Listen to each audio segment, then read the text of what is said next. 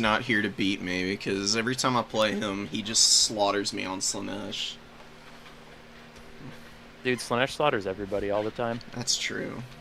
I mean, I thought they were a lot less good in land battles than they are in domination. They're less good, but they're still good. Pleasure Okay. Seekers are insane. People are figuring out how to Yeah, fight they're them, but really still, wild. if you mess up once, Pleasure Seekers will delete a whole unit, and it's like, well, if you deleted a key unit, then the game's over. I think my first game playing on the new DLC was just a game on Itza in domination mode, and Double Pleasure Seeker went right up the middle of my army and killed everything in like 20 seconds. It was great. Ooh.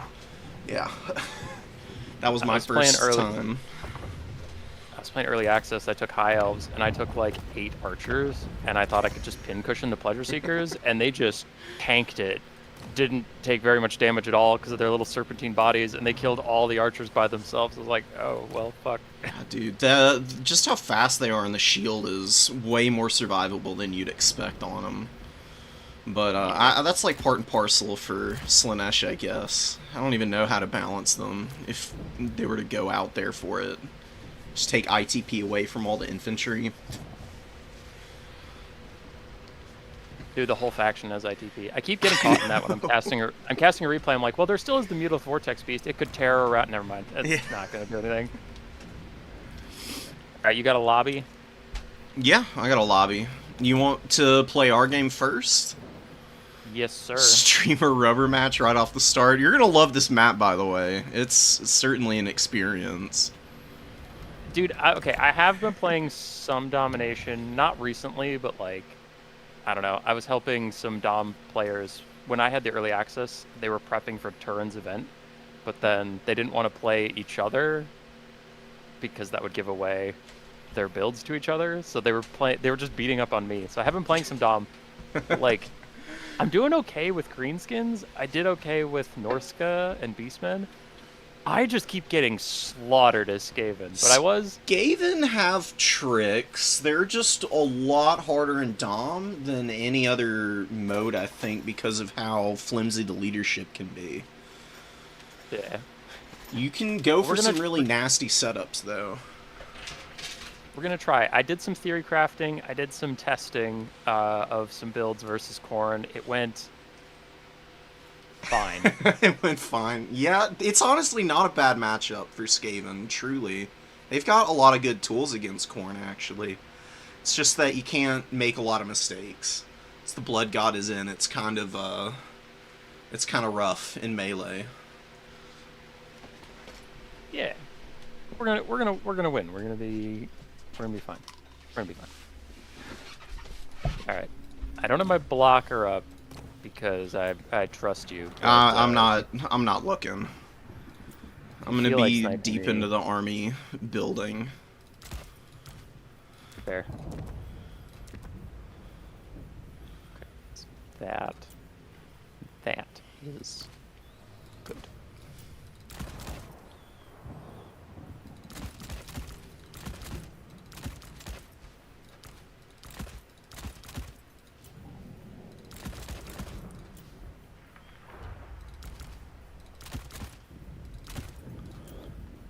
And then I need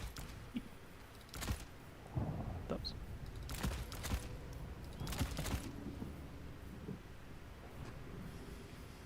I think I have too much up here, chat. I think I have too much going on up here.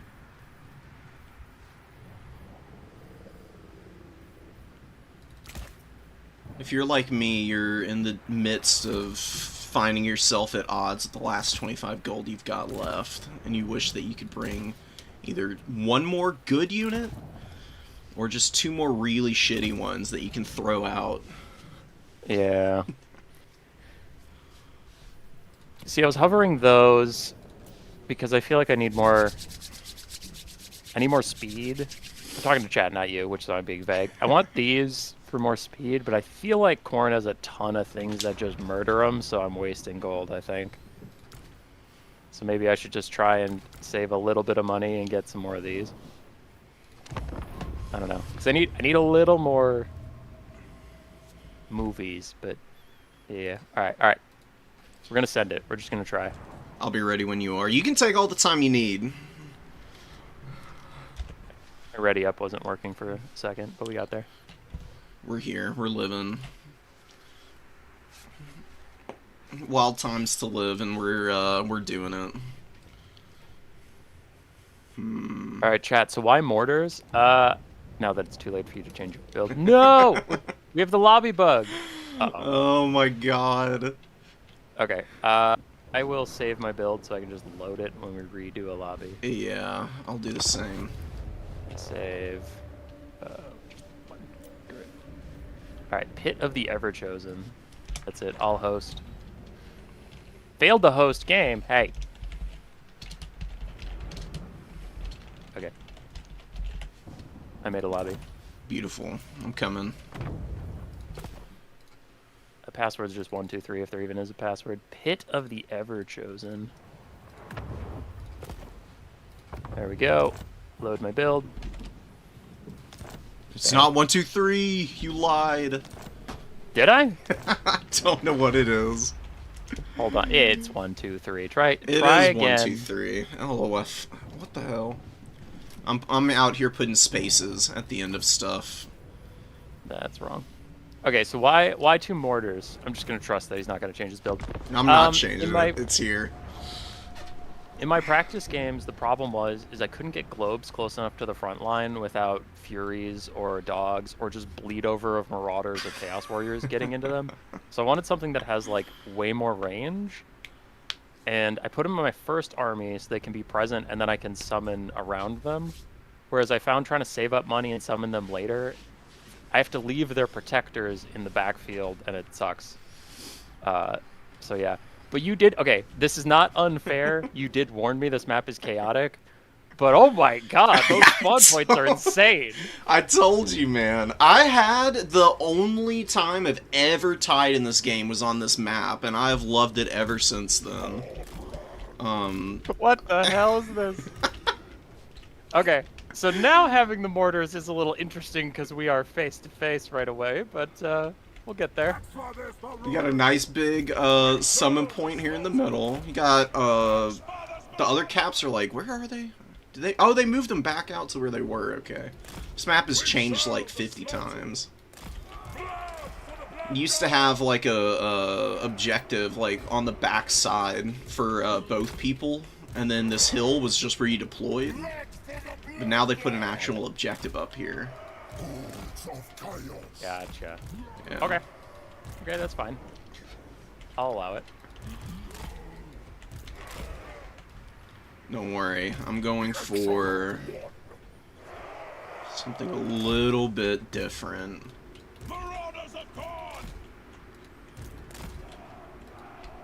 Oh, those are both regular reinforcement points. I thought one of these was a vanguard point, and I was like, why can I summon a warp lightning cannon back close to the center? You can summon some really crazy stuff out of a few of these points. It used to be that there were regular deploy zones all the way around, like a full circle of the map. So on your opponent's home side of the map, you could just summon out your like heavy hitters. All right. Well, I think I'm good. All right. You are. I'm ready. Let's go. Bring me slaves!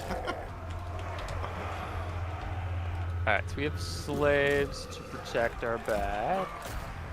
And, dude, your marauders weren't even moving and the poison globe still mostly hit my own guys. Oh my god, the storm vermin! Oh, classic Warhammer 3 lag. What's going on with the lag? Why lag? The, I don't know what it is. Ever since the little, issue they had with the servers, like this most recent bit, it's been like this consistently. It's been very sad to see. It's wild. I beg them to, make some kind of substantial change to figure things out. Alright, so Scarborough... Scarborough is big and angry. Yeah. Ugh. One of my least favorite bugs in Warhammer 3 that's still here for some reason is the summon distance lying to you. Like it's green, Oh, like you can yeah. summon something, but it's not. Oh my god, that's a lot of... Oh, I see. Sneaky, sneaky. Yeah, I'd be sneaky.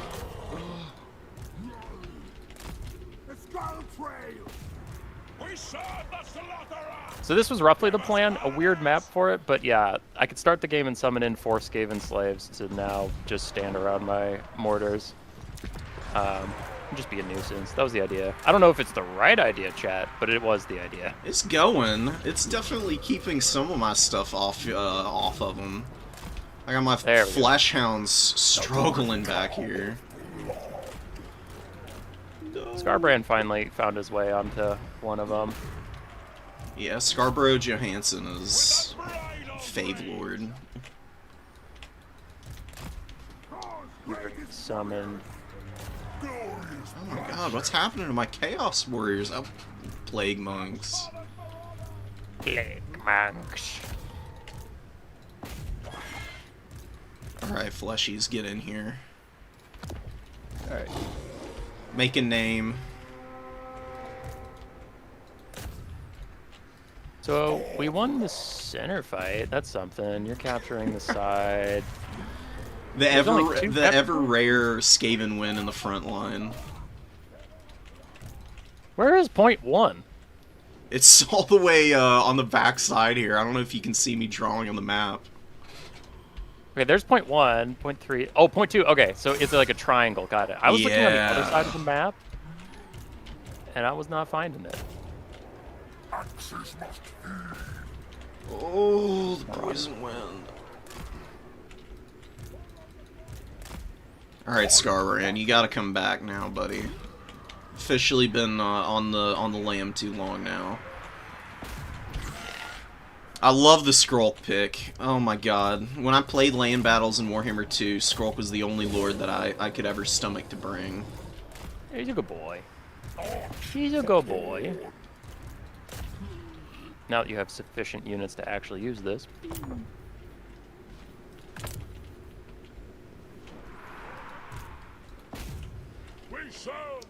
Screw your Marauders. Marauders versus Wolf Rats. Normally I'd give it to the Marauders, but you've taken pretty significant damage. Yeah, they're not looking too hot over there. Oh my goodness, my Furies. Oh, that's the Skrulk Rot of Corruption. Rot of Corruption, and then I hit him with the Liber Bubonicus just to really give him instability. Alright, Blood Shrines. Carry me to victory. I feel like I'm doing better than the damage value indicates, because the damage value is like your 1k. I think it's really overestimating the value from the, whatchamacallits, the mortars. Oh, and demonic instability doesn't count towards me. True, That's true. Right. Oh, get them before they rally, please. So question, are you lag switching me to help your micro? I promise I'm not lag switching. Lag brings me to my knees, makes me a much more religious person. Follow-up question, are you lag switching me? Because I noticed that whenever my Poison Wind Mortars rally, the lag hits harder and all your units perfectly go towards him. That's, he's figuring it out, chat. He's figured it out. It's over. That sounds like cheating. Our competitive integrity has been lost. It's over. Broke your kingdoms. Northburn, retreat. Okay. The north, decide. Oh god. So the globes are toast. But so is most of your infantry. A lot of your value advantage over me is a full health Skarbrand, and we'll see how much he can kill. I really hope that he can actually do something here. I need my boy to do some work. Oh my god, please. Ooh. Lag, please. Blood Beasts of Khorne. Ew, yucky. Oh yeah, they're amazing. Very big, happy gorillas. Obviously, just desummon you. You're too low to do anything. Just get out of here. Get out of here! I don't like that you're summoning in more stuff, though. I was feeling a lot better when you had Nothing amount of left stuff on the field. Yeah. Yeah. The classic land battle summon ruse. Well, see, I've been summoning, and you haven't been, which has been making me feel good.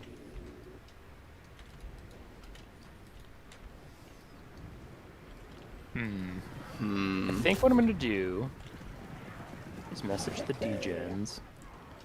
I am gonna restart my computer again, probably. Okay. This is driving me mad. I'll find something a little bit more sustainable than whatever the hell has been happening this game. Dark beast, spread corruption. No, no! Leave my dogs alone!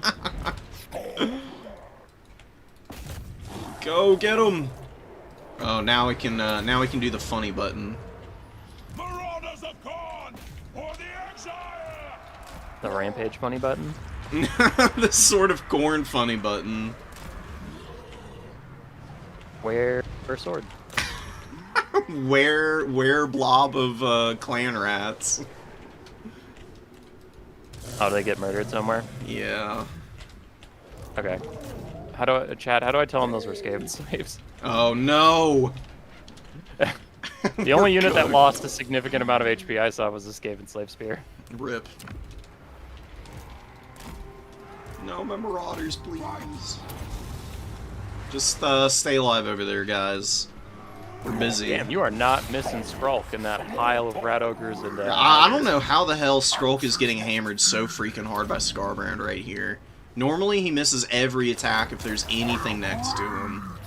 Yeah, or he does that thing where like rat ogres are mildly in his way, so he can't possibly fathom how to swing his sword. But that's not happening to you. You are swinging all the time. God. That's always been my biggest complaint about the Bloodthirsters. It's like they've got a giant axe and whip, and they can't hit anything if it's not directly underneath them.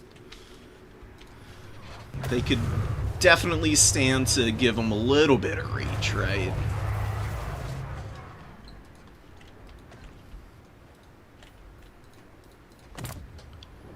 Yeah. With my intense micro skill, and definitely not because of lag, I was able to type to the other players and ask if other people have been having lag on this since the issue like you're talking about. Because if they are, we could have people just play and then cast the replays at the same time. Yeah, The replays wouldn't have lag. I don't know why it's been like this. I do think it might also be what I was telling you about, because since I got back from holiday, I was trying to download some stuff, and every few minutes, as I'm downloading things, it gives me a disk writing error. So, I don't know if that has anything to do with stuff being unstable on my PC now. It's been very sad. I don't want to have to spend the money to go all in on a new SSD right now. Very fair. Very valid. Oh, the Warp Lightning Cannons! Go hide Did behind the summon a pillar. Warp Lightning Cannon. It's okay. I've got 2 Blood Shrines. This is my big iteration against Skaven. You can deal with 1, but how does one simply stop double a single entity chariot? Skarbrand just pushed through my rat ogres like nobody's business. I can't save Skrulk. Oh, he's chunky. Come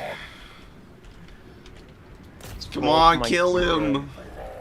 Oh, he's doing the classic can't hit the running away unit. Good. Oh my god, my poor Blood Shrine.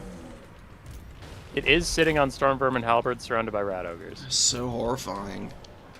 Yeah, just saying. It is having a go.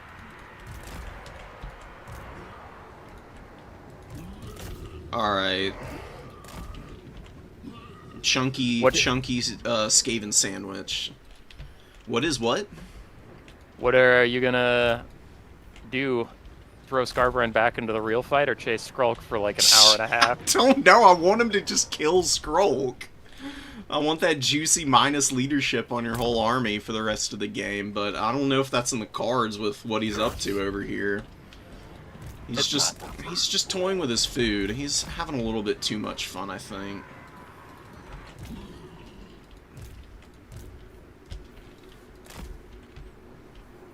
Oh, what do I need? need? What do I need? What do I need? You need to press the surrender button. Need to kill the warp lightning cannon. I need it. Good luck. It has my most elite soldiers guarding it. Your 50 Skaven slaves. I do love your Skaven slave play. They've been really well positioned. They're just tedious. Yeah, it's like the combined weight of all of my Furies and Fleshhounds to get around them all. Oh, he finally hit him! See, I think he's hit Skrulk like a combined 5 times. There it is. That's all he needs. Just a couple good smacks. Gives him a little punt. Poor little guy. Come on, Skrulk, you can do it. Just dust yourself off, you'll be okay.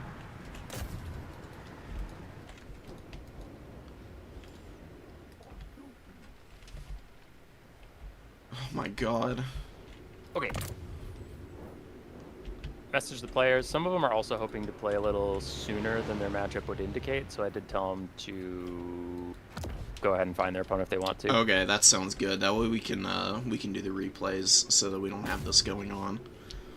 I'm Avoid the sorry laggy about lag. this. Yeah. You should feel terrible. How dare you? I'm crying. I really am. This is the kind of stuff that drives me crazy. Yeah, it happens. I'm trying to remember. Oh yeah, did you ever play around with the survival mode in Warhammer 3? I don't actually think I have. What I is did an it? event with it early on, and then it was like ridiculously easy to beat, and I felt like so embarrassed because I was just sitting there like, well, everybody's smashing it constantly, so this isn't much of an event. It's more just a murder of the AI. The exiles. They just didn't spawn in very fast at all. Oh, really? No, the bad guys would not spawn very quickly. It's always the frustrating thing with like the co-op modes in a lot of games is that the AI is just way too easy. Once you get like the basics of the game down, it just is like no challenge remaining. What do you think they would need to add to actually make it interesting? Just way more aggressive spawning. Okay, sorry, it's Scarbrand. Good job, buddy. Finally got over his tender toes syndrome there. Tender toes. Exodus, Okay. Marauders. Marauder horsemen. Rattling guns. Oh my god. My mortal enemy.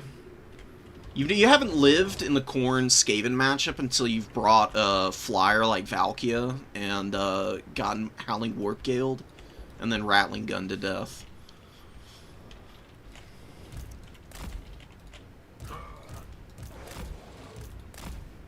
Bonus points if it's a Bloodthirster.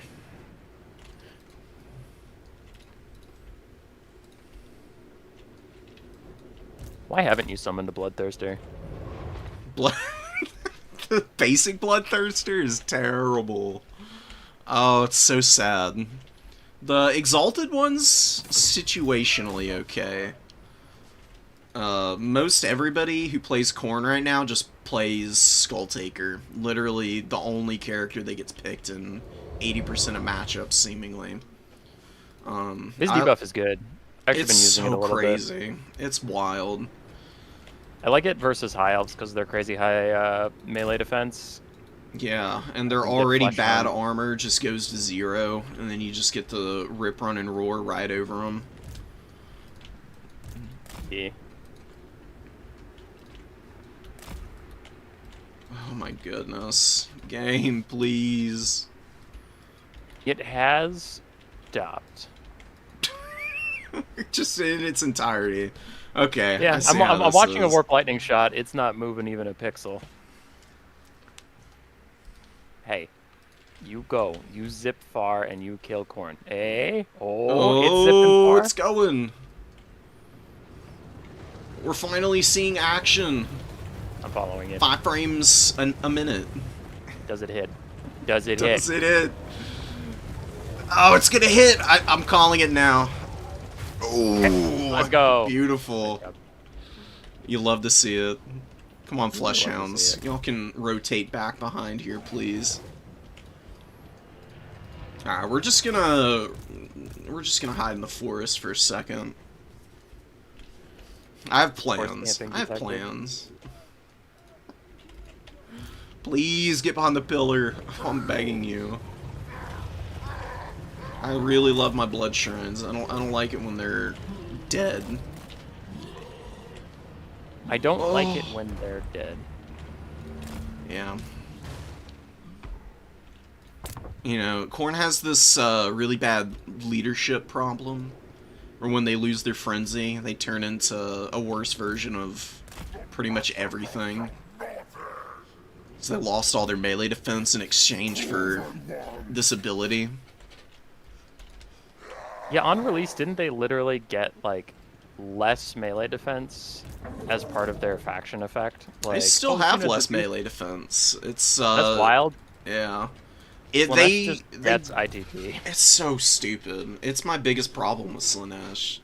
They just like counter one of the entire like core mechanics of single entities, or at least big single entities. And those are like one of the few things that's consistently good against Slanesh. Because they don't actually end up getting deleted by some of the cheesier stuff. Unless they get surrounded by Seekers and stuff.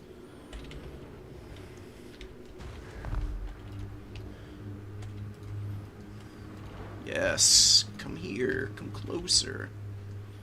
Come to my cavern. Blind everything up behind that pillar. We're cowering bravely. You know, we've taken that title from the Skaven. Lies and slander. Yeah. Scarbrand can't hide in that forest at least, so I can take pot shots at him. He certainly can't hide, but he can hide behind. He can let the trees block for him. Oh God, please.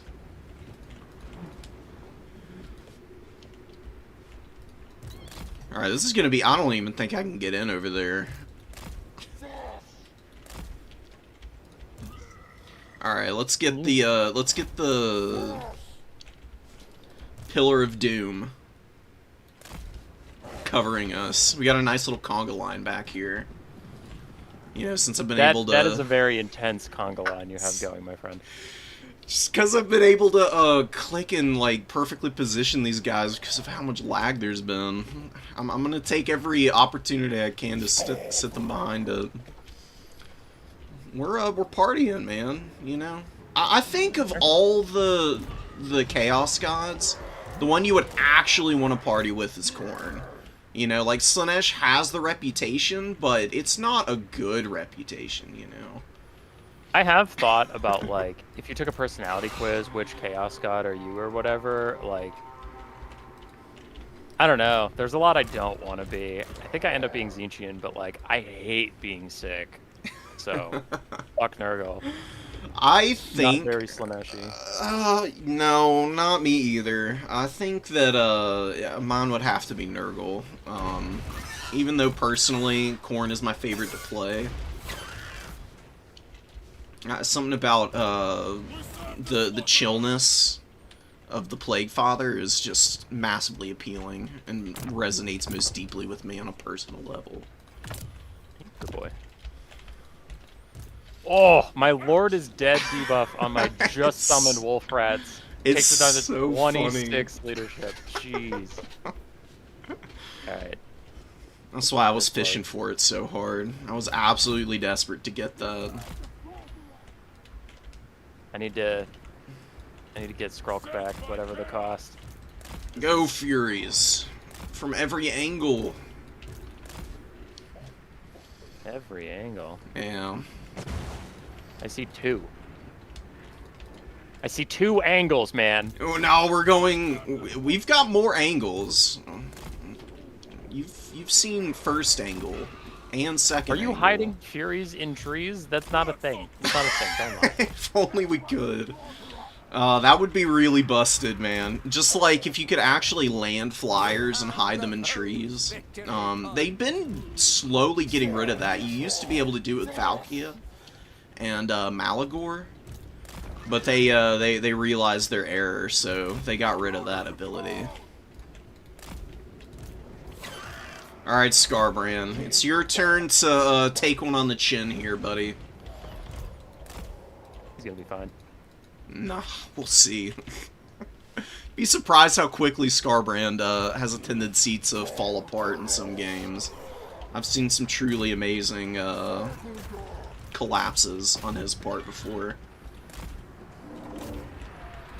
Ooh! They're coming! Oh my god! Just to keep it alive. Come on.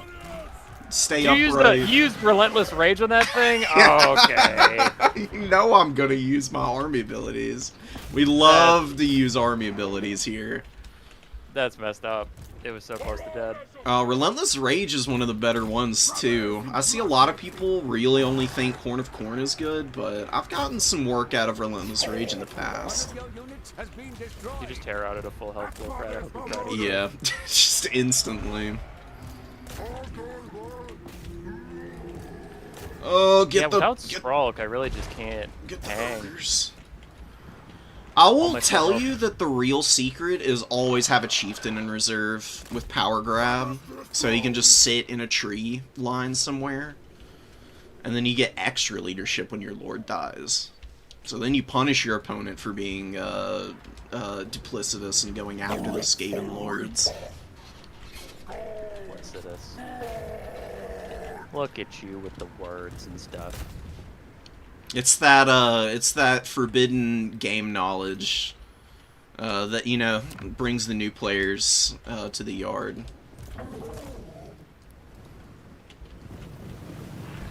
You know, you gotta get them hooked young. E. Okay.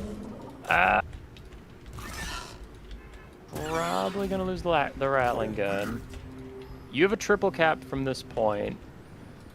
And if I can summon Skrulk, I'll get a little bit of a leadership bump, but who is he going to rally? Everything's dead at this point. You still have a full health Skarbrand, so...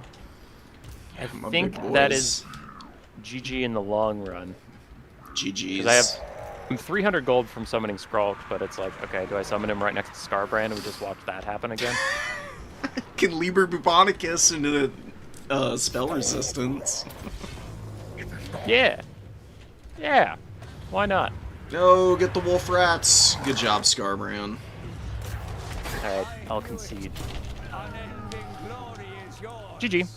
I think, like, lag aside, the actual game that happened was pretty solid. It was less of a stomp than my practice games. I liked the mortars. I spawn liked the point was- mortars too.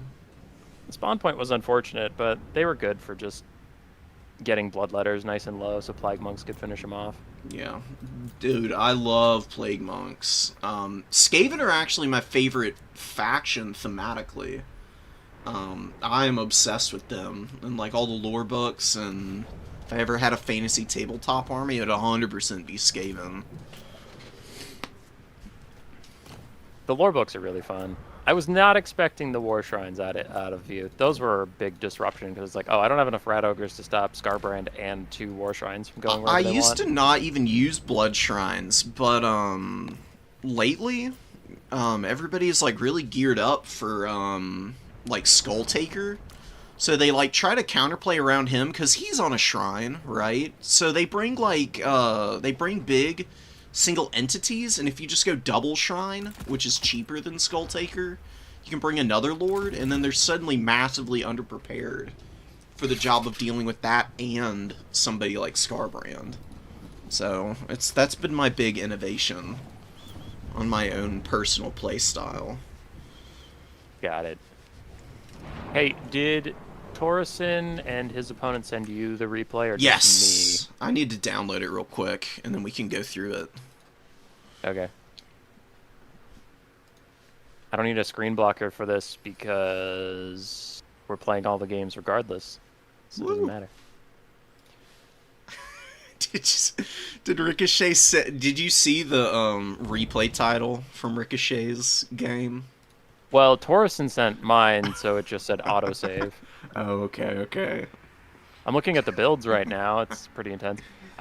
So a lot of not a lot, but several of my land battle friends were mad at me because I apparently picked bad matchups for them. But two things. One, I did try and pick matchups that were like thematically appropriate, not in every case, but some where it was just like, I mean, greenskins hate dwarves, Vampire Coast and Vampire Counts, kind of vampire battle.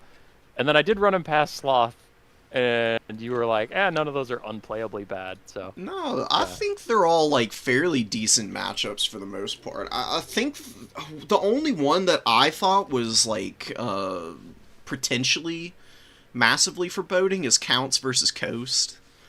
That was the only Jack one. Skins has been telling me I'm a piece of shit for that one. So I'll take the L. That's on me. That's okay.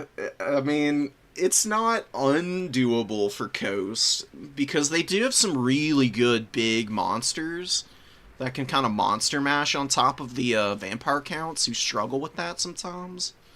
But guns, just God forbid, Scab Scrape happens. It's basically good night. Like double Scab Scrape is a bane upon this game. Honestly, it's so disgusting. I am in the Dwarves versus Greenskins replay at 5 seconds, and I am paused for whenever you arrive, sir. Alright, I would love my, I'm downloading it. Where did it go? Where is it in my downloads folder? While you're downloading, I have a question for my chat. So 1 second. Phoenix King, are you still in the chat? If so, if Phoenix King is here, I tried to bump up my in-game volume a little bit. So 1, can you guys hear the battle when it was happening? And 2, people were complaining that my camera movement was too jerky. Is this still jerky to people, or is this what you guys wanted?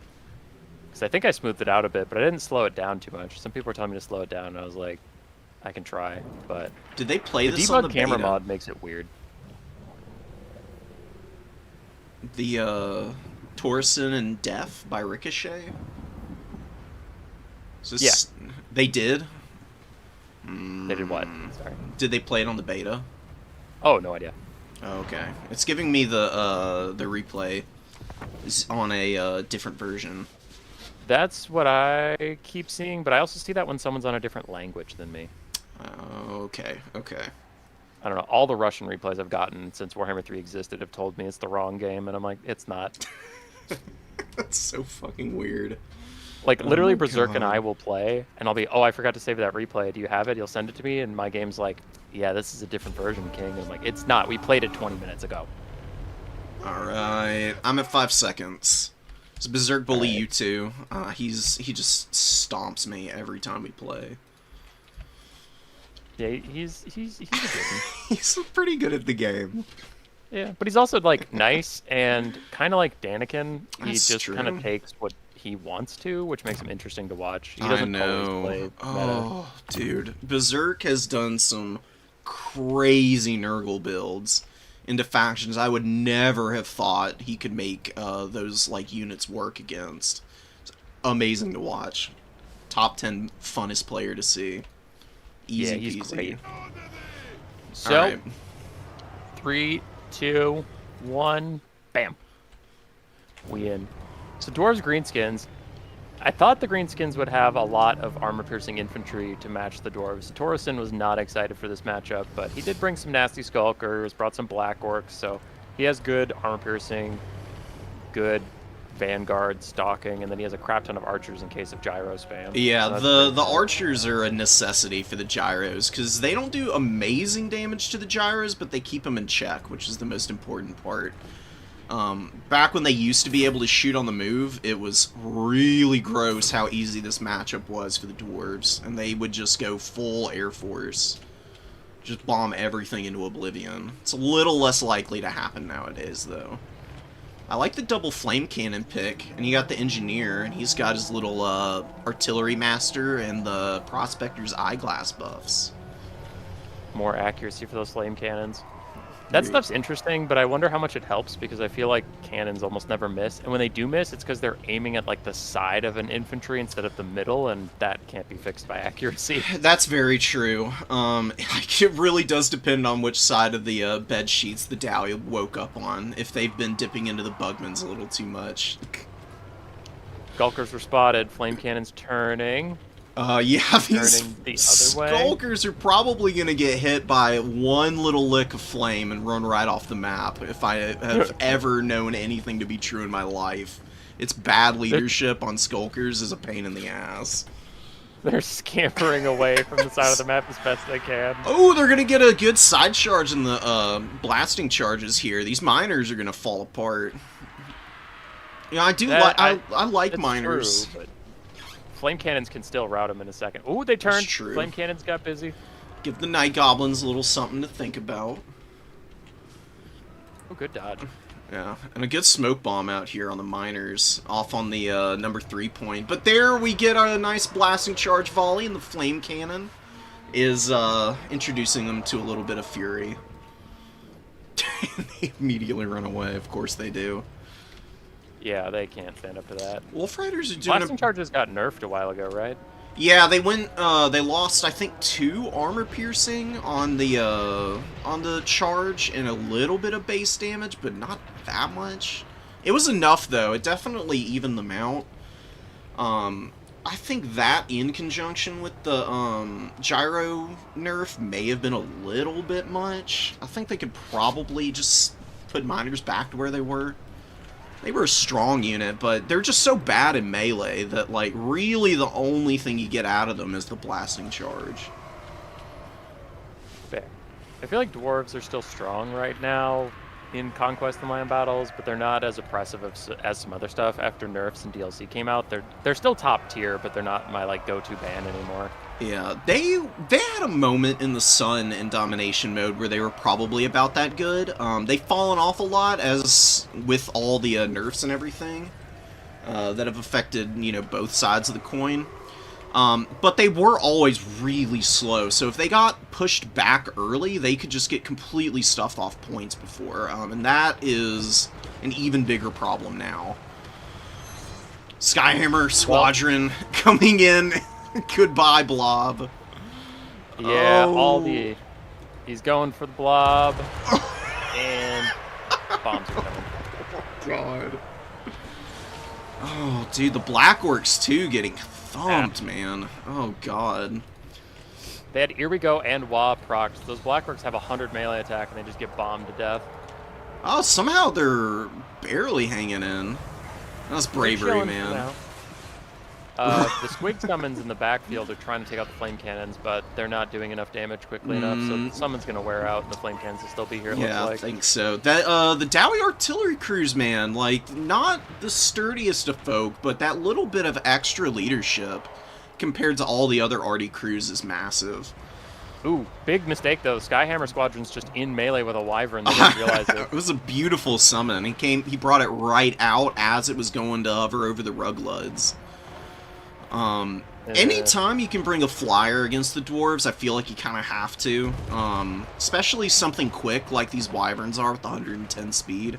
It's just such good control for the Skyhammer. That's really It just missed 2 attacks in a row on a Skyhammer that wasn't looking at it. It had 6 melee defense. How did you miss twice? He's thinking about it, you know? He's taking a little time. He wants to be sporting, I guess, you know? He doesn't want to make it too quick for everybody involved. The Grimdelvers just deleted a Goblin Big Boss right in front of them. Yeah, dude, they're my favorite unit on the Dowie roster by far. 95% of my issues with flying skirmish units would go away if flying melee units had charge animations while in the air. Thank you. Oh my god, that has been my biggest complaint with flying combat in this game. You can tell that it was not an engine intended for it, for that very reason. Yeah, because just watching this Wyvern follow the Skyhammer, but as long as the Skyhammer's moving, it can't attack them, I'm like, That was a really cheeky land with the Skyhammer Squadron into the Giant Slayers. Yeah. Looks like the Wyvern's just gonna try and tank it out, but now he's rampaged, so the Skyhammers can get away, and he's just stuck in Giant Slayers.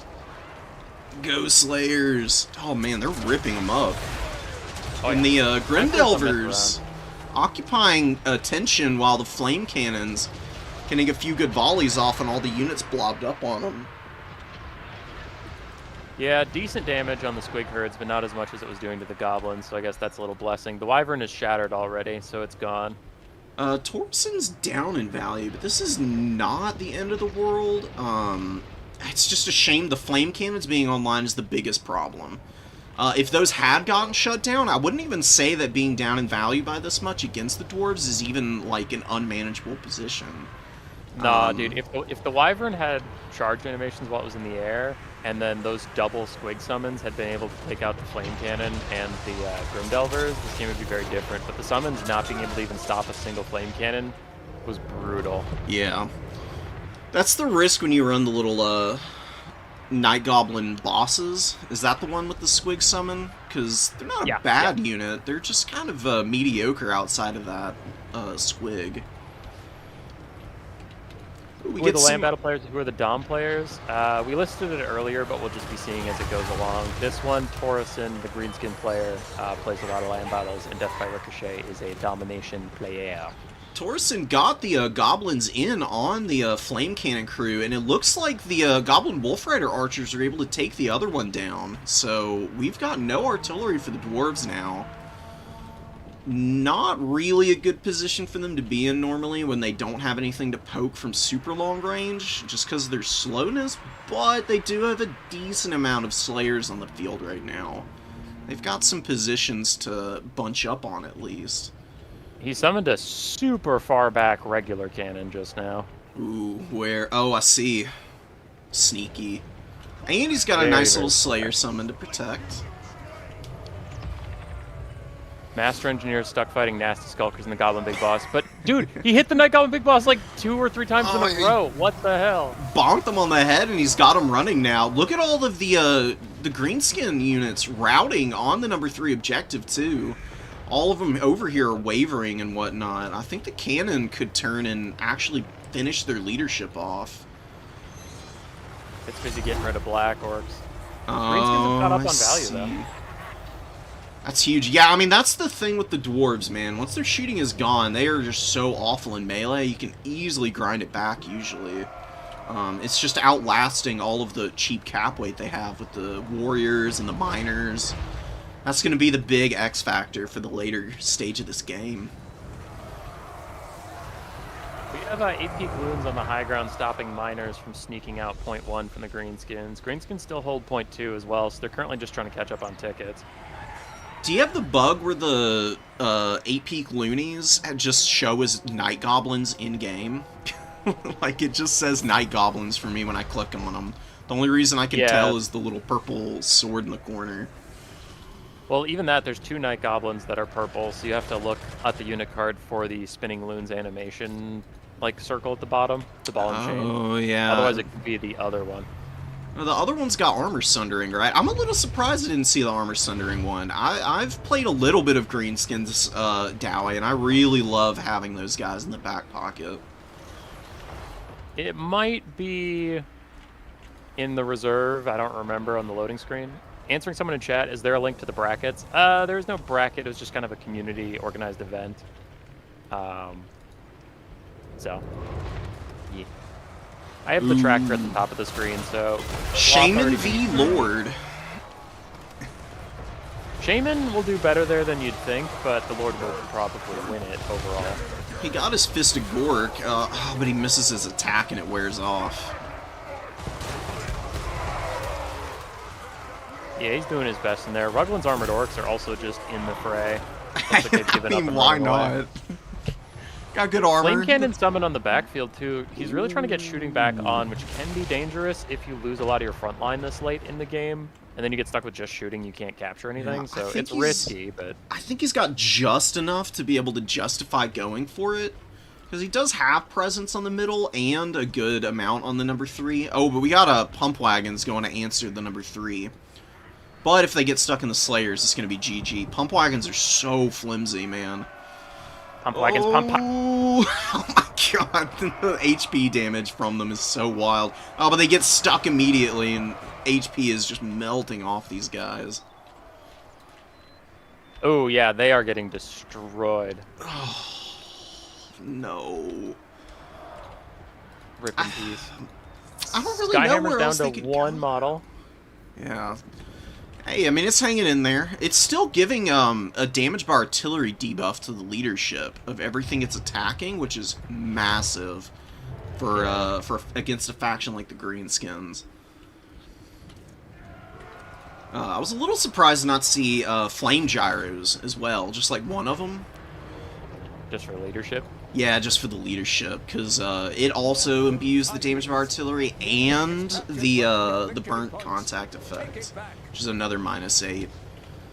Leadership is so important in domination mode, because it can get you so many like dominant positions, just the way the maps are laid out and how you play them. Oftentimes, you really want to take areas of the battlefield as much as you want to actually engage your opponent. Oftentimes. Gotcha. Yeah. Well, Greenskins did recapture the center, so they're catching back up on victory tickets again. Oh, their lord, though. Oh, buddy. He ain't looking too good down there. He just died all of a sudden. But before he was routing, and then I looked away, and he's dead. I think the flame cannon might have clipped him. Ooh, the cannon has been tearing it up with the kill total. It's got 135 model kills. Thumping away to hit out here at the number 3 objective now. Did the engineer... Yeah, not a lot of value, because it's definitely been just murdering goblins, but I guess someone has to. Yeah, exactly. Oh, and the flame cannon adding its tally in here as well, man. Yeah, the leadership's just going to fall apart. Oh, those goblins. Good amount of friendly fire, though. Damn. That Yeah, hit no. Mostly... The leadership routed the Greenskins, but the damage actually hit more of the Dwarf Warriors. It's still killing them.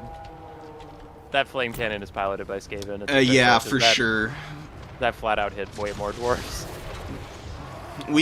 I've been hearing many rumors in the taverns of the Carax.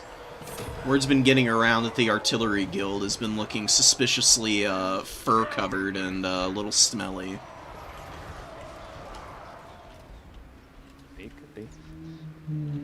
What should I do if my opponent no-shows? I have people asking questions about the thing. Who's no-showing? I can probably find last-minute people. I know a lot of domination folks. They would be more than happy to fill in. What's the name of the Barles Charkley guy? Barles Shark Benshu. Oh my god. Top tier name, by the way.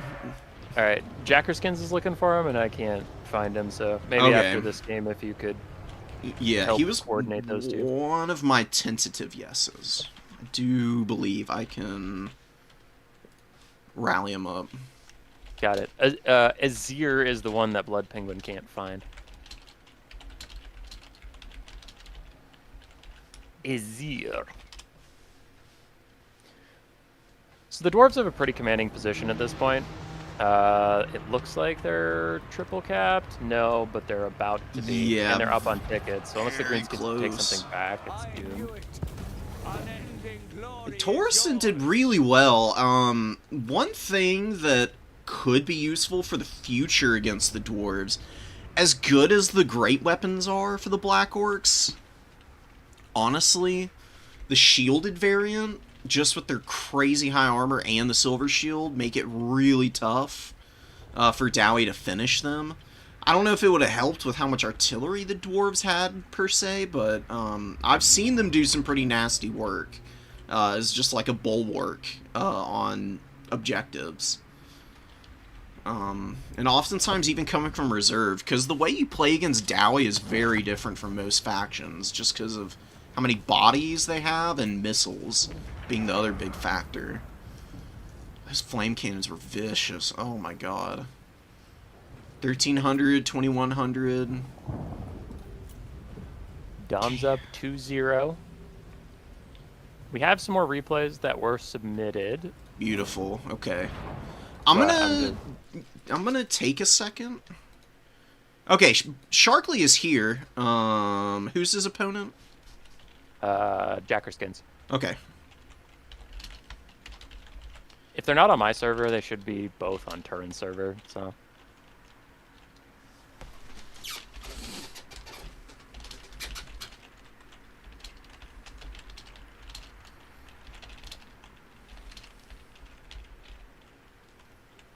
All right, I'm going to talk to chat for a second while you do some shenanigans and some coordinating. Chat! Okay, here's the thing. So, when I get anxiety recently, I've been playing some Warhammer campaigns because they're just very zen and addicting, and like they take my mind off being anxious. So I played Ungrim Iron Fist campaign. It was a little tough to start, but then I got snowballing, and then I conquered the world. And then I played Grimgor Ironhide campaign. It was not hard at all to get started, and I snowballed and took over the world. Then I played the Kislev guy, Boris Ursus. Yeah, Boris is so fun. It's very fun. It was difficult. I had my back against a wall a couple times, but then I got rolling and I took over the world. Why is the Karl Franz campaign so goddamn hard for me to start?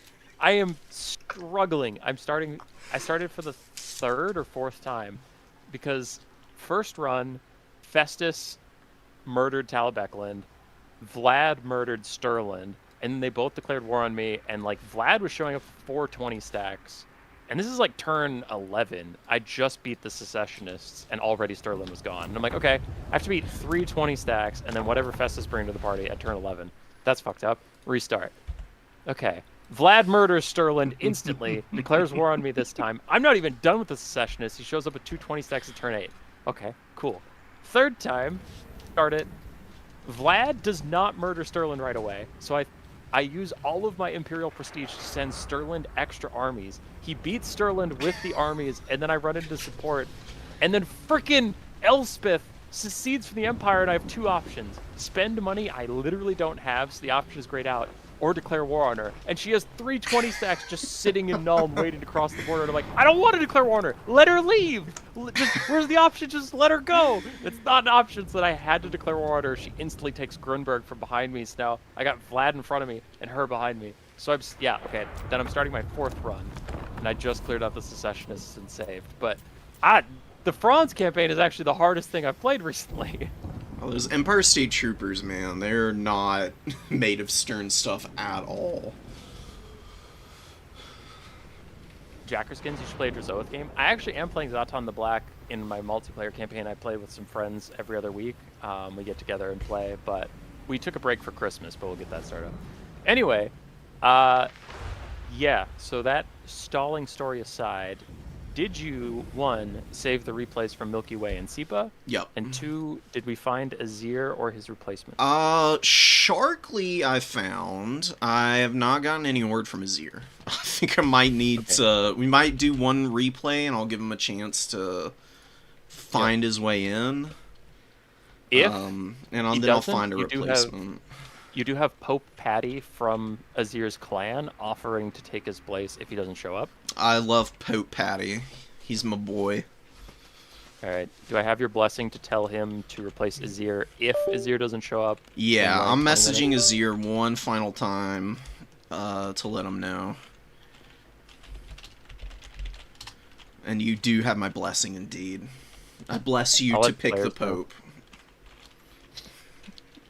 Neat. Is there a chance for a Dom versus land battle players on a land battle map?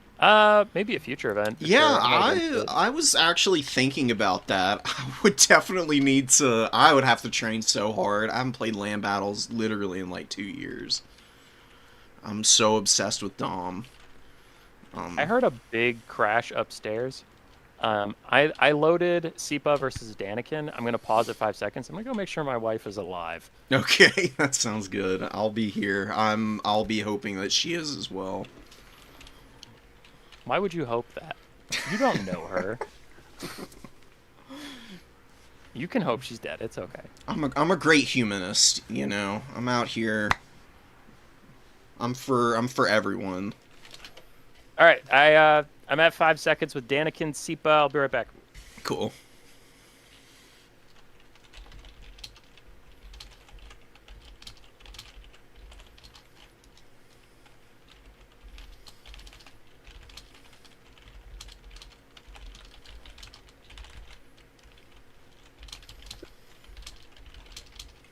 All right, I'm back. So, while you're loading in, we actually do have a pretty top-tier matchup here. Sipa is a very good player in both game modes. Oh yeah, He's taken to domination recently, and I hear he's doing quite well. really Daniken, well even. Daniken, I think he's relatively newer to the scene, and by newer I mean like he hasn't been around for 3 or 4 years, right? No, But- he's been around for like, man, maybe like a year now. He's absolutely crazy at the game though. Yeah, so I'm hearing he just tears it up, and he was one of the players I was helping prep for Turin's tournament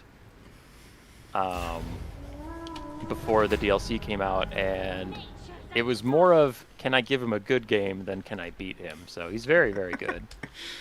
It's been my experience when I've played him as well. Ooh, I see some Doombolt action.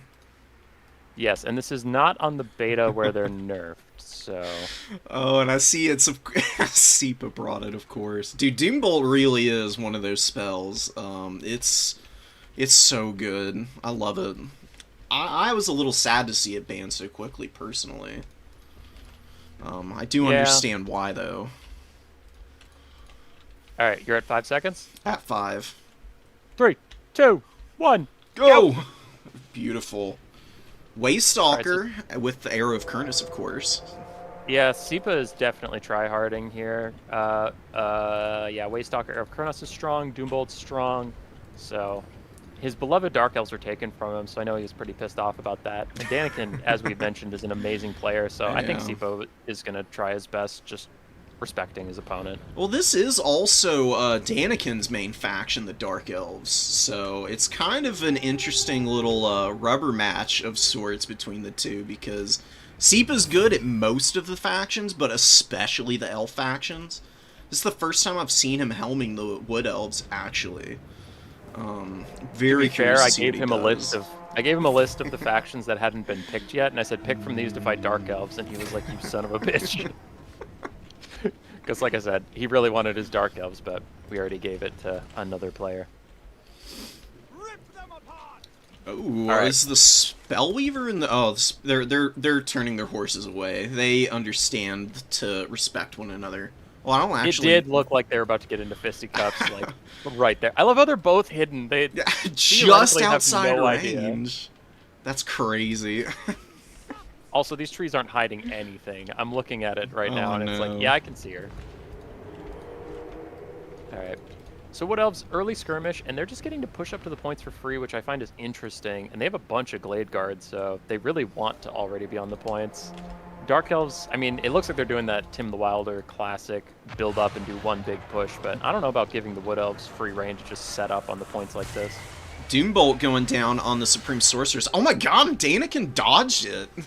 What Yeah, the he dodged a hell? good amount of it. That's amazing. 92 speed is quite a lot. I think the Doombolt's only guaranteed if you're under 80 speed. If you're higher than that, I think you can dodge it. Like, not all the time, but, like, some. With some good wheels. Daniken's got the micro to be able to do stuff like that. I just zoomed in to watch the Waystalker delete a couple Blackheart Corsairs. It looked Yeah. brutal. Oh my god. I love the Waystalker. It's one of my favorite hero characters. I wish, with the Arrow of Kurnus being as strong as it is, I wish people would just bring them more even without it, because I still think they're fairly good, because they pick models off really nice on infantry. And that can be a bit of a pain for Wood Elves at times. He's got 33 kills, not a ton of value just yet, but 33 kills on Elf factions is still nice. They don't have a lot of HP or models to go around. Yeah, I've always... One thing I've been a little bit befuddled by, just over the course of the game's lifespan, is value versus the actual number of model kills and when one is better than the other. I feel like it's, especially in Domination Mode, tabulated really weirdly. So it can be a little deceptive when you see units that have, like, high model kill amounts, but then, like, really low value. It's, like, not really telling the full story sometimes.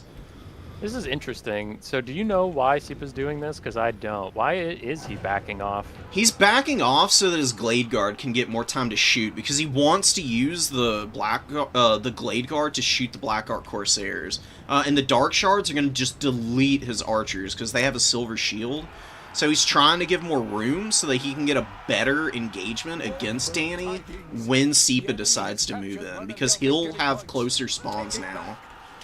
That's kind of what I'm thinking his strategy is. Race of the Frozen Heart are getting on the back of the Blackheart Corsairs on the #1 objective, and actually going to save that from being capped. That's actually a really smart value play there. Yeah, and the build-up took long enough that Seepa's already a third of the way to a ticket victory. Oh, I know. And he's getting his Wild Riders out now. He's rotating the Wild Hunters of Kurnus all the way around to try and answer the Cold One Knight on the other side of the formation here. Daniken's trying to overload. Didn't just spawn them behind them on that Vanguard point. I think he summoned them on the other side because he saw Cold One Knight out early. But he's a little worried about the pressure over on this side of the field, which is why he's rotated them. Gotcha. Well, the Bleak Swords are still just pushing. The Archers are running out of places He's really to run. running out of room now. Daniken's doing a pretty good job of measuring up to the micro side of things, and he's keeping his formation fairly well ordered. Something that happens a lot when people do this play that Seepa's gone for, where they pull back, your lines get really constricted in the middle of your advance, so then everything is overlapping and a bunch of stuff gets stuck on like 1 or 2 units. But Danny is pushing from every angle still, and he's going to have him on the back of the map here in a minute. Yeah, Seepa's getting some good ambushes with just summoning in stuff and immediately jumping on things, but as you're saying, his archers are running out of places to run, so if he doesn't have enough resources to keep summoning, eventually he's going to start losing people. Yeah. The spawn points are going to be really nice, though. I mean, Wild Riders are a wicked unit for the Wood Elves. They're so powerful. Shock damage out of this world, honestly. But he is losing a lot of them. Wild Hunters of Kurnus have lost. The other Wild Rider over there is gone. And the Cold One Knights are beat up, but they're still here, you know. I mean, being a body on the field, even at low HP, can be kind of huge, because it can still be a leadership break and a chase-off if you get a good engagement. Yeah. The archers are doing a lot of damage on the Dark Elves coming in, so it is just can the Dark Elves hold on long enough to get these guys off the map? Yeah, We'll that see. save on the #1 objective from Seepa is huge, because it's denied a lot of extra tickets to Daniken, because it's been almost a full minute since this whole full push has gone in. So Seepa's still keeping that lead pretty nicely. It could just end up being Dark Elves running out of time at keeping the Wood Elves back. And then the Wood Elves, being as quick as they are, can just go back for the triple cap, because there's really not that much in reserve for Daniken. He's got a decent number of supplies, though, so we'll see if he's able to juggle it.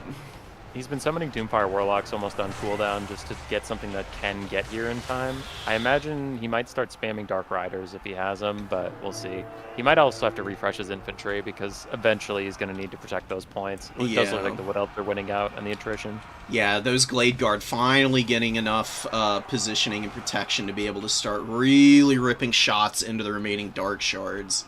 And they'll also get rid of the Doomfire Warlocks pretty quick, because they have good Fizz res, but no armor, really. There are Starfire Shafts with magic damage, so those are going to be just disgusting against those guys. So the Wood Elves have like this pocket of archers on the back right of Seepa's spawn, where 3 full health archers managed to survive the tide, and they seem to just be pushing out now and helping the other areas.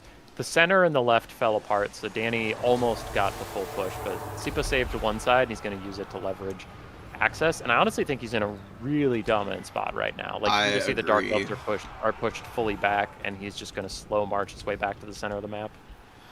He's already got a Dryad. It's a little beat up, but it's chased down this Dark Shard in the middle of the map, kind of, and he's going to be gunning up to either the #3 or the #2 objective with them, probably.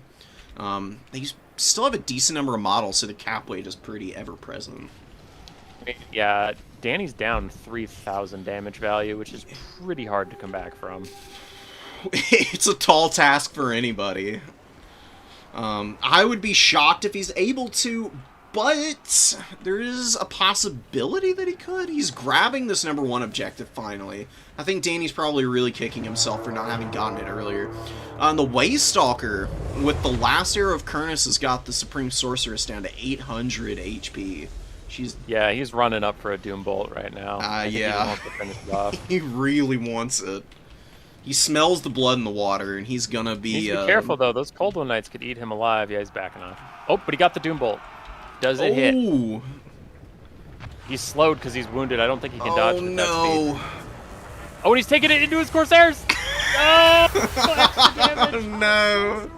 61 HP. Wow, not dead. I mean, if the Lord runs off, if your Lord runs off, the leadership debuff actually goes away eventually. You don't get a perpetual -10. But also, this is an Elf Lord. Unironically, she Yeah. could rally. It depends on how quickly she gets to the edge of the map, but... I think she's just slightly too low to rally. Oh, and there we go. Seepa! Wow, man. That was impressive. Seepa with the first point on the board for the Landlubbers. Landlubbers. I didn't get your consent on what I put on the scorecard, by the way, but I put Land Losers versus Dom Degens. I should have put Dom Dummies. That would have been... Dom Dummies is way better. Alright, I love Dom Degens, though. The only reason I wouldn't go for that is because... Domination mode, you can actually... There's really not that many disgustingly overpowered, like, ways of, like, playing games. I think there's a lot of flexibility with stuff in Domination mode. But Dom Dummies is great because nobody knows how to play this game. And I stand by that. Except Seepa and Anticity, apparently. Yeah. Doing some inventory, so we have 3 games here, 3 games played, the 9 games total. So we only need 3 more. 1 hasn't started because of trying to find Azir. Yeah, let me check. I haven't gotten a message from him, so I think Pope Patty is the guy to go to. Got it. I'm just trying to rally and figure out who I'm missing. So I know I'm missing Jack, and I know I'm missing that. Okay, we need Berserk and Tim the Wilder. Got it. So those are the 3 games.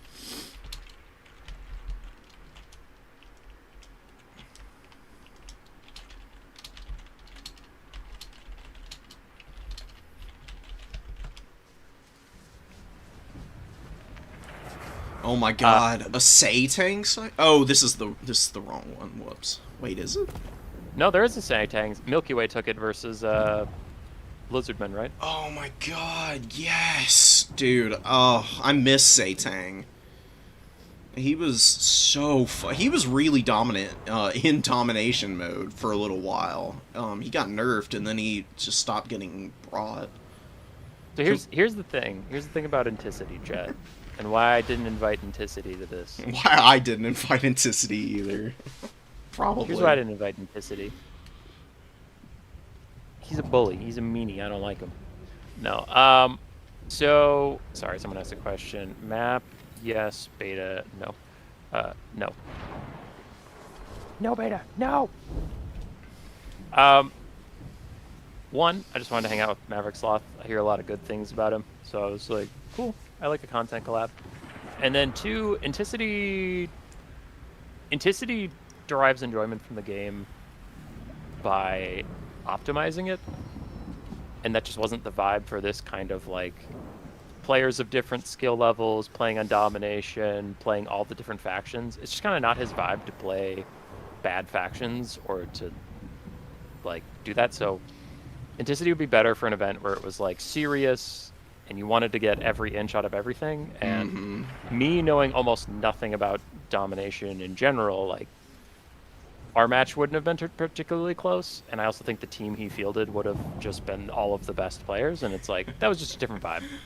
I've tried to grab a few of the top Dom players, but I definitely didn't want to go more than a handful for that very reason. I really wanted to grab some of the people from my new player tournaments who have kind of graduated after winning a few.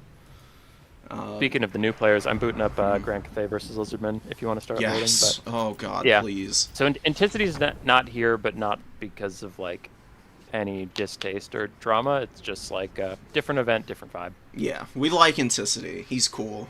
He's just so good at the game. He's got his Yeah. own flavor thing that he's doing. Yeah. Also didn't invite Turin because Turin's a sweaty tryhard. No, he's fine. I don't think he really likes collabing with people, honestly. I didn't ask. I just asked Sloth. But yeah, I know Turin used to collab a bit with Dav, and I know that used to not be his jam just because Turin's a very casual kind of guy, so he likes to... This is from what I've gathered by watching him and talking to him over the years, is like he seems to like to just roll out of bed and start a stream when he feels like it. Likes to host a tournament a couple hours before a stream, and he just knows he has enough signups that it'll work out. Like, and when you co-cast, there's a lot of coordination. It can kind of be a bitch sometimes, and I think he's just not that kind of guy. Yeah, I I think he can really I likes- can definitely struggle a little bit with the executive functioning side of stuff. So I appreciate all the effort you've put into organizing this. Satang is looking for some horned ones early on. He's already revealed the entire army. Did you not pause? Oh shoot. I'm What so time are you at? sorry. I'm at 53 seconds. That's my bad. Oh my god, I was sitting at 5 seconds. Okay. I'm fast forwarding. I'm Yeah, catching up. catch up to me. Catch up to me. Nothing has happened except for Satang looking for some freebies. All right, I'm here. I'm here. Okay. You can All right. start. Cool. I'm starting. All right, so Satang is shooting some horned ones, and he's getting okay value, taking out a model or two. Yeah, I think his missile penetration has been changed, because it used to be he would just shoot through a whole unit. I think for cavalry they adjusted it. I don't know why they did that. I mean, he's got this massive bow. Like, hello? Ooh, nice thunderbolt on the bandits of the Silver Road. Wow, that was really well timed. That's one thing that I really love about Bird. He is very, very good with the spell timing. So he's just got a horde of skinks. My god. Just a Dude, he has my million of them. favorite Lizardman Lord, the Red Crested Skink Chief. I think he's so good, especially on his Stegodon mount. His melee stats are insane. I love Oh, him. yeah. I don't think he's the most OP. I just said, love is a very specific word. I I think think the only... Slans are still the best. Yeah, that's what I was about to say. The only reason you don't see Red Crested Skink Chief more is because of Slans, and then Krotgar is situationally pretty good. He's got some Lizardmen- matchups.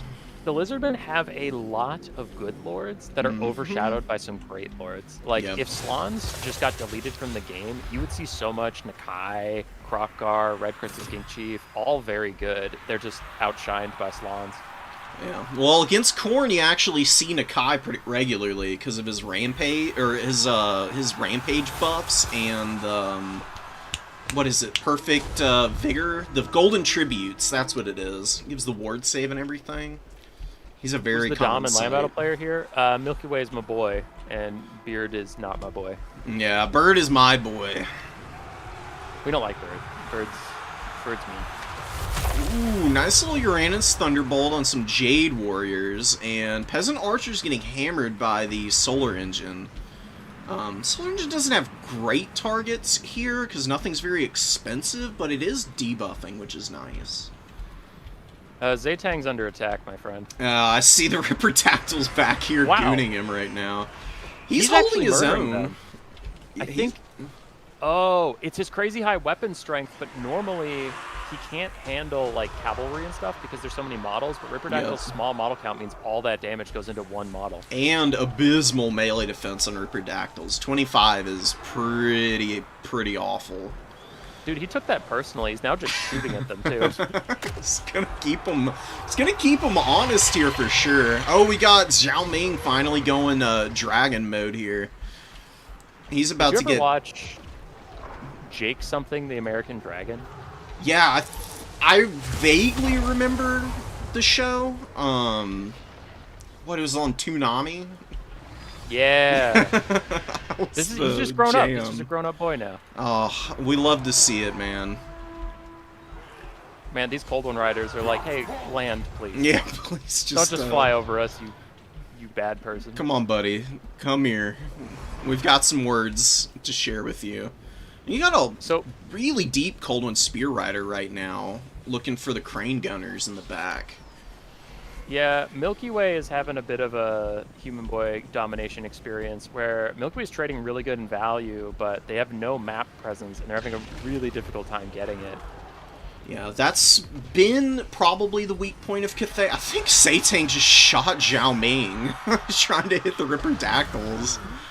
Cathay is slow like the dwarves. They do have cavalry, but this is a matchup where their cavalry is not very good, because the Spear Riders just eat Jade Lancers for breakfast. It's really gross.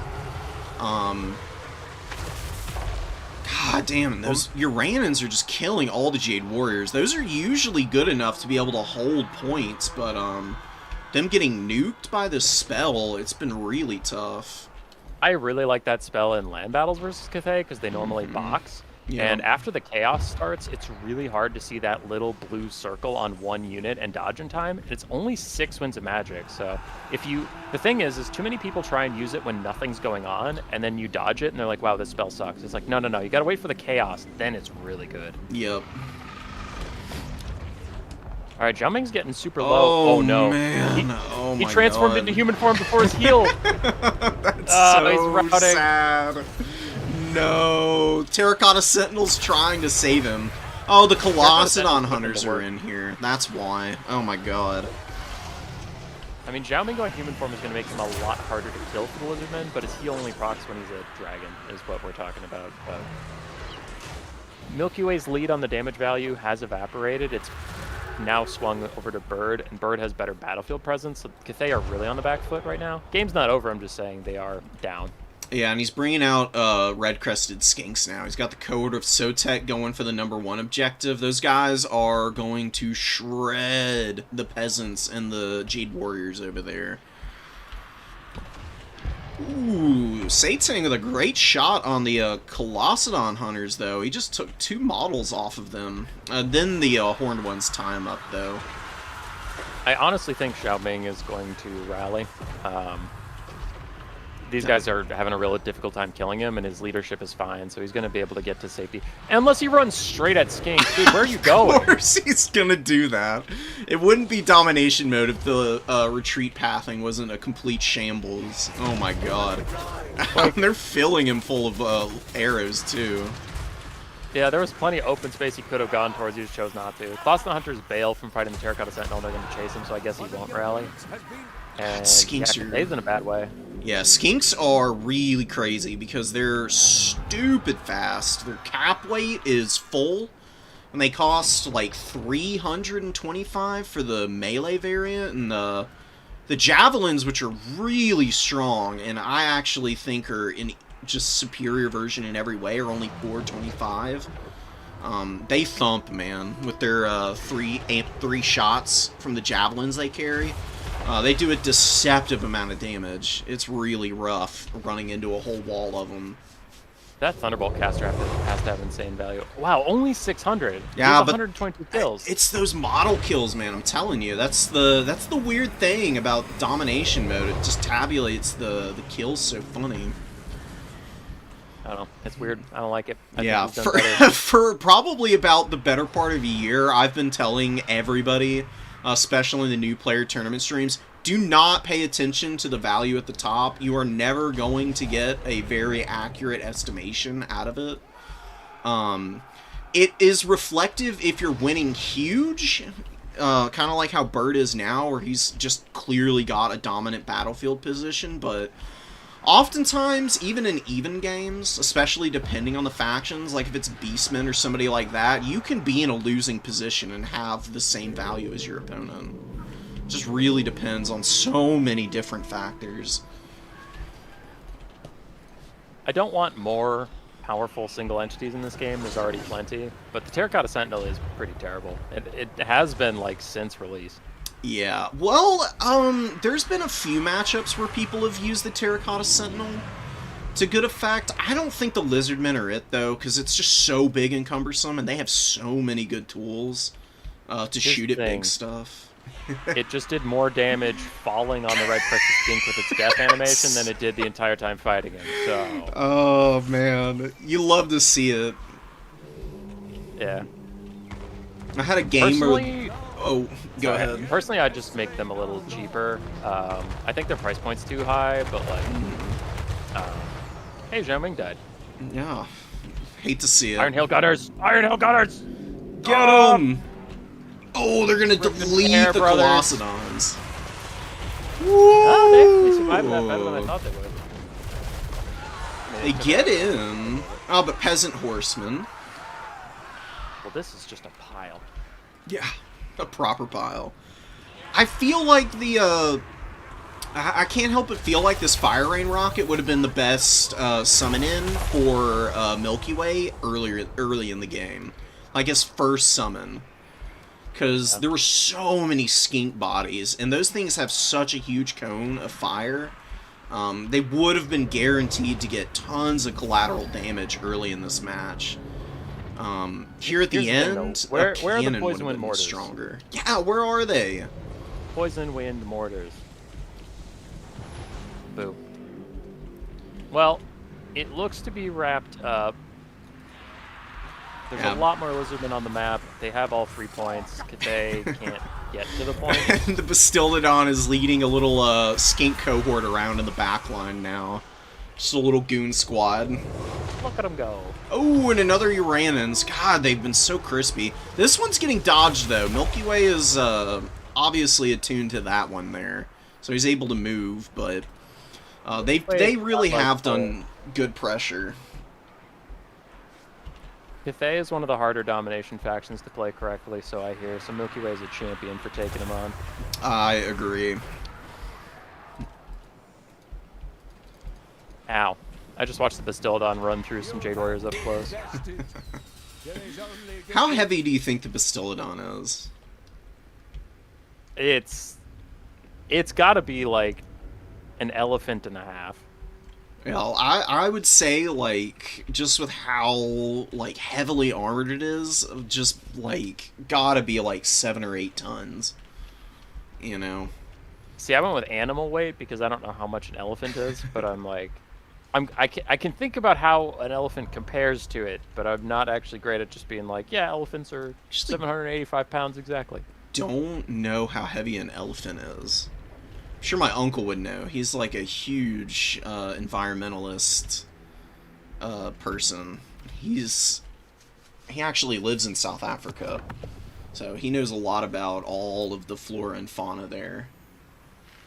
But they're huge, South man. Africa. I've seen them IRL, and they're genuinely intimidating. And they can flip cars over easy peasy. So, if it's... I mean, if a Bastildodon is even, like, slightly heavier than an elephant, getting trampled like those Jade Warriors were, they're basically paste at this point. Basically. Alright, I saved the game from Jacker Skins and Barl's Sharkly. Okay, So- let me go grab that one. Yeah, we only have 2 games unaccounted for, which is Berserk and Tim, and then Penguin and Pope Patty. So things are doing good. Beautiful. I know we just watched a new player, and the streamer in me goes, we should do 2 more veteran players, so we should watch War God and Navigator. But I really want to just watch Vampire Coast versus Vampire Counts because these builds look stupid. This is absolute madness. This is the weirdest build I've ever seen out of a Coast player. But he From what did go for the Monster Mash, I was thinking, actually. Yeah, from Jackerskins' messages to me, he was not a fan of getting this matchup. He played it because he's a good sport and it's a for fun event, but yeah, so I think he went really wild because apparently if you play this straight up, you're just going to lose. Yep. He's got Van Geist's Revenge. Are we watching this one? Yeah. Okay. I'll pause at 5 seconds though. Alright, I'll pause in 5 seconds this time. I'll remember. Brain worked good for this game. There we go. All right. I'm at 5. It's got Manfred. So, since chat keeps asking, I thought I made it a little clear, but Jacker Skins is my land battle boy here, and Barl Sharkley is one of the domination legends. He's out here, man. He's making moves. He's won a new player tournament recently, and I really love the way he plays counts and some of the other factions he's been on. So I decided to invite him for that reason. All right, you're at 5? At 5. Let's go! So you got Manfred with snipe spells. He's going Gaze into Gash, Spirit Leech. He does have Invo as well.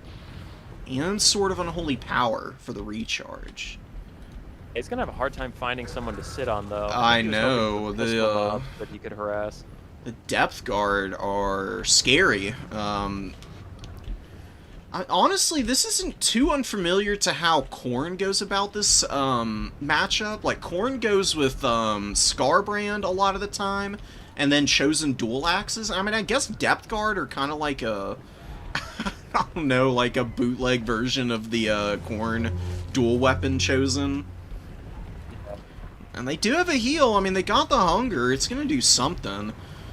Oh, God, that Gaze into Gash, though. That's a lot of damage to the crab. I honestly thought the crab would be a little tankier to it. Yeah, Gaze It is mostly armor piercing. Overcast Gaze is crazy. It is a filthy spell. Well, we haven't talked about the counts too much. This looks pretty standard from them, right? Zombie, Yeah. skeleton, front line, couple Graveguard here and there, and then they're starting to summon in Crypt Horrors with double White King with the Scab Scraiths you were talking about. The Scab Scraith's great against gunline type of units, and these guys are just wicked tanky for a foot unit. They got way more HP than almost every other foot character, plus they've got the silver shields and armor. Their leadership being as high as it is means they never crumble. One of the few vampire count units that's always set for that. Unholy Lodestones have just been forgotten in the back here. Ooh, yeah, those do have to move up. We've all been there. I've never been there. I promise I have been there. Oh my god. I've definitely had my fair share of games where I've pulled some truly wild shenanigans forgetting about units. I pulled some truly wild shenanigans, but I don't play enough vampire counts to forget Unholy Lodestone, so I have an out. Why does the Gallows Giant keep shooting at Manfred? Does it really do that much damage to him?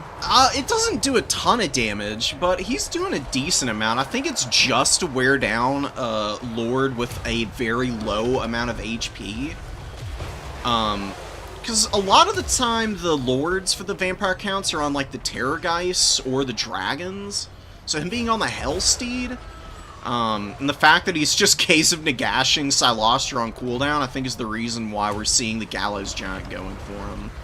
Well, now that thing's happening that I was worried about, Manfred's trying to get use out of his Sword of Unholy Power, but everything here is elite or a halberd, so he has to land on pretty dangerous shit. And I thought the Damn Knight's Errant Summon was there to corner him in, but it looks like they're going to countercharge some Black Knights, which they'll do well. They're ghost units. They have armor. Yeah, it's not bad at all. I like that. They've got, you know, the full AP and everything, plus the Frostbite. Frostbite is really underrated because of how good it is at just forcing opponents to have to commit with their expensive mobility because they get caught out. The Coast just summoned a Vampire Caster to heal off the Gazes of Nagash. That's so smart. That's honestly pretty brilliant. And I Damn like Knight's keeping that in Errant... reserve. Yeah, You didn't need it. Damn Knight's Errant are keeping the Blood Knights all the way out of this huge fight with the single entities, which is pretty massive right now. So you can see all of the Vampire Count's chaff is basically gone at this point, and Scab Scraith just has nothing to hit. Like, Depth Guard are just gonna eat those, no problem. See, I do have a big complaint, though, is that Van Geist was brought, and Van Geist is not getting used. I know, it's a tragedy, honestly. It's making me so mad. I could use it on the Graveguard here. But he's Dude, busy. the Damn Knight's Errant have gotten 1,300 value hunting the Blood Knights and the Black know, it's so gross. Oh, and they gave the Night Terrors time to get here. Now there's no way to retreat. Blood Knights are down to 28 speed because of Frostbite and the Chilling Aura from the Night Terrors. Yeah. Jackerskin's told me this matchup's unplayable, and now he's just slapping it. Okay, Yeah, whatever. I mean, come on. See, that's the magic of this game. You get so discouraged, and then you go in with absolutely no hope, going memes, and you dominate. Now, is it because 2 unholy lodestone corpse cards were forgotten? Honestly, I really even don't think that's the case. I don't really think their healing is that impactful. It's decent. The Perfect Vigor is really what the Unholy Lodestones are best for. That might have made a difference, but really these Depth Guard, man, have just been chewing everything up. They have done great work. And then Solastra is just a really tough character to kill. I think the Gallows Giant has done pretty decently. It's got about 1,300 value.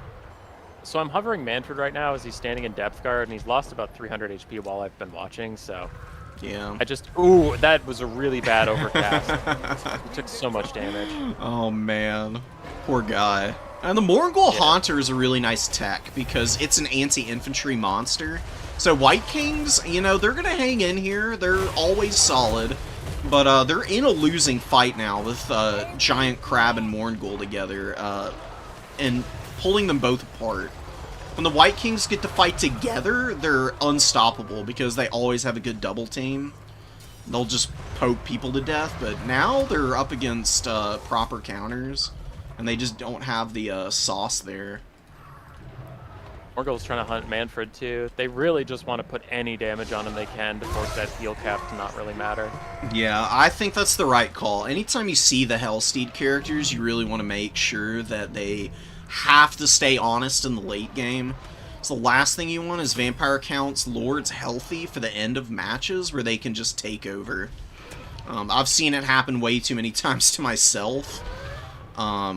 And I do really like Jack's strategy here. He went for a very nice, aggressive early push with elite infantry that can kill chaff. Now he's bringing out some heavy hitters like Lamprey's Revenge, the Night Terrors came out earlier. Still got some Depth Guard. He's got Bomber Mobs now. He's got Bloated Corpse coming in. Let's go. I don't know what the Bloated Corpse is going to find this late in. The counts are mostly relying on monsters and single entities at this point, but we'll see. I'm a little worried Jack needs to recapture some of these points. The counts took a lot of them. Yeah, we'll see. He's got a good lead as it is now. Yeah, I just worried the Lamprey's Revenge are trying to capture that back point 3, but it's taking them a really long time, and you can see he's itching to move them up to the fight, but it's like, well, someone has to take that. He honestly should move it up, because you don't lose the cap progress, and he's got the Gunnery Mob moving up, so as they're going past, they'll be able to cap it. Oh my god, look, what happened to the Crypt Ghouls? They've just completely vaporized under all this pressure. They're getting shot in the side by the Gallows Giant, and while they're clumped up, he gets decent explosive damage, and they are still weak to fire, of course. Brilliant.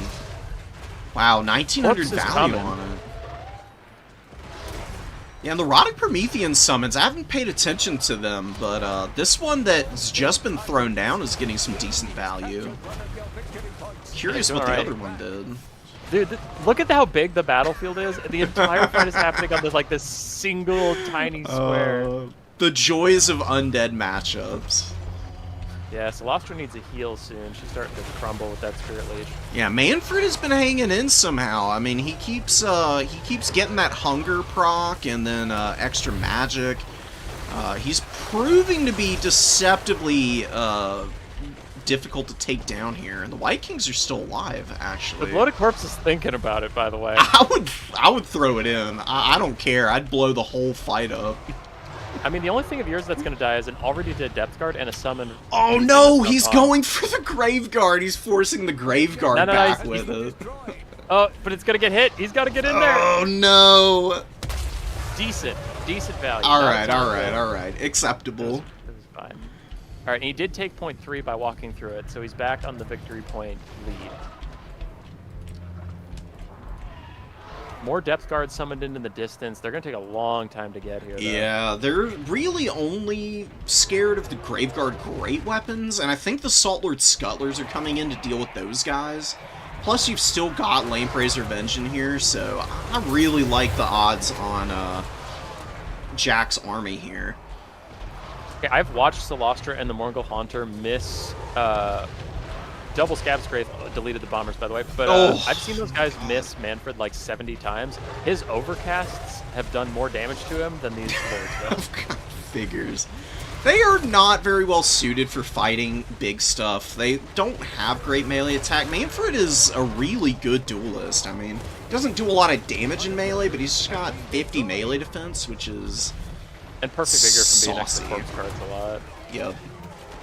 Which they're gone now, but he did get a freshen up earlier on. Yeah, I mean, every little bit helps. Perfect vigor is so goated, Dire man. Pack just died to one volley from the bomber bats because they got super clumped up on the vampire fleet Oh captain. my god, dude. I love the deck droppers. Especially the bombers. I really like seeing them in here. It forces a Vargeist summon out of Barrel's Sharkly. He's got to keep both. He's got to keep both of those occupied with one unit somehow. I just don't see how he's going to be able to manage that.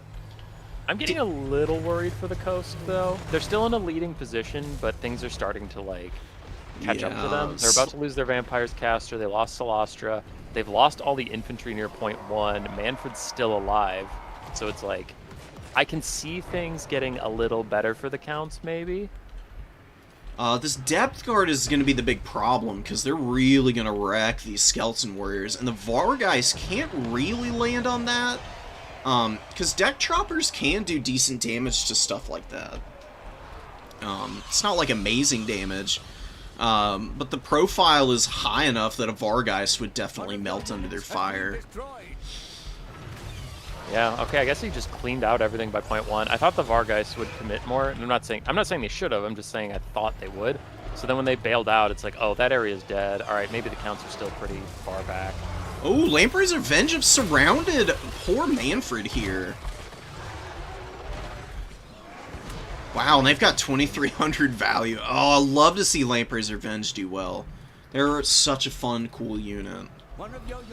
Yeah, they're like a staple in Land Battle and Conquest. If you're taking Coast, everyone takes these guys in every matchup. I don't know. You have to. I don't know why you wouldn't. I mean, even if they weren't nearly as strong as they are and as survivable, just mega cool factor.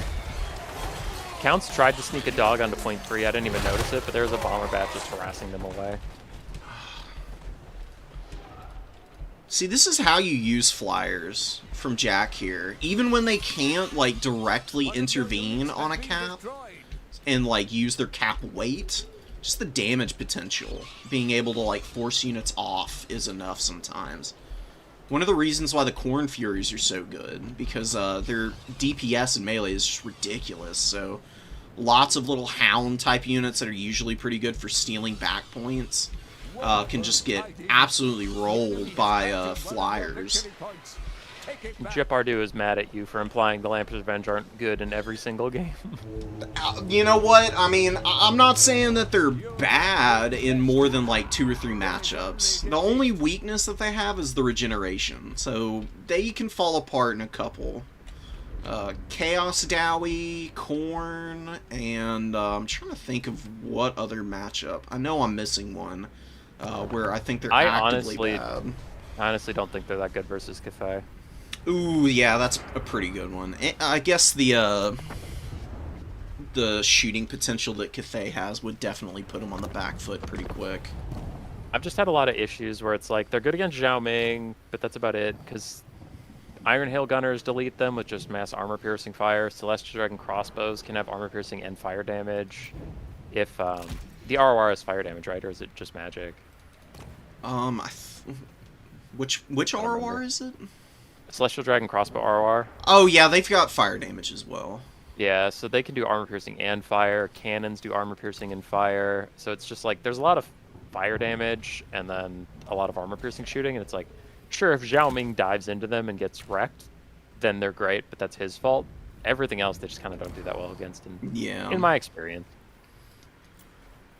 They're a great unit in land battles, from what it sounds like, and definitely in domination mode, because they're just such a stalwart unit, man. I mean, having something that's monstrous infantry with good damage output and defensiveness, aces for any situation, really. All right. I. Oh, good lord, War God, what is this build? Anyway, I've been picking all the replays, so I have Ogre Kingdoms versus Nurgle and Chaos Dwarves versus Warriors of Chaos in my folder. What one do you want to watch next? Can you send me both of those? I haven't been sent those by either of the two players. Okay, but so you know, they are in my Discord, but that's fine. That's fine. Oh, I got okay. it. I No, got no, it. no, no, Don't- no, no, no, no, no, no. Here we go. Here we go. He Here we gets go. it first. Okay, Nurgle. Oh, I went. Damn it. All right, that's okay. That's okay. So we have two replays we have, and then we have Berserk versus Tim the Wilder and Blood Penguin versus Pope Patty. That is still, those are in progress being played. And with 9 games, the event will obviously cast all the games no matter what, but no one has won until you get to 5 points. So it's still contentious. The Dom Dummies are 3, land losers at 2. Let's go. Oh my god. I know what I want to watch. I want to watch Ogre Kingdoms versus Nurgle. Sounds good. DeVito Goblin is flying Taco, and he is one of my land battle losers. So if you're rooting for me, you're rooting for Taco. I I'm gonna do pause- love the Flying Taco. We've had some good games. I'm going to pause at 5 seconds. Can you send me a link for your stream so I can link it in my Oh, chat? yeah. I'm not going anywhere. I just want to let people know who you are. And If they don't know. boink. There we go. Okay, I'll get Yeah. to 5 seconds and pause. You want to give a brief elevator pitch for who you are if people want to subscribe to your channel? Yeah, I play a lot of domination mode. Sometimes I do cast every Saturday, usually new player tournaments. This is a little bit off the beaten path. It's been really fun though. I play when I play, I stream when I stream, and we have fun no matter what the situation. And I play a lot of Khorne. That's my my main faction. So if you want to watch the Blood God dominate in domination mode, I'm the guy. Sounds good. I love this build There's- from Adler. Lord Shaftesbury is mad in my chat saying that this was a rigged event. It probably was. It was formulated by a scheming Skaven mind, but yeah, if we wanted to do serious tryhard, who's the best between land battle and domination? 1, we'd have to mix in some land battle or conquest games, and 2, Yeah, absolutely. we all know we'd get Anticity involved because that man is. He's the GOAT. He really is. He's won, every yeah. one of the majors for Turin for, the last 4 straight times, I think? Yeah, no bias against you. You're a very fun guy, but Anticity is factually better. He is. 100%. And I also, I don't know if I'd be the. I guess I'm the best land battle conquest caster right now. Definitely not the best player, but I think I could still take Tequila Sunset or Lich. I think I can take Yama. So yeah, I guess it'd be me versus Anticity, but the skill gap there is pretty gigantic. Like, he would whoop my ass. It would not be close. All right. I'm at 5 seconds whenever you're ready, sir. Okay, go ahead. I let myself get a little ahead. I'm watching them post up right now. I'm at 39. Oh, okay. I'll catch up. You don't pause. I got it. Ba-ba-ba-ba-bum. Got him. All right, so Taco and his beloved Ashen Maneater. I thought this thing was a meme unit until he told me how to use it correctly, and ever since then, I've actually really liked it in several matchups, Yeah. especially matchups with heavy cav. It can make Sabertusk packs trade up into them. It is a filthy good unit in domination mode. Oh my god. The first 2 or 3 times I ran into it, I was like, why are all of my good units losing every fight now? It's this fucking guy. He's such a joker. He's got a great buff for himself, and marked for eating, one of the best debuffs in the entire game. Up there with Skull Takers, honestly. Might even be better just because it also debuffs speed, in fact. This is going to be a really brutal charge on these Nurglings. They're gonna be gone if the Sky Striders Wow. get in free. They actually didn't take as much damage on impact as I thought. Their little bodies just scattered to the winds, but they survived it. Good for Let's you, go, Little Nurgling. Popcorn Bandits. Good job, guys.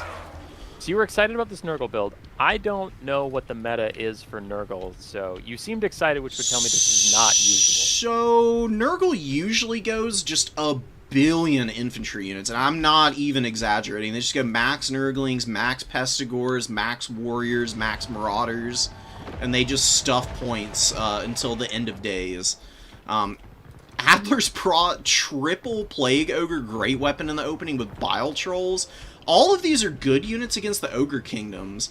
I'm just really curious how the execution is going to go, because they are a little slow, and Ogre Kingdoms are very good at shooting, so this is one of the big weaknesses of Plague Ogres.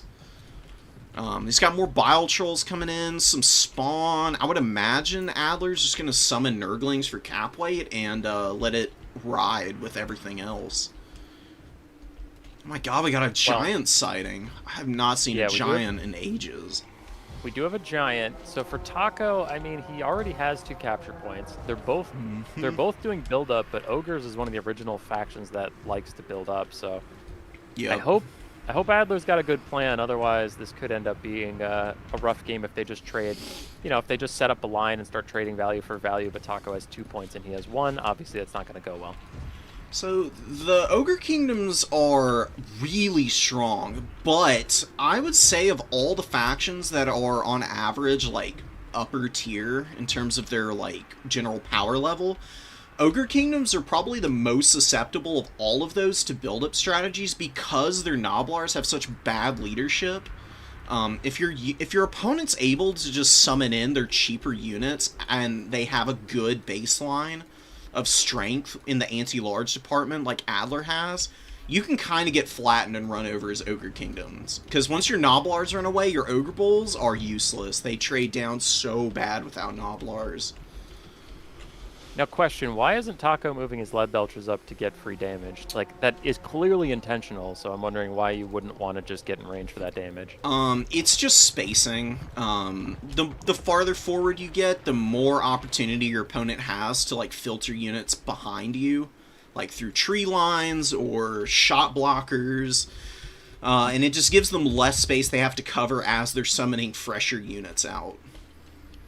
Gotcha. So people prefer to get nice and boxy lines. This is where the land battle and domination like skill set overlaps, is like particularly in the early stages of the games, because they look fairly similar as they start out. It's only in the late stages where domination really differentiates itself, just with the fact that, you know, you can summon in units that have already died. So well, DeVito Goblin, which is flying Taco, now getting to engage with Nurgle. We'll see how he holds on. He's going to be diving with some Furies. Honestly, I think the Furies should go after the Saber Tusk pack instead of the Lead Belchers. Because they can do really good damage to the Saber Tusk pack, but if they get countercharged, they'll just fall apart. Furies are very flimsy on the charge. Giant, the Sky Striders going after the Bile Trolls over there. Nurgling's underneath, going to help a little bit, but that's going to be pretty rough for Nurgle. Yeah, I think Taco's just a bit of a memer, so he probably brought the Giant just because he's a funny guy, but I could see it being for Nurgle's Hero Hammer potential of like 2 definitely heroes and a heal caster. Just throwing a Giant on a point and daring them to come near you is a pretty good tactic in any game mode. Giants aren't the most mobile, but if you can guarantee a point where he can stand and fight, then, you know, they're really good units. Yeah, and you can definitely do that against Nurgle, because they do typically play a little slower than what we're seeing from Adler. Adler is doing pretty well. He's actually got one of these Lead Belchers basically on death's bed with some Furies. It's being saved now by Bulls and Saber Tusk pack. It is really low. It could get a nice, what is it, the Maw Magic? Troll Guts. Would be really nice. There's another Fury going for it. It's going to Yeah. die. The Fury might die for it, but it's going to die. I think it's always worth trading a Fury for a Lead Belcher. You don't want to trade too many Furies for them, but Lead Belchers is just such a filthy strong unit. I mean, their power potential in terms of infantry killing power is vile. Like, genuinely one of the most disgustingly overpowered anti-infantry tools. Yeah. So Taco is really far up on gold value, though it doesn't look like it. I just want to point out for the audience that Taco's money has not taken any damage. His Lord's fine, Eshin Manier's fine, Giant's fine, the Sky Striders are fine. Everything that's died are 500 gold bulls or Noblars and Piggyback Riders. That's why it looks so bad, but he doesn't have that much damage lost. No, that's not saying Nurgle's doing bad. I just wanted to clarify that it's like, it looks like Taco's in a really bad spot, but a lot of his important shit is fine. Yeah, and Nurgle is one of those factions that it can be really deceptive if you're up by 3,000 value on them, because they do have quite a bit of healing. And they can definitely throw hands in the late game, just with their HP pools. But that Eshin and the Giant on the middle point, if they just sit there all game, Nurgle's not going to be able to do a whole lot about that. They don't have great tools for killing those. Plague Ogres are alright against single entities. They're usually better at handling other monstrous infantry units. Really aren't that many left of them even. There's one Plague Ogre Great Weapon left on the field, seemingly. A couple of Spawn are running around and some Plague Toads, but Toad's going to struggle a little bit. They've run out of good targets to fight now. Yeah, Adler's starting to run out of momentum. You can definitely feel that kind of turning, because all of his reinforcements are getting cut off by Taco's real units. Yeah. Eshin Maneater, the Giant, and the Sky Striders are sweeping everybody that Oh comes my up. god. That's the way you play it, man. That's the good, that's the schmovement that you need for fighting Nurgle, Dowie, a lot of these slower, heavier, grindy factions. You want to make sure that your heavy hitters are free to maneuver. If you can keep that going, then you've got all the possibilities in the world available to you. Whereas Adler is just basically forced into a deeper and deeper push. It's losing momentum as it goes.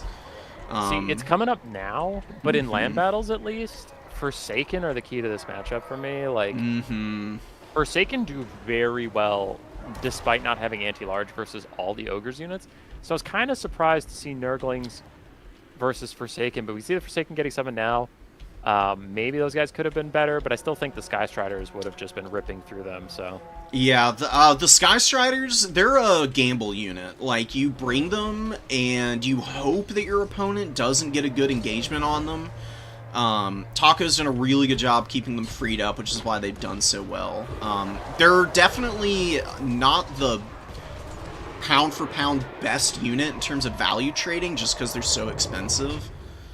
Mournfang Cavalry Great Weapons tend to be a little bit more consistent in terms of getting value, because they're affordable. But when you've got the Sky Striders getting to sweep like this, and they get good heal support, they can carry a game. And that's what they've been doing this whole time. They've got the Yetis over here, and the Giant, and the Eshin supporting against these Plague Ogre Great Weapons, so just a beautiful engagement. Yeah, Nurgle's trying to capture some points from the Ogres as kind of a last middle finger, but it does look like they're about out of gas on the battlefield in general. Like, the Ogres, once they're done with these Spawn and Furies, are going to just send all these units into the middle, and it's like, alright, you have a Forsaken, a Dog, and a Nurgling to stop all of this. That doesn't seem likely. Yeah, I think that Adler's build could have worked. I actually think the only weak point of the build is the Chaos Lord of Nurgle. He's got the Icon of Eternal Virulence to, like, spread some, plague nonsense, but it's fine. I actually think he would have been better off with a more basic Hybrid Lord. Just the Chaos Sorcerer Lord of Nurgle, because that guy also has pretty good combat potential. You can keep him a little bit safer, and it'll just be a cheaper package than going for the Lord and the Sorcerer together. You are already going fairly elite with all the Plague Ogres, as is. You can probably get a Forsaken into your starting army with the money that you save.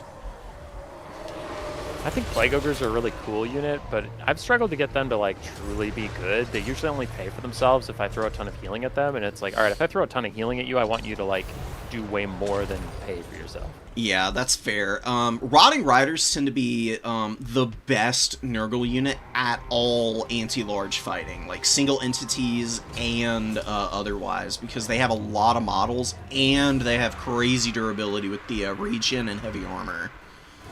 They've also got a ward save, I think.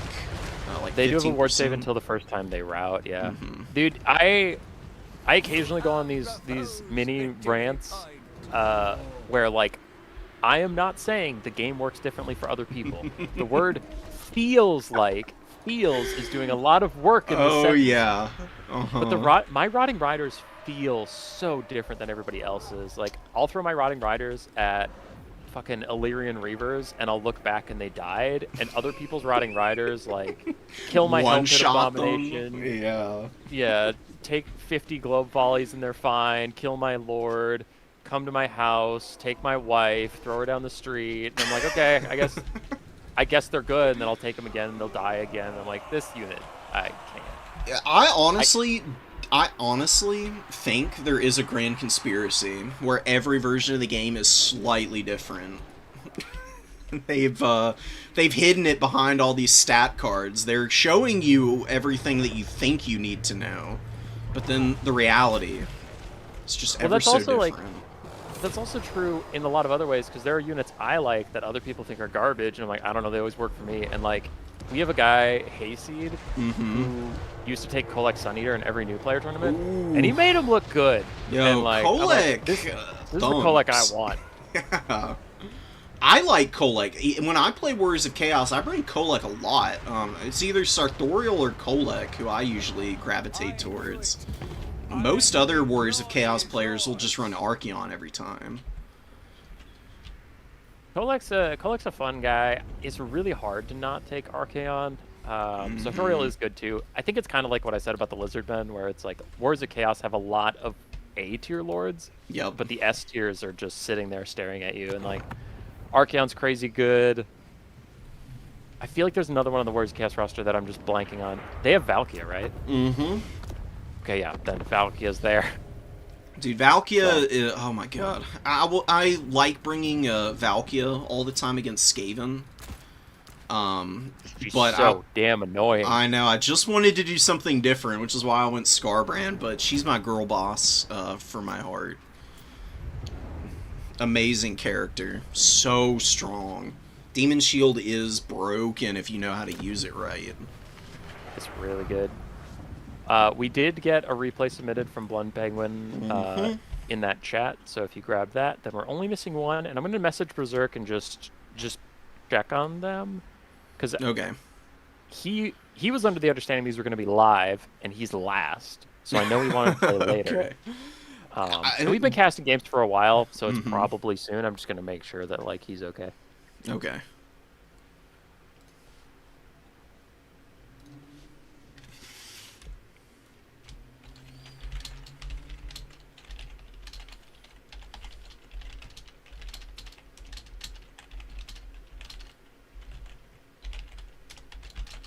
I'm talking to Tim too.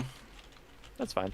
And like I said, Berserk is here. I just told him he was last, so he's probably just waiting. But we still have 2 games to cast before them. It'll be fine. Just doing some tournament management, everybody.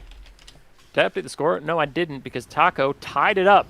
Yeah, let's go. We've actually got a nice little rivalry going now. Yeah. He's good.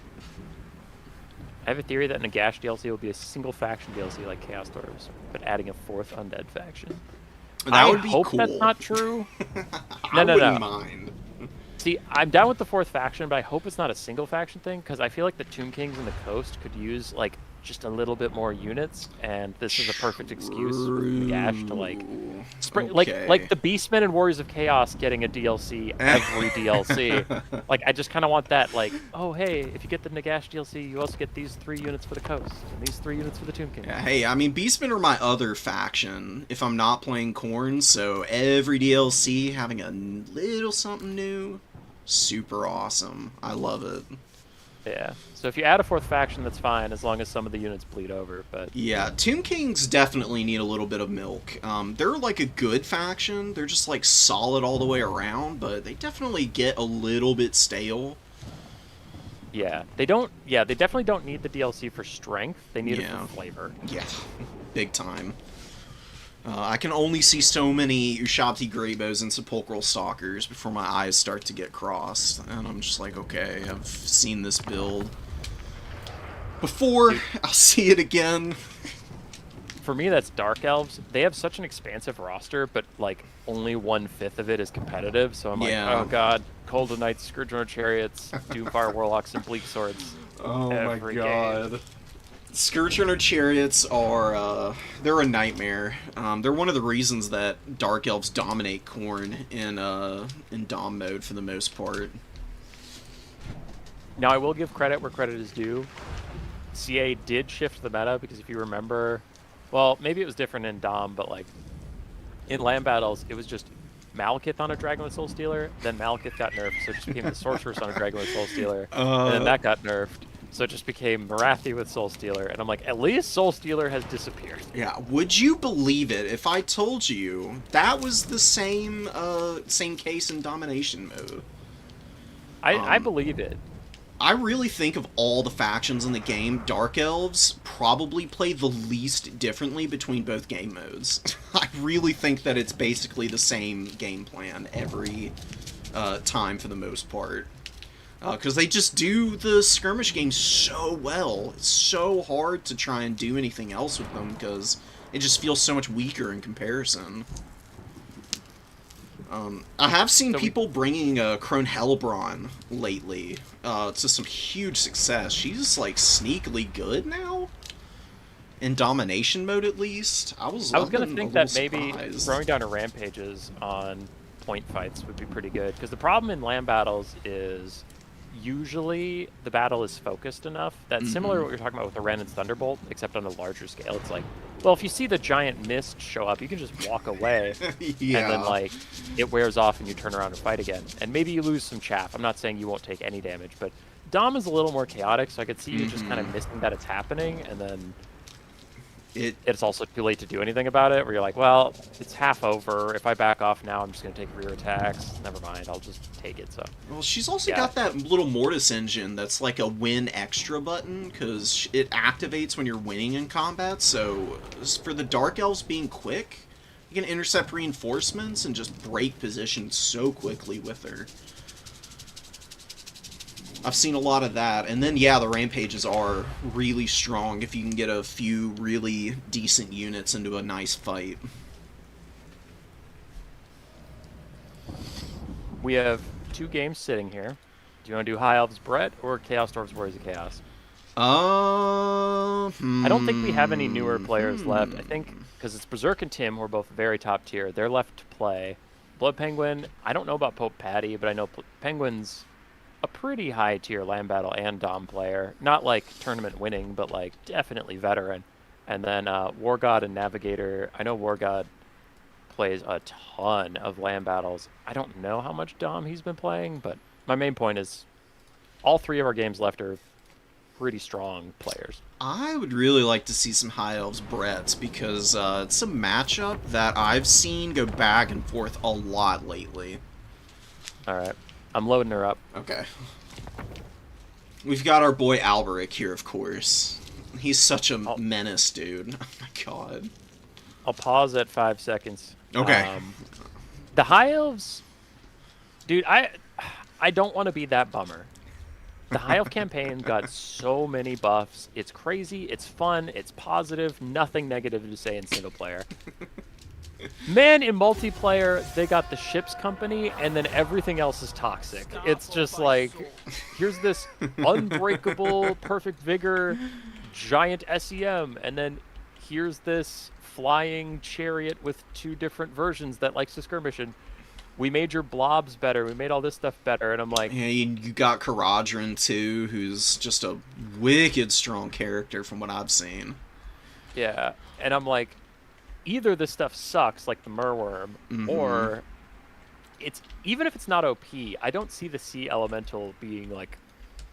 I don't see a lot of fun interactions. It's either like, do you have magic missiles? Yeah, it dies instantly. Do you not? Good luck, idiot. Yeah, the Oceanids are... Honestly, the Oceanids are one of the more interesting new High Elf units, in my opinion. So they're like, they're a little bit of a different, like, niche than some of the other Monsters Infantry. They actually help with the value trading for the High Elves in Dom mode, because they can sit on Spearmen and they like buffer damage against large stuff, and then against Chaff, the Oceanids really go hard. against the stuff Yeah. that would otherwise uptrade into like Lothern Sea Guards and Spearmen. That's like the The one high elf- unit I really love from the DLC for them. The high elf mains have a very different opinion than me. Mine is purely like aesthetic thinking. I'm not a high elf main, but like the units I really wanted for them was like armor piercing shadow warriors with like melee instead of bows, but like That would be really cool. just high elf version of nasty skulkers. I kind of wanted also some stealth cav would have been nice. Like, and not okay, stealth is wrong because you're thinking stalk, but like Alethanar's cavalry, so like upgraded Illyrian Reavers. Think Sisters of what's Sisters of Thorn? Yeah, the Sisters for of high elf. Thorn. Oh, those are such a cool unit. Yeah, so then give them like pretty good missile resist, maybe some physical resistance, and then hybrid bow and melee, but their melee is pretty damn good. Like those are the units I wanted, and we got a bunch more like single entities and flying chariots. I was like, this is not a Human Boy coded DLC. Let's just say that. It's very fair. I'm ready when you are. Same. So for the audience, well, okay, I'll start 3, 2, 1, go. For the audience's sake, Plague Penguin is my land battle degenerate, and Pope Patty in the green is on Maverick's Lost My boy. roster. So, if you are keeping up with the land battle versus Dom thing, we are voting for red this game. You got a mana battery mage. That's a pretty common sighting, honestly, for high elves. They love going for this. He's just gonna sit yeah. back there, juice himself up with the Starwood staff, and I've actually Teclis is gonna nuke everything. I've really liked taking a mage with a damage spell as my lord, but then taking just a foot hero mage with that Starwood staff and Earthblood in matchups where there's like sniping potential, like versus Skaven. I really like to do that because I know Flensing Ruin's going to be used on my lord a ton. It's actually really But- smart. Yeah, because you don't need your mage to be full health. You just need them not to die. So you start throwing Earthbloods at them around half HP, and you're like, just stay alive. That's all I need out of you. Persevere. Pretty pleased. Alberic and Teclis, like, posting up a little bit, but Teclis is ridiculously fast. I mean, on this Phoenix, 120 speed. It's impossible to catch him. Well, unless he like serves himself up like he currently is. He's working on it. I don't know what he is doing. I think he's just trying to actually bait Plague Penguin into committing to this chase, because Teclis can just always be throwing down magic while he's flying, whereas Oh, he netted the Grail Knights yeah, on and spawn. oh, what is he dropping on? Oh my god, the chain lightning. Oh wow, that's doing some pretty decent damage. If RNG doesn't take it outside, it's flirting with just losing them, but it's staying in there. That's And a Flock of filthy. Doom. Oh, half HP off the Grail Knights already. Yeah, he also had his Sword of Teclis proc, so all of those spells were upgraded masteries, so the net lasted Ew. longer, everything was good. Oh, wow. Okay, Damsel trying to move over for the Earthblood. Oh, doesn't have regrowth even. Oh, no. That's really painful for Plague Penguin, then. Yeah, he summoned a second mana battery in the back, by the way. Yeah, see, he's got the Book of Hoeth on it, too, so it can give the power recharge. I have seen, I've personally experienced the pain of not bringing a Book of Hoeth, not having fast enough recharge to use all the magic before, so I think that's a really brilliant addition.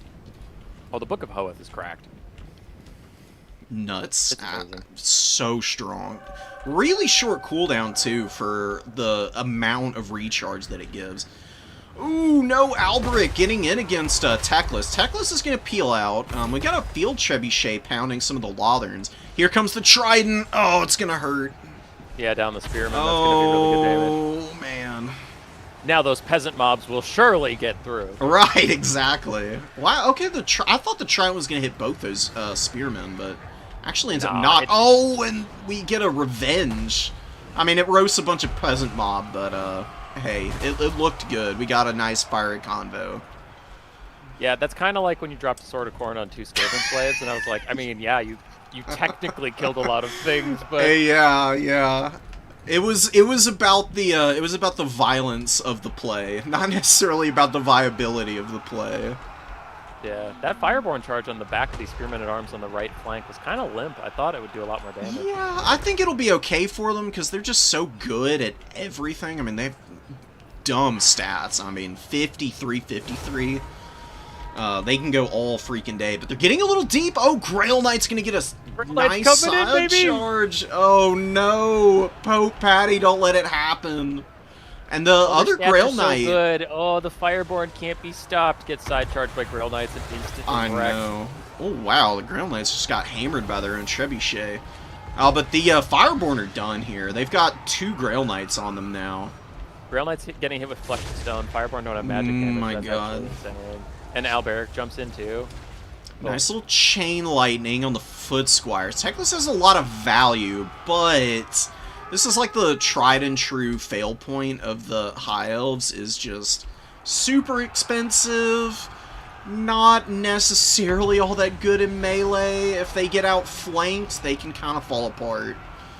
Penguin's up pretty good on value, and I believe it. Yeah. Like, the Teclis double mana battery is a decent amount of money. The mana batteries are relatively cheap, but everything stacks up, right? So it's like, Yep. if you look besides them, the High Elves are actually in trouble. Yep.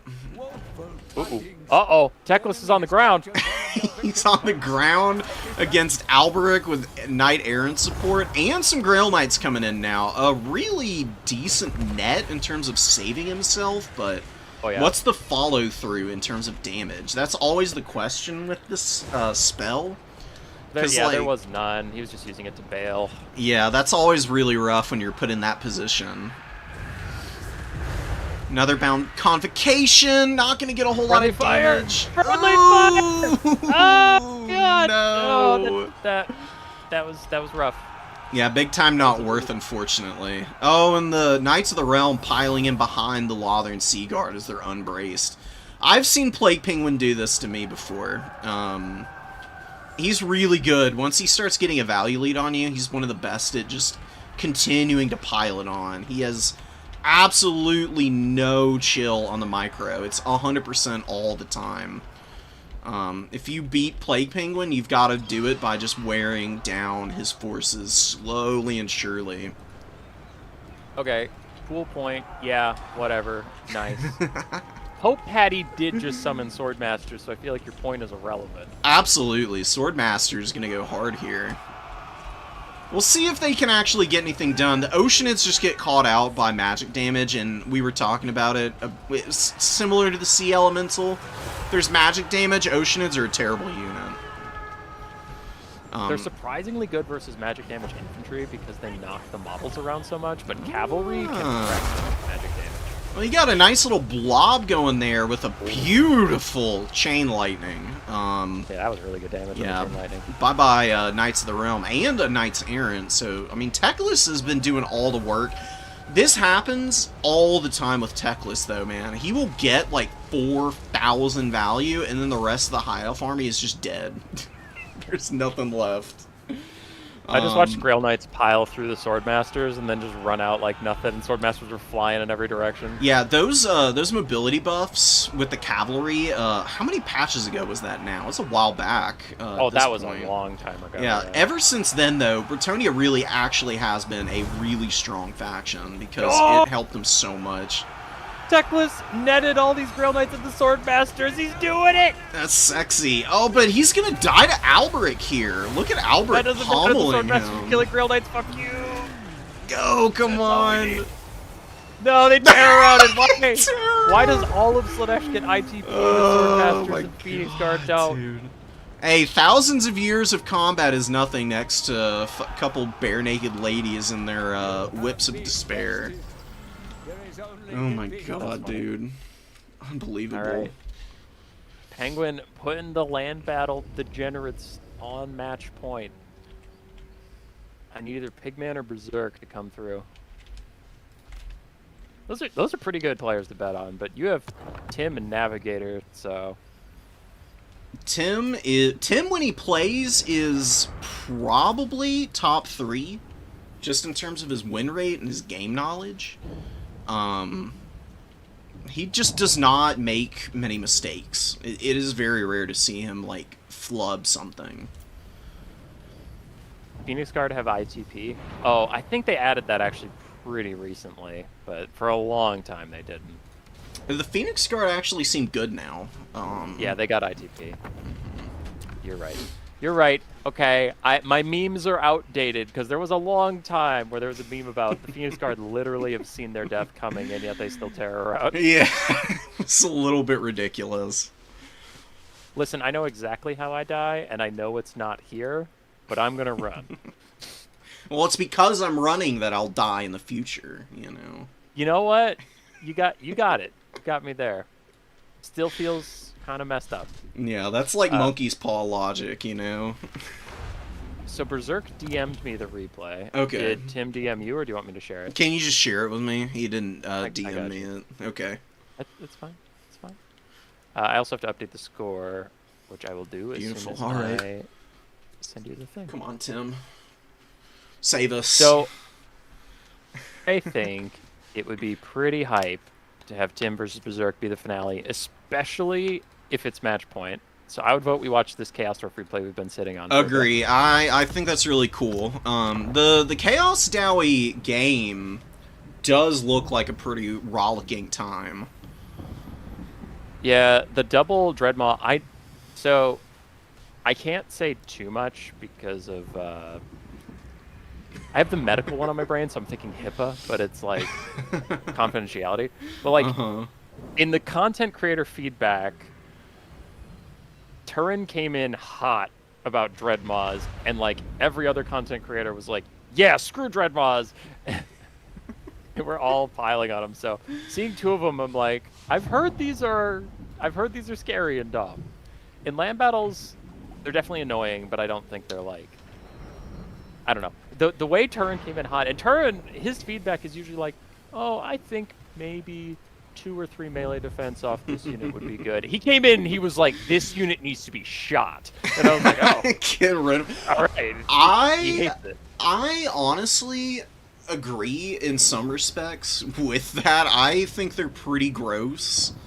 There is a really funny way to counter them, which is to bring silence characters, because they don't let you burrow again. So then they're stuck in one space the rest of the game. Wow. It's I actually didn't know the really silence. funny. I didn't know that Narskia, affected them. Leysa, and Karanak can do it. And Karanak can get both of them with his big silence radius. You'll just have Dreadmaws just sticking up out of the ground and getting shot to death and not able to do a damn thing. It's like the only counter to them, though. That's the problem. Otherwise, someone with good micro, and I know War God is good micro, is probably going to make life hell for the Chaos Dwarves here. It's their freaking burrow. It disrupts the formations to an insane degree. Like, its damage is fine. Like, the damage isn't terrible, but the fact that it knocks the shooting units all over the place, and then they have to reform before they can fire again, gives way too much agency to the Dreadmaws to just be able to burrow again, avoid the shooting, and then just do it all over again. So you're just, like, cycling the shooting units to death that way. And they've got a lot of HP, too. Just wanted to mention in my chat, I just posted a YouTube link. I've been linking Maverick's stream a couple times. This is Tequila Sunset stream. He just started streaming Conquest New Player Tournament.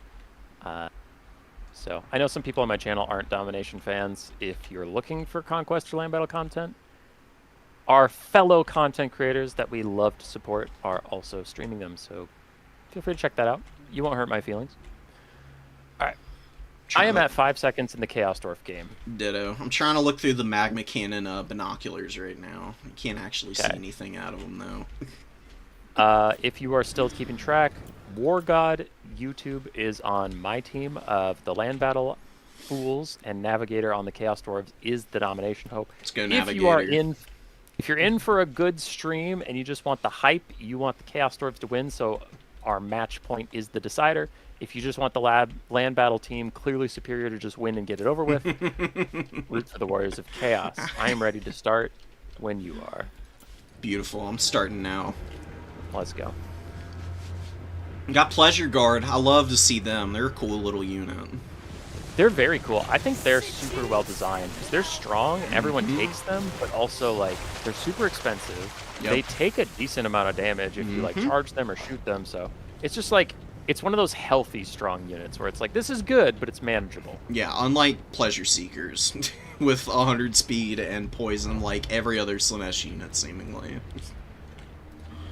Rambo, when did I tell you to F off? I don't do domination because I just like Land Battle and Conquest better personally, but I'm not against it as a concept. And if like I have a fun idea I want to do, I'll gladly do dom. Like this co-casting thing is pretty fun. It's just left to my own devices, I'll cast Land Battle and Conquest. Magma Cannon just shot Sartorial in the face.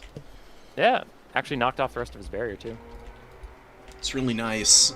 Sorcerer Prophet's going for it. Sartorial, what is he doing here? Wow, Navi is unsummoning one of his Magma Cannons.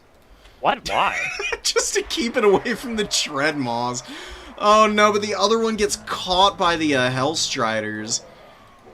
And you got the Bulls just appear on him. Hashets. Oh yeah, you'll love to see Stark that. Ravagers just show up out of the mist, like out of the sand tornado, like they're a freaking Tomb King's unit. Dude, they're a good unit. Hashut Stark Ravagers have some serious teeth to them. They're very strong at just like grinding through units with their stats. The axes do insane damage to single targets too. A little bit of a problem here. Blazing Beards of Bashara getting deleted by the Pleasure Guard right now. Plus the Chariot's doing a pretty good job of pile driving through. Dreadmaws, Trouser Snakes are doing their business. And one of them's burrowed and been forgotten about by War God. But honestly, in a pretty good spot. Killing the infantry isn't amazing, necessarily. I mean, you got rid of a really annoying one in the Blazing Beards. The other ones are fairly well protected. It's really going to come down to this Sorcerer Prophet can get away from the Pleasure Guard, though. He's having a little bit of trouble with it. War God's catching up on damage value. He was actually pretty decently behind. The other Magma Cannon is also trying to get desummoned. 3, 2, 1. No! Oh, it actually got away! No It's gone! freaking way. That's that was cheesy, so man. cool. That's one of the things that I am always... I think there should be like a radius of like 100 meters from which you can actually escape. I think being able to do it when your enemy is that close in is a little bit ridiculous. They're both. We have 2 different Final Transmutations coming down on this fight over here. God damn it. That's pretty You funny. know what? It's a good spell. It's a good spell. Why wouldn't you use it? So I don't know why he summoned the Granite Guard to bail himself out there. Maybe he thought he had a little more time, but it was interesting to summon a Blunderbuss right into melee. I'm not so sure on that one. Navi, I think, might be panicking a little bit here, actually. I mean, this is a very aggressive build from War God. Navi's got this Iron Demon in the backline being surrounded by Hellstriders and ground down. It was running over some Marauders and stuff, but I don't know if he's really been prioritizing the right engagements necessarily up to this point.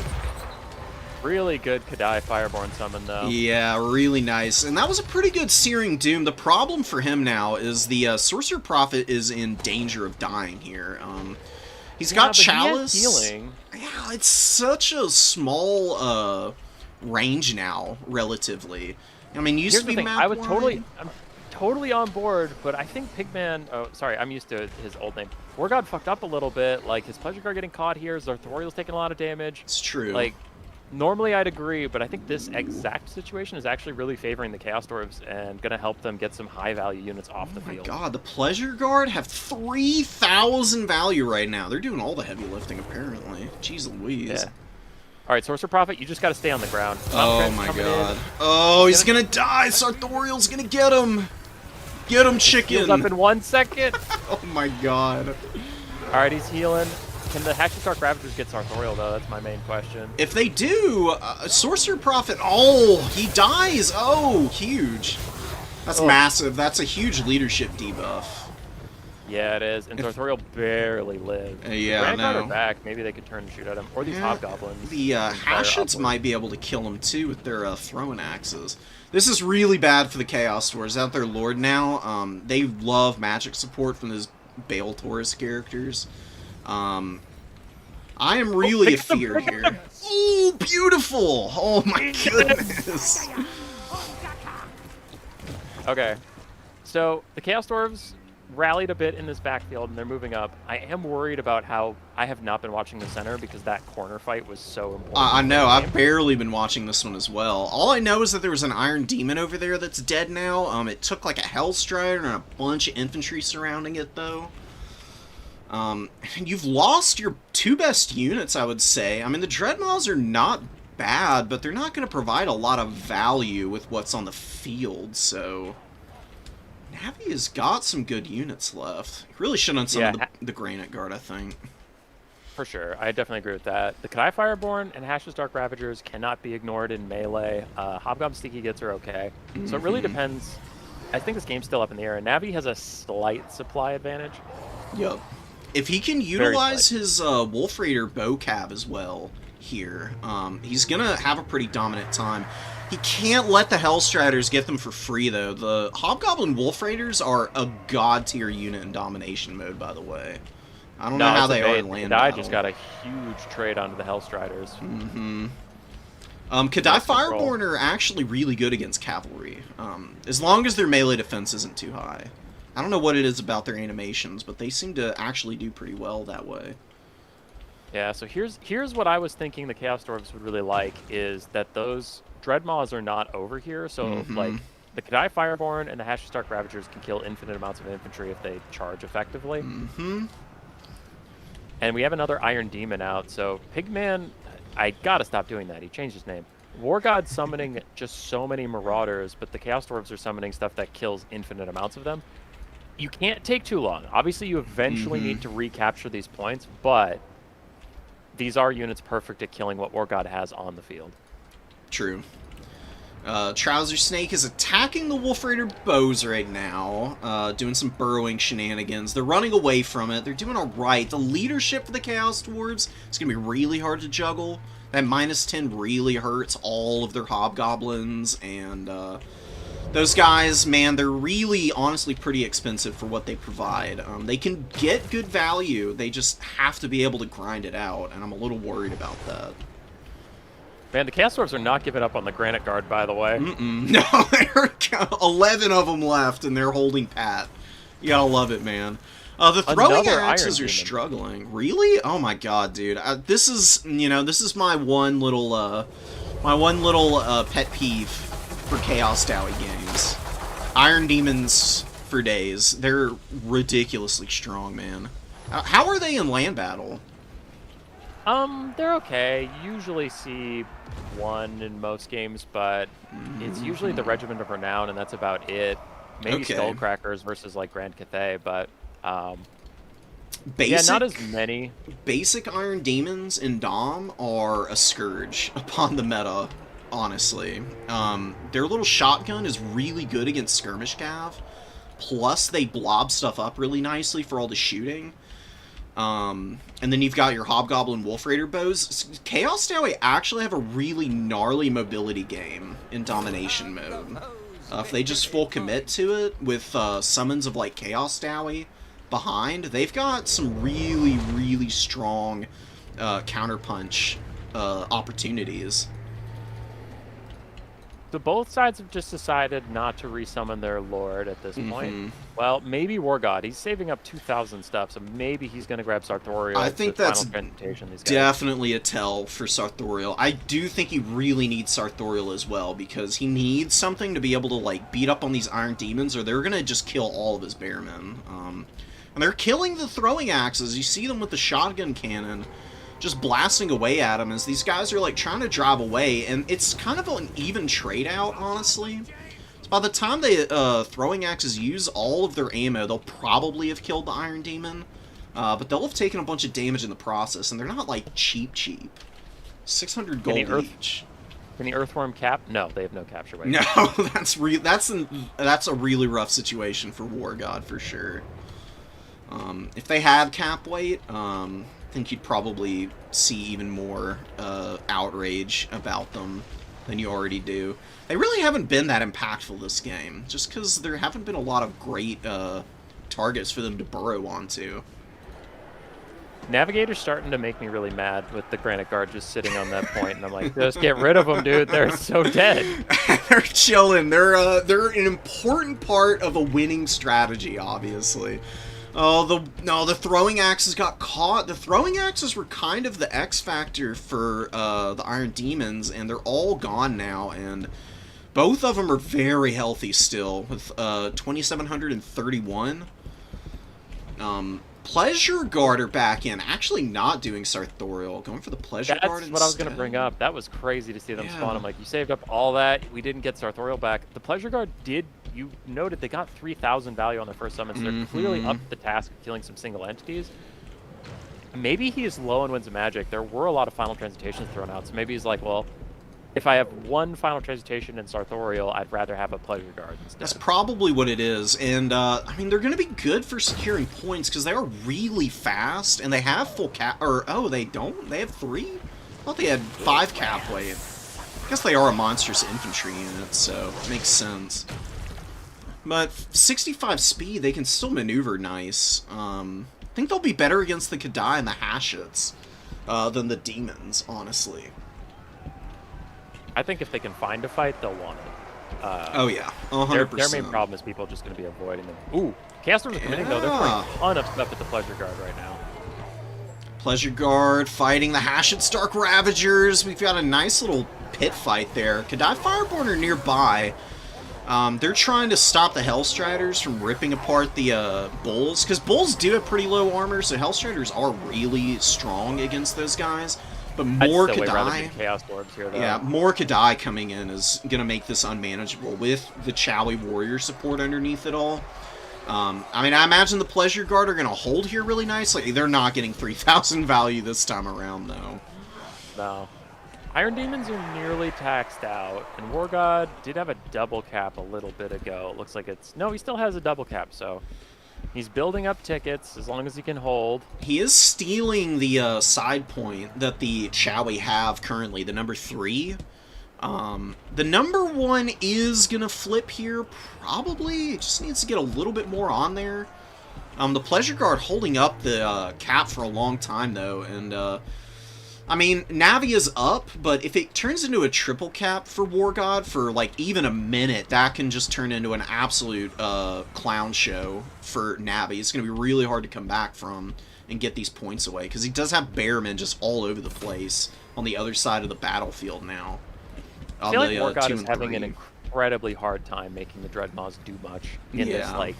I think it's mostly due to the Chorf build. There's not a lot of disruption. We can see that the Magma Cannons were desummoned immediately. Yep. And after that, the Chorfs are just summoning all like single entities and melee monstrous infantry, and the Dreadmaws are looking for like range units to disrupt, infantry to disrupt, and there's just none of it. Blazing Beards of Basharak are going to the middle. The blasting charges on these guys will kill this Hellstrider in about a quarter of a second if they hit. Oh my god. Coming in. Oh, beautiful micro. Oh my god. Ooh, wow. Really good dodge there. I know. Huge dodge. Game-winning dodge, potentially.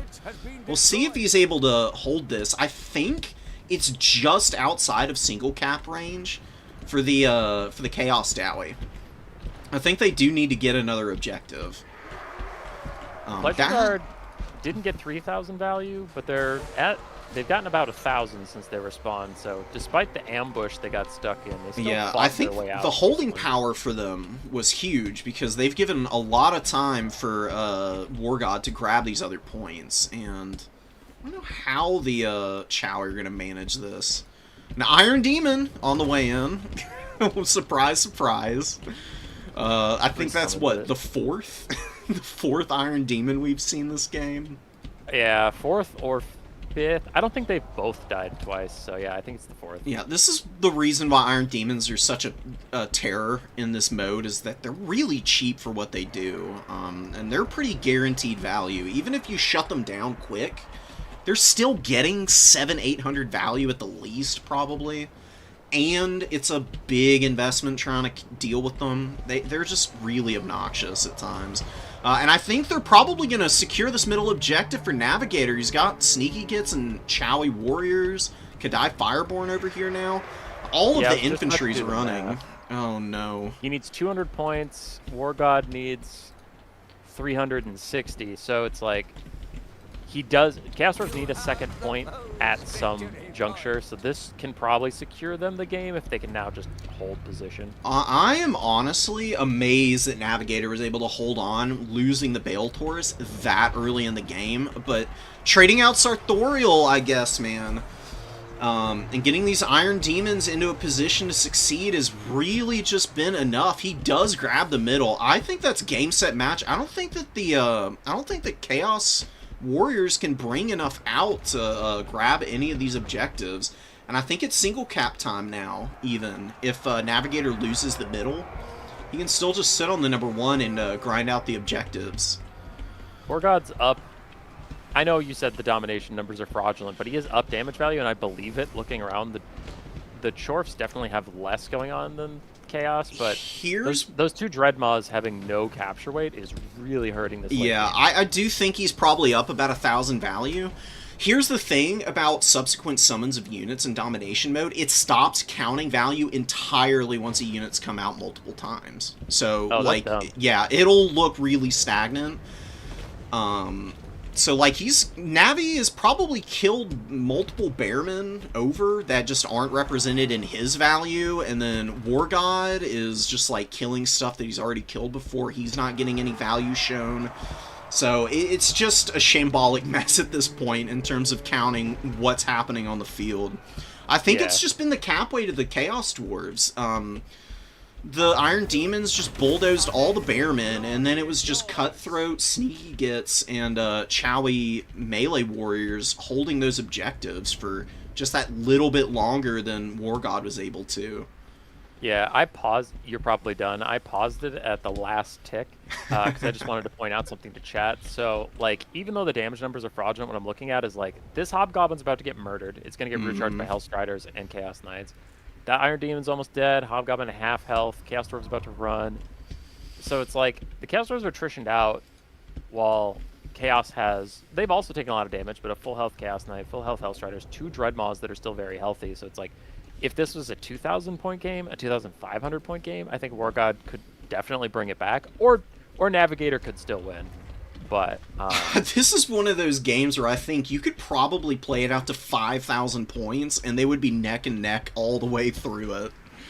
Oh man, domination mode. This is one of the places where I see people give it some righteous criticism that it can get into these kind of situations.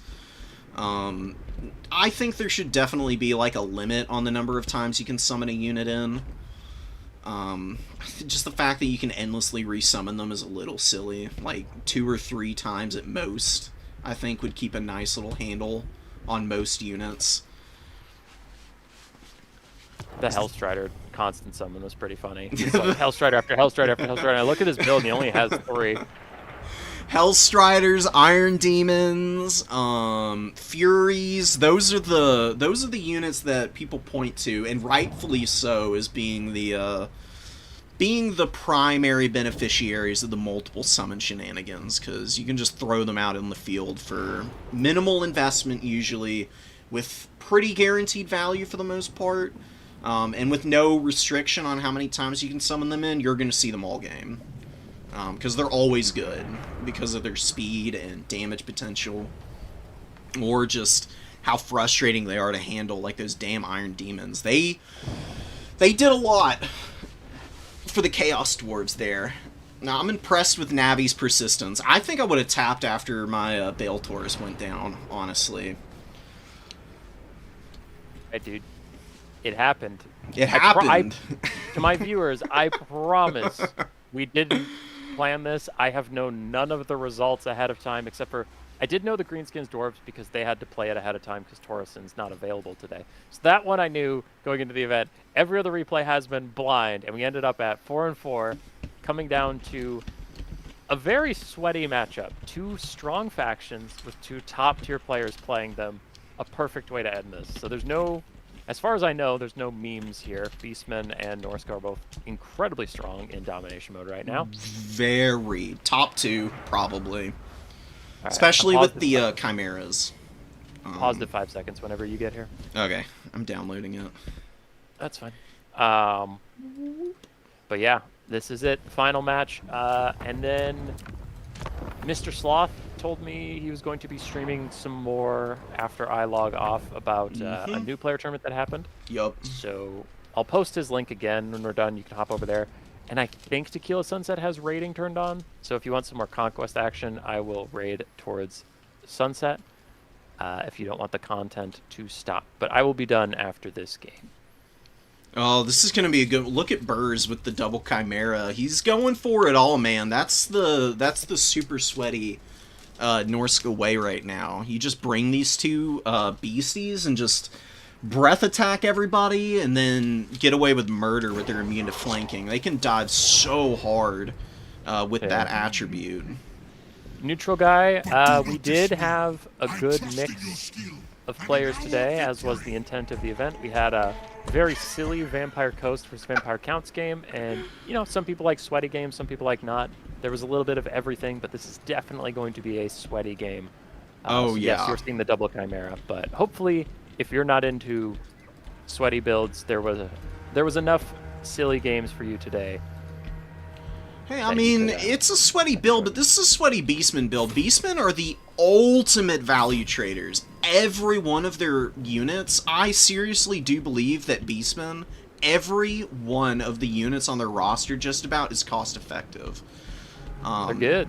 They're so good. And the Vanguard deployment on basically the entire roster, outside of a few units, is crazy. I mean, they will be up on a point in half a second with some Centigores or whatever they need. All right, you ready to hit start? Oh, yeah. 3, 2, 1, go. Sounds good. Le Kartoffel pointing out that looks like Dom won since the last game is between two Dom players. Hey, Berserk's still winning land battle tournaments. Yeah, exactly. Yeah. Yeah, Tim sends his Doom Bull to the back of the map when he sees the double Chimera before he starts even thinking about doing anything else. So Berserk going with a pretty heavy skirmish core at the start, considering the Chimeras are also pseudo-skirmish with their breath attacks. Yeah, you've got really really nice opportunities for picks with the breath attacks. Like, get them on the side of units and they take everything out. It's really hard to counterplay as well because they're pretty small targets, so shooting doesn't have a very good time poking them and staggering them in the air. It's usually how you stop that, but Chimeras kind of get away from it. Dreadmaw summoned in as well. Berserk is trying this game. He's got no chill. Yeah, see, the Dreadnoughts will have something to do here, because there's Ungor Raiders on the field. They're going to be very good at shutting those guys down. Ungor Raiders are stupidly cheap at 425.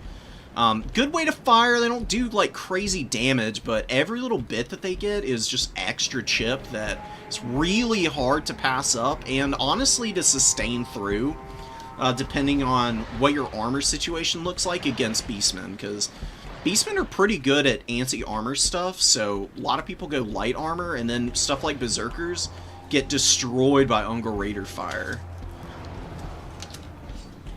This start's looking really rough for Tim here, own goal. If you're just looking at the screen, you don't know who Tim is, but his infantry are starting to take the points, and his Doom Bull's getting active, so this is kind of where the Beastmen start to creep back, because Berserk has pathetically low amounts of infantry. Yeah, he's got a little bit of a build-up in the trees. He's bringing him out to that #1 objective. There's a lot of Goreherd and Slangors, though, and Slangors right now are definitely a very, very powerful, potentially overtuned unit, I would say. The jury for me is still out on them a little bit, but I would definitely put them in the category with most of the other Gores, where when they came out, they were just massively overrepresented, and their power level is fat, really juicy. It is juicy. I do think Nurgle's Pestigores needed to be nerfed. They needed to be nerfed 3 times before they were okay, and now they're still strong, but they're fine. Yeah. I do think they got better. The Korngors and Slangors only took 1 nerf to get reasonable, assuming the Slangors get nerfed. but they don't need that much of a nerf to be reasonable. So No. I definitely think CA is getting a little better about their gore balancing. I agree. I think CA's biggest thing is they underestimate immune to psychology, and I think they just have a tendency to underestimate speed for how powerful it is. That's why Beastmen are so good. I mentioned it with them just being able to Vanguard summon and all of their infantry having 40 speed at minimum. They will swarm you. I mean, it is really hard to play an aggressive game against the Beastmen because of that. Because the Gores will just crowd out space before you can even, like, blink. Oh, the Chimera breath attacks. Oh my god. Berserk is starting to slip up a little bit with his skirmish cab as the battle gets so chaotic and the Beastmen are so fast that if anything's out of position, they just get dove on immediately. Yeah, a lot of skirmish cab taking damage in the center. He's lost a decent number, in fact. There's Still good breath attacks, like you're saying. Ooh, big mistake here from Own Goal, though. He got his Brace Shaman of Shadows, just waltzed into Berserkers and got murdered. Yeah, the Berserkers have some pretty wicked damage potential against infantry characters.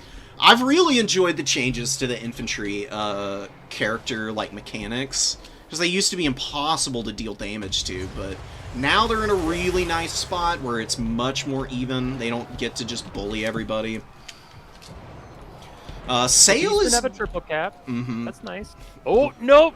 Point 3 is technically Norskin. Oh my god, I just noticed this. Oh no. That's rough. You hate to see it. You can just send the Synagore over to grab that real quick, but I don't know if Tim is seeing that because he is playing a pretty sweaty micro game in the middle and on the number 1 right now. Korok's Manrippers, I love this unit. Absolutely incredible in this matchup. And honestly, in most matchups, they're just so solid as an infantry unit that can honestly perform just as well against other melee infantry as they can against anti-large, like their intended role. Yeah, I do think he's got to stop giving them attack orders because I see them just T-posing on a bunch of Ice Wolves and Berserkers right now, and it's like, these guys just need to swing at whatever's around them. I agree. That can definitely happen in the chaos of domination, but I think there's enough Synagores here to also kind of bail them out a little bit and help against this other Berserker that's getting in on the flank of the Koroks. What is that chain lightning? I have no freaking idea. I think he was trying to hit the Synagores as they were incoming, and he just whiffed it. That's the only thing I can think. Tim not getting this outside objective is going to hurt because the Beastmen are going to lose the middle here. I mean, they've got a little bit there, but not enough to hold it. Tim just still hasn't realized the number 3 isn't his, and it's really harming him for this middle stage of the game where it's just razor close on value. But Beastmen, if they're even with you, you're in trouble because of just how easily the reinforcements get to points. They'll rush you, they'll stuff you back too if you allow them, and I don't know if Berserk is going to be able to bring enough out. I mean, he's got some units hanging around, the Chimeras are nice, but if they run out of... Yeah, I don't know, man.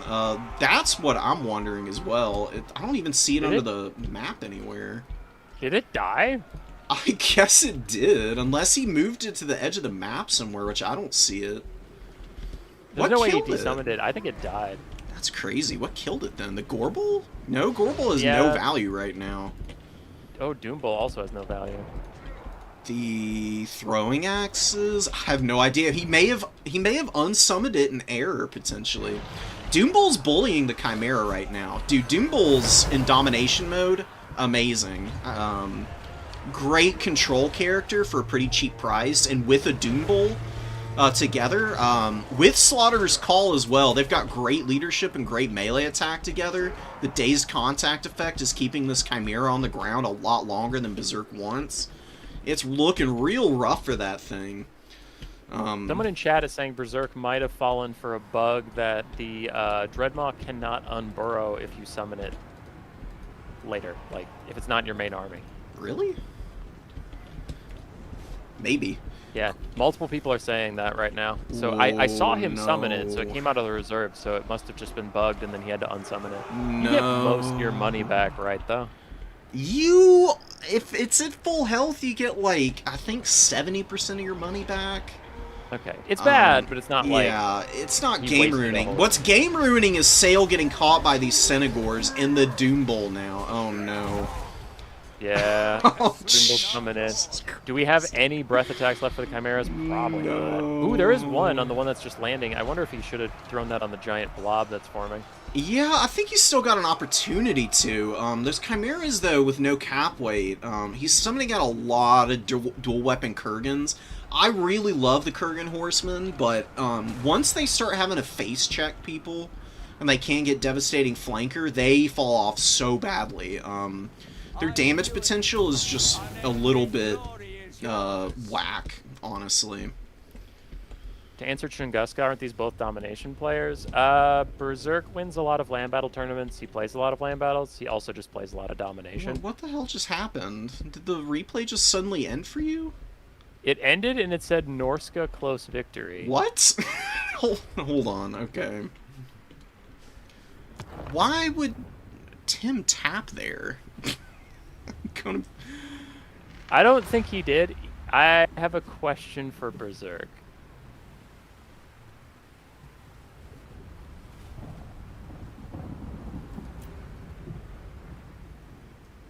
I'm so confused. Are they on the beta? That's exactly what I asked him. Like, wait, are you on the beta? Because there was a Gotta chain be. lightning there that looked really weird to me. I was Yeah, like, that's why? usually what happens when the... Oh, they must be on it. Okay. God damn it. Okay. Well, we just saw the... No wonder it was looking real funky then. Well, it's so cursed. I don't even feel like I spoiled anything because we have no idea what actually happened. Holy... Alright. All right, let's see if I'm gonna start downloading the beta just in case, but I did ask Berserk if they played on the beta. Yeah, I'm gonna do the same. Let's see if I get my disc rating error again. I don't know what's going on Because with if they didn't play on the beta, then we know what happened. So, is it beta hotfix 7.03? Yeah. Okay. Come on, downloads. Do your thing. That was odd. It's the joys of Warhammer 3 in a nutshell. It does some truly baffling business. Because you're right. I honestly thought Tim was favored where he was, and then all of a sudden just ends and says Berserk won. I'm Yeah, like, that's uncharacteristic surrender. Something's weird here.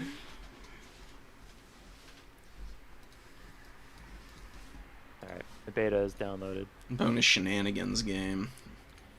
Oh, come on, computer. What are you doing? I don't know if there's a possibility that you can stream your game screen. Yeah, I can. No, never mind. Okay, it started downloading. And I thought I was going to do the weird thing where it wants to verify the whole game file, then download, and then re-download the whole game. Lick Kartoffel says, I gotta say, kill the enemy lord and then tap out seems like a weird play. It's the winning mindset. You guys just don't get it. You know, Tim is on a different level than all of us scrubs down here. You know, we just can't comprehend it. He's saving his build actually for game 5. You know, it's a deliberate misdirection for Berserk. 5 Lamau got him. Yeah. All right, let's see. Yeah, now I don't get the triangle anymore. It's on the beta. All right. Well, I'm coming back in, and we can see what really happened then. Because where we were when the game ended suddenly was still a bit up in the air. Yeah, I mean, that would have been a Beastman win in any other circumstance, I think. I mean, the Chimeras can tear out, but Primal Fury does give ITP, so it can be a little bit hard to run the Beastmen off of points by terror bombing them. Also, Berserk was missing some opportunities to breath attack that I thought he would take advantage of, which looked a little weird to me. All right. I'm in the replay of 5 seconds. I know you're downloading or whatever. I'm jumping into the replay now, so I'll be there in just like 2 seconds. Okay. Now we get the real final. The real final. I'm so curious what's going to be different. Alright, I'm at 5. Sounds good. 3, 2, 1. Let's do it. Yeehaw. Back at it again. A Krispy Kreme. Alright, well, Tim running his Doom Bull to the back of the map. Deja vu. That looks a little familiar. That's crazy. Chimera's rocking up to the point with the Horseman. It is going to be like similar, and then like the compounding differences will just make the end result crazy different. See, that's the thing that I'm so curious about, because I don't know where the replay went off the rails. You know, it could have been early, or it could have been in the middle of the road when we saw that weird chain lightning. Yeah. We got the double cap for Norska. Chimera's moving up. Horsemen and Horse Masters just running around doing their thing with their javelins, taking down some Sennies. Were you involved at all in Warhammer 2 or not really? Not really. I played a little bit of land battles. It just never really clicked with me. Domination mode is a little bit more traditional RTS, which is why I've gravitated towards it so hard. Dude, the Marauder Horseman meta was so old. Like, it wasn't necessarily bad, but it lasted for so long, it was just exhausting. So whenever I see Marauder Horsemen and Horse Masters, I have this little, like, cringe inside of me, like, not again! I mean, the Warriors of Chaos are one of the factions that can still do it. They can just bring so many of them. And the Riders of the Mighty Serpent, with their leadership buff now, have really made it even stronger. Well, those guys are so good. I love taking them on Norska and pairing them with wolves and skin wolves just for the leadership buff. They're cool. I mean, they don't have to just run around in a blob with other horsemen. They can go sit behind fights and give the buffs. So nice Melkoths on the Riders, a good countercharge from the Senties. They do get in, but now they're gonna have to pull away from the Kurgans that are on the way in. We've got. So I'm kind of keeping an eye on this Dreadmaw. Yeah, it's bullying the Ungor Raiders right now. It can't... Oh, it didn't come up. No, it did. It's got 69 value. Wait, how did it get 69 value? I have no idea. Nice, though. Yeah, that's some nice value. And then he's gonna... That's... Okay, I'm not blaming it on a bug. He purposefully summoned it, got 69, and then unsummons it like a fucking champ. Because he's, just an absolute power move, man. Why would you do anything else, huh? Berserkers in some decent fights. Slangors are actually getting smacked up right now because the Horse Masters and the Horsemen are like on their flank, kind of poking into them, with the Berserkers just chewing into them as well. So already the replay is different because this Chain Lightning previously hit nothing, and now it's hitting the Centaurs. So we're officially in new content territory. Beautiful. Ooh, the Chimera Breath attack, finishing that Synagor off. I think also doing some big damage to the Kurgan Horseman, though. Yeah, Synagor throwing axe, going for the Kurgan Horseman. Gonna get the kill on them, too, because they're just so low. I don't think they're gonna be able to hold in there. Koroks are running around, and their Berserk is unsummoning the Dreadmaw now. Yeah, it couldn't unburrow, but it did officially get 161 value. Wow. So it somehow kept doing things. I don't understand what the hell is happening there. Kartoffel saying the explosion when an unburrow still happens, it just doesn't show up. That's like, so weird. That is so bizarre. Okay. Right. Let's see. Oh, let's see this time if Tim actually captures the point 3, or if that was real. Holy shit! It's really moving off of it. He really did move off of it. Oh my god. Riders of the Mighty Serpent are fighting the Synagor throwing axes on the point. There's a lot of support there. Oh, Tim is trying to move through the Riders, so that's why his Synagors are taking so much damage. And that breath attack just destroyed the Gore Herd and the Ungor Spear Herd there. Yeah, it was pretty glorious. Yeah, Berserk has a much better value lead this time. Looks a lot more familiar to what I'm used to seeing from him. And a really good charge breaking the Gore Herd leadership with the Chimera and the Skinwolves there. Slangor's coming to the high ground. You've got Ungor Spear Herd here. decent unit, of course. Korok's Manrippers are holding up a massive wave of Berserkers. That is a lot of Berserkers in one spot. I know. This is where the Beastmen not having like a good AoE punish spell really hurts them. Because Traderkin would be okay, but it wouldn't really do a ton of damage to the infantry. You don't really see like Viletide too often, and Pit of Shades is not here for the Bray Shaman of Shadows. Oh, hey, and then in the non-bugged replay, the Bray Shaman didn't stand in Berserkers and die. Not yet, at least. We'll see if he does. Sail is giving the Doombull some problems. He's just running around in the trees. Doombull's trying to chase him down, but not able to close the gap. Korok's Manrippers have some decent value, and they are there with a Gore Herd to hold the number 1. And he does have the double cap, but yeah, the decap from this Horsemaster that's sitting on the number 3 is actually kind of smart, just to get rid of the progress so Tim can't swing by it real quick and grab that. Ice Wolves are on, some Ungor Raiders in the back line, and here is the kicker. Oh, lightning on the Koroks, they're getting wrecked. No. Big ouch, dude. Yeah, Berserk's up still a pretty good value lead. Again, it's locked up in the Chimeras, so it doesn't look as impressive on the battlefield, but those are very expensive monsters. Well, he's getting a really nice little pick on the middle objective here. He just broke a ton of Ungor Spears here.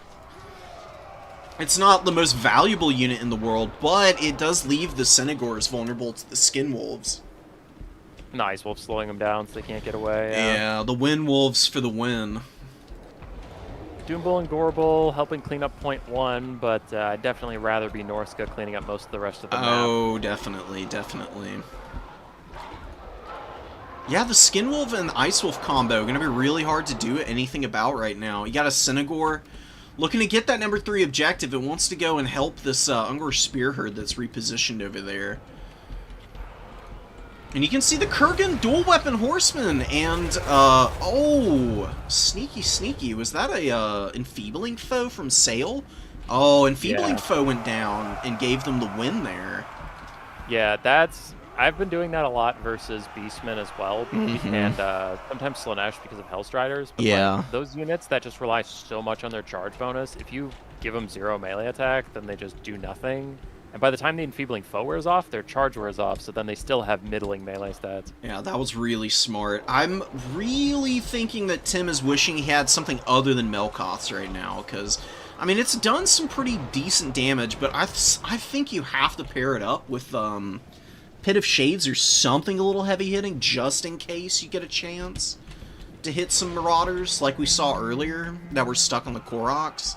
That could have been a huge tipping point. Spear Herd are scrapping, and we've got the Senegors trying to hold up all of these Wind Wolves with the Berserker support. Ungor Spear Herd something's coming going in. right for Tim. His Gorebull and Doombull are absolutely bodying this Chimera right now, but you can see it's kind of too little too late. The rest of the battlefield is absolutely cursed for the Beastmen. Yeah, they really don't have anything left now. Oh no. And, you know, Berserk is not going to make any mistakes, either, so there's not really going to be an opportunity to, like, make up for value anywhere.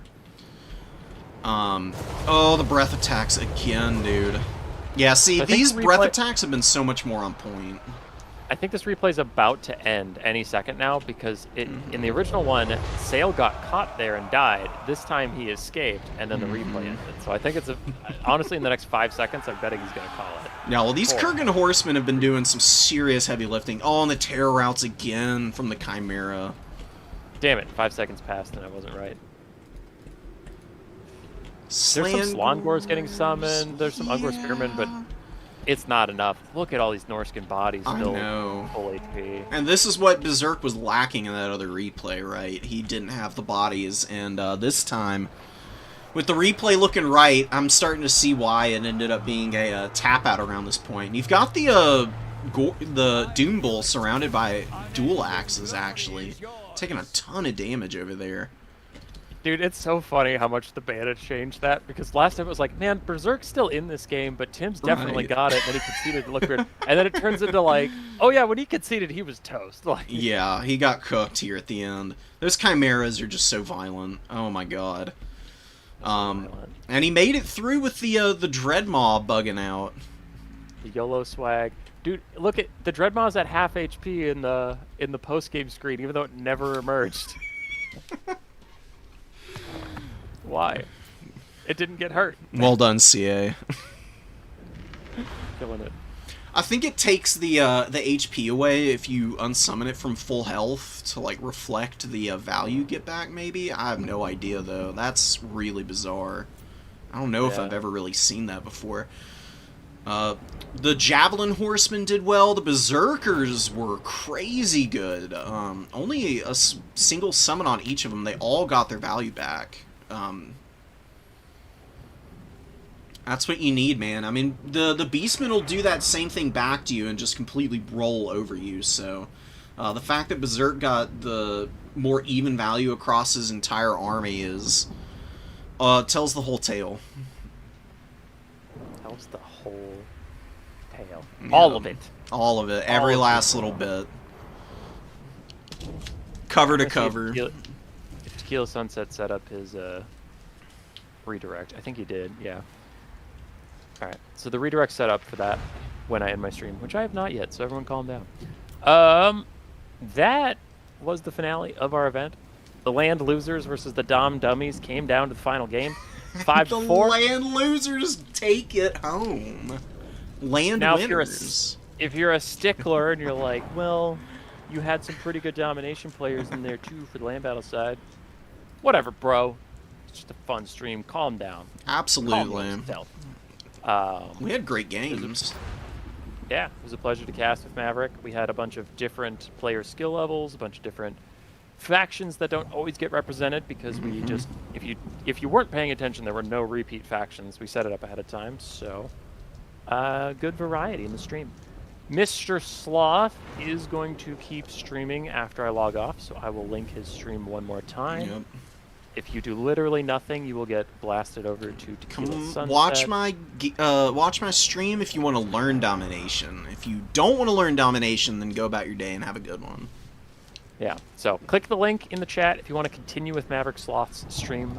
If you want to pop over to an entirely different person, Tequila Sunset, the stream will auto-populate to him and his new player Conquest tournament. Go say hi. Both content creators are great.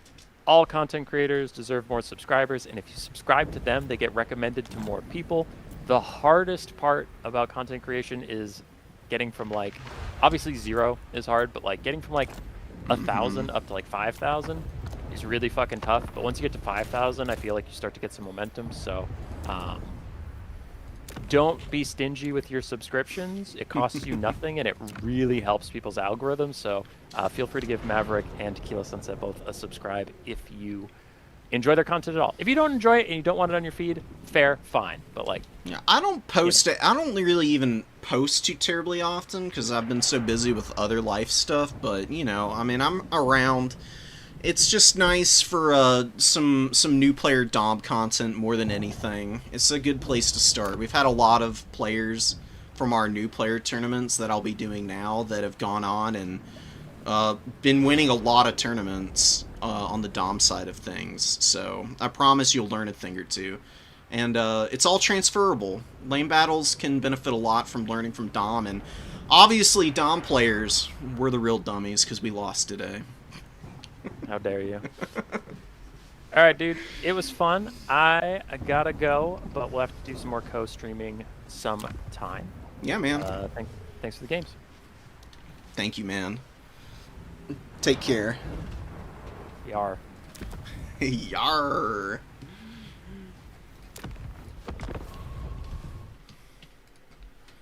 Alright, what's up my stream? I'm sorry for ignoring y'all. I've just been so sucked into the into all the games.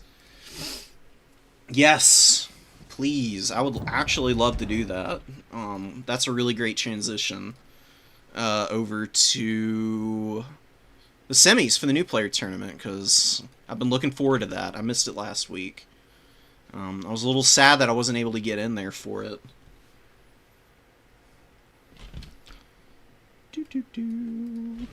Give me a second. I'm gonna pull up the bracket and everything because I'm curious to see where we're at. I don't even know who's in the matches today. Got our challenge link. Ooh, 30 signups. We had a lot of people.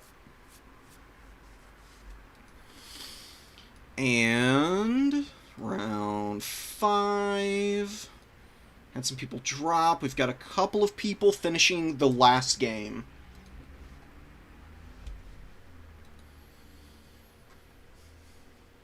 Okay, cool. So I'm gonna go to the bathroom real quick because I haven't even taken a breath hardly after all the co-streaming. Ooh, we've got Otto here. Otto has been absent for a while, so good to see him back here to get some games in. We've got Uzul here as well. Yuven, oh, playing Skaven too. And Kahar on Kislev. So we got a nice little spread of factions there. Okay.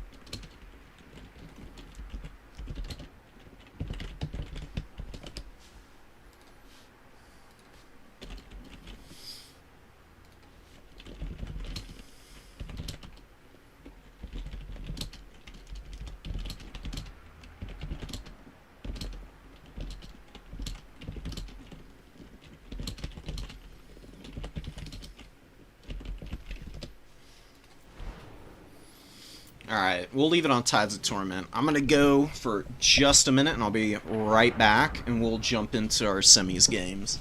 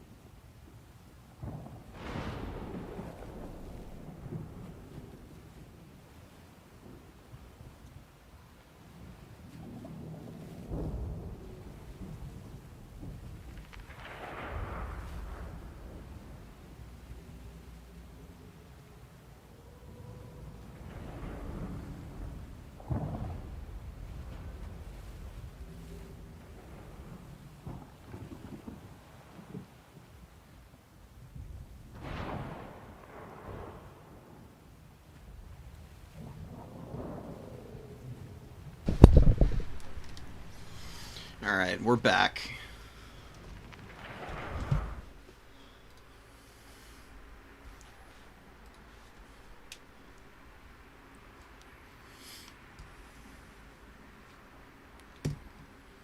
Give me one more second, guys. I'm going to figure out which of these matches we want to watch. I think I'm going to grab Otto. Just go ahead and set up a lobby and get him. Because I haven't seen him play in a while. He is a very, very, very strong player. From what I have seen of him.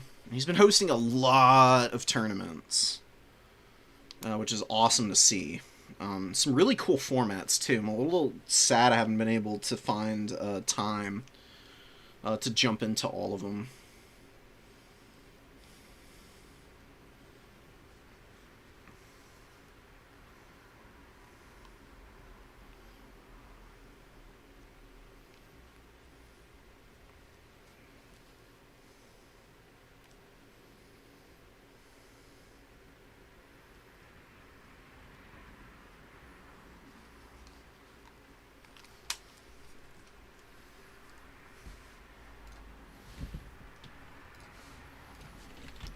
Also need to check what...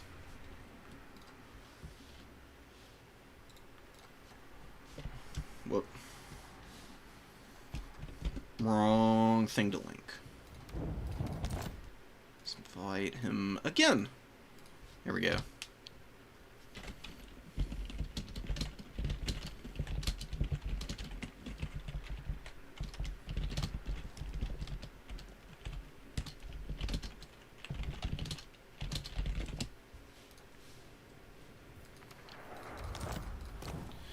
What map are we going to be on? We played on Pit of the Everchosen, me and Human Boy earlier. It was lagging like crazy that game. It was really frustrating. I don't know what is going on. Seems like maybe it's better now, though.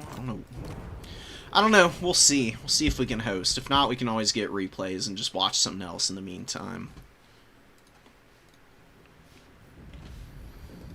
I've been having a little bit of weirdness as of late. I don't know what that could be attributed to, though.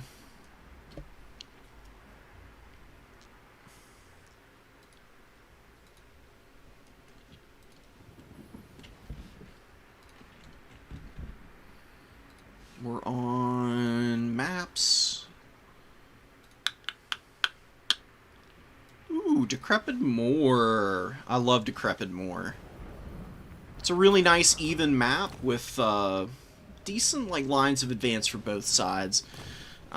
Usually a little favored for factions with good shooting because you've got nice open sight lines for all the objectives, but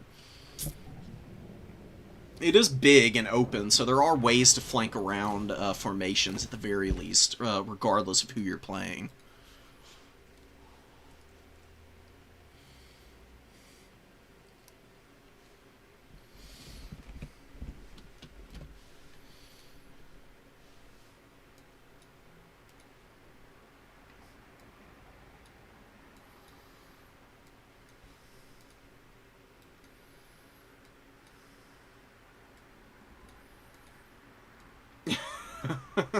LOL. Okay, semis are up. Good. Oh, it's Roderick. Hell yes. I was like, I recognize this this person's PFP. I don't recognize the name, but that makes sense now. Roderick is a really good Kislev player. He's been grinding at it for a little while now to win one of these new player tournaments. He's been on the cusp a couple of times. He's fallen short a handful in the semis, but I think he's going to be able to get over the hump here. He's got the skills to do it. But, you know, Otto has been dominating this tournament from what it seems. He's undefeated. He's on a really strong faction. And I know he's game. So, will Roderick be denied again? Is the question.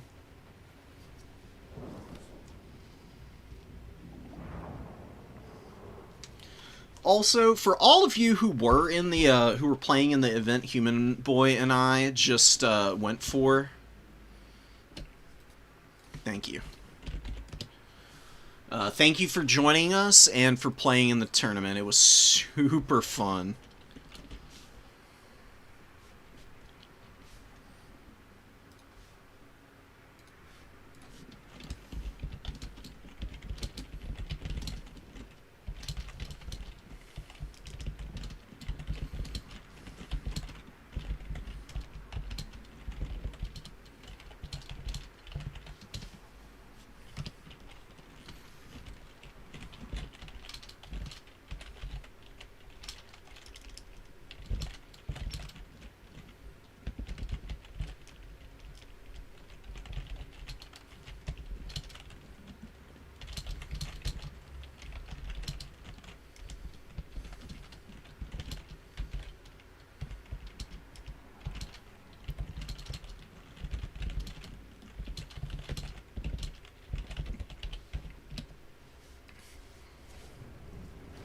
Alright, I'm readied up. Just whenever these guys are, we'll just jump right in. Oh my god, it's Kislev v Kislev. No freaking shot. The mirror match semis? Oh my god. I thought Otto was on Norska, actually. I didn't realize he was on Kislev as well. I don't know why I thought that. I think that's what he's been playing in the past. So this is going to be interesting. Mirror matches can be a little funky at times. But in terms of the factions that do have interesting mirrors, I think Kislev is up there. They've got some really interesting Lord options available to them that don't get taken a ton, that I think actually work really well here. I'm thinking Astankia might actually be really good in the mirror, because her magic and the armor debuffs can be really strong if your opponent goes for a lot of cavalry and winged lancers and whatnot. Plus, her bear launcher is really good against infantry. You can definitely get some rampages as well if you want to. If your opponent goes for some big monsters, being able to keep those things from moving around intelligently is really strong. So, I'm interested. I'm very interested to see how this plays out. You can always go for the Frostworm Lord, though. That's never a bad option. The Frost Witches running around dropping Tempest and Hawks of Miska are always going to be very competitive. And Hailstorm's not bad either. That's the other good one. It's very strong against cavalry. It can do some pretty big damage. Alright, I finally fixed this? Yeah, finally got my headset pad back on. I've been fiddling around with this for like 5 minutes trying to get it all sorted out.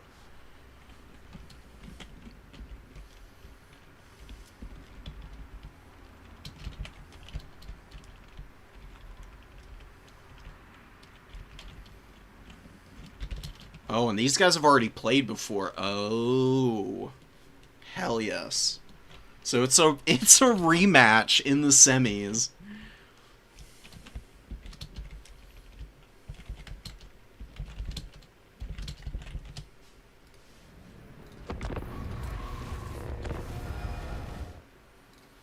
I forgot I turned unit caps off because I was messing around with some shenanigans. I was looking at some of the extended roster stuff.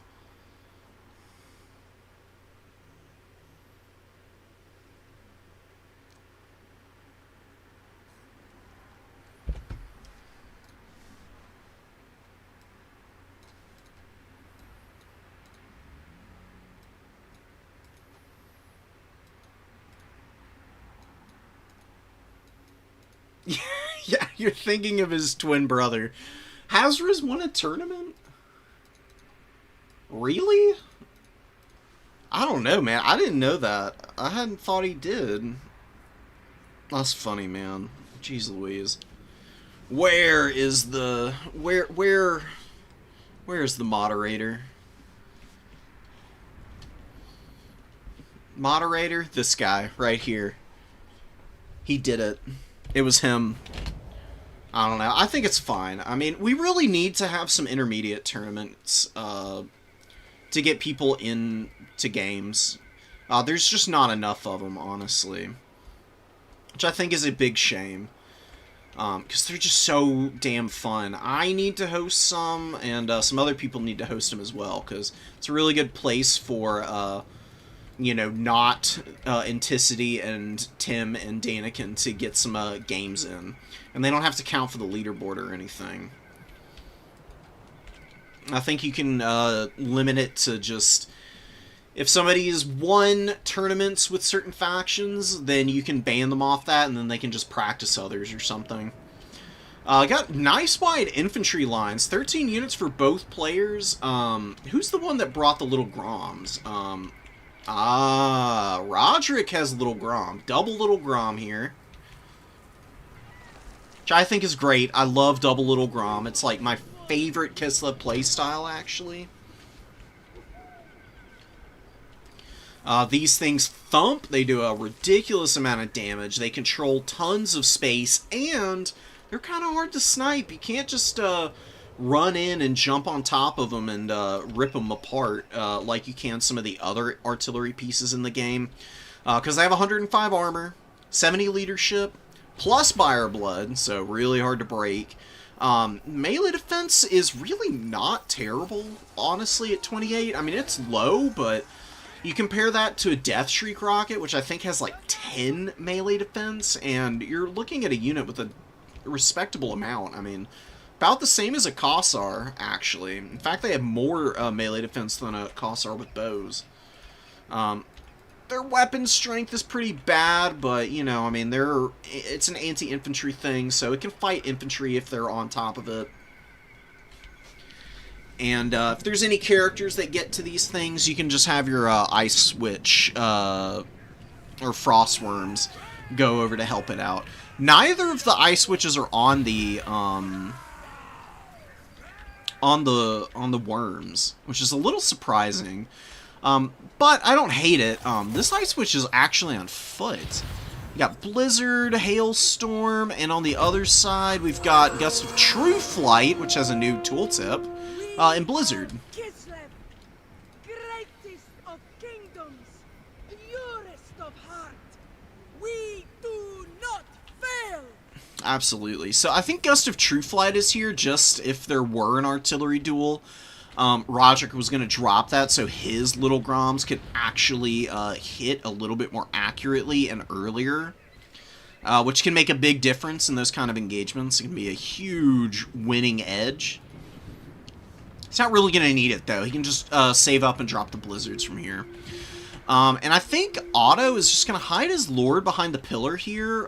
Maybe want to move a unit to defend this forest.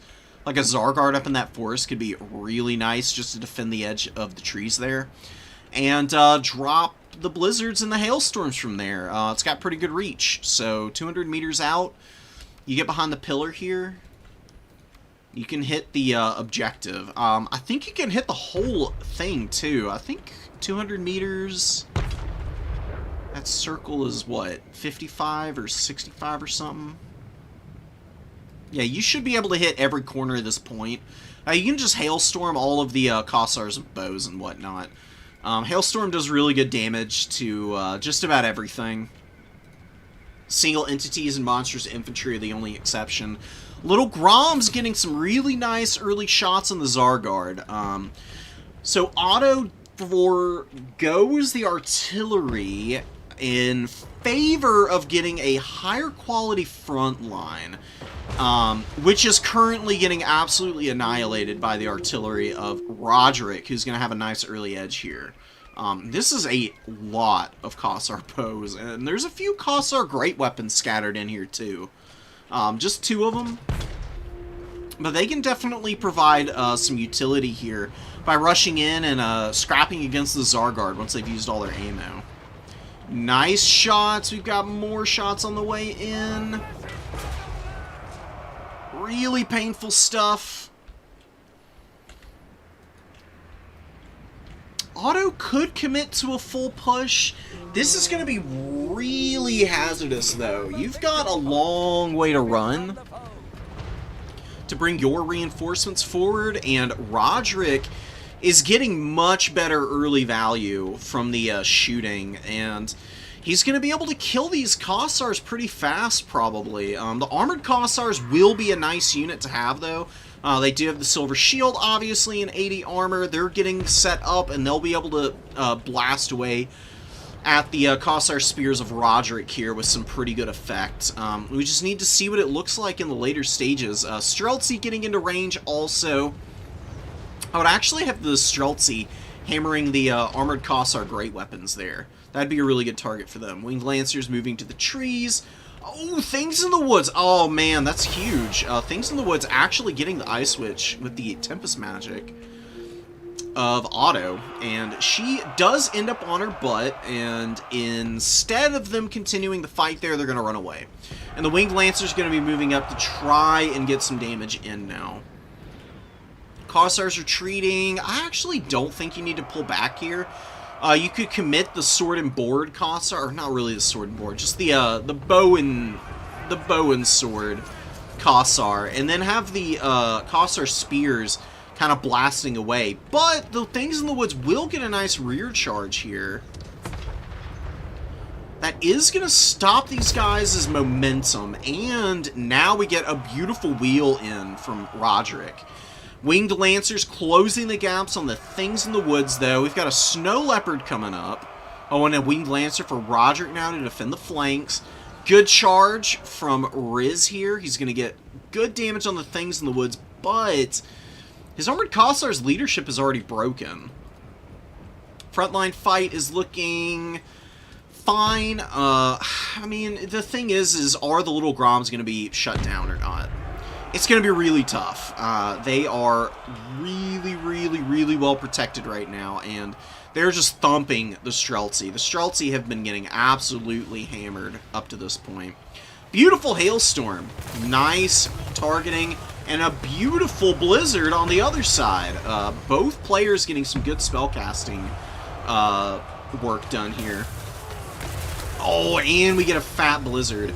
Now, this Blizzard may actually be a little bit out of position. It's getting some good poke on multiple units here, and it's well placed so that it's not doing any friendly damage.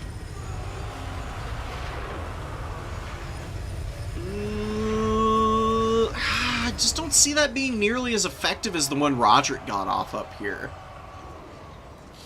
Riz is definitely flipping this fight on the flank here with his magic usage, but it's not going to be enough, I'm afraid. He does break the things in the woods. The Winged Lancers are going to be broken in a moment. The Winged Lancers of Riz should be able to win against these Kossars. Zargard have pushed all the way up into the back line here, and the Kossar Spears of Roderick are going down, and that's going to be another beautiful Hailstorm. Good dodge, though, from Roderick. He's getting out of the worst of this, so the Kossovite Dervish is not dying completely to that. He's got some Armored Kossar great weapons pushing, but Streltsy are actually free to get some volleys off here. Getting some pretty decent effect against the great weapons there. Yeah, poking them down pretty decently. We're not going to see anything too crazy from Riz, I don't think, from here. He's probably going to do the best he can to grab this number 3 and hang on to that for the rest of the game. Rallying things in the woods going to get the Zargard here. Beautiful charge from them. Right down onto the flank of this unit while they're trying to get engaged against some of these other forces of Roderick. And the Little Groms continue to shoot, man. Getting good value. Steady value, in fact. Both of them up to about 700. They've got a little bit less than half their ammo left for each. Yeah, actually have exactly half remaining. Zargard routing here. Bit of a pain. Roderick with a slight value lead. We'll see if Riz is able to start getting some really good magic off that's going to be able to flip this. Winged Lancers coming up for him. Get another Hailstorm, but this one missing the Griffin Legion completely. Unfortunately, those guys push right past all of these beat-up units of Riz. Roderick's going to keep them moving, and the Griffin Legion here could just completely break this line. If they get a really good charge off on the Kossar Spears here, while they're not braced right now, or it's going to be GG, they will 100% kill this Kossar Spear on this charge. You see them just bulldozing over these poor guys.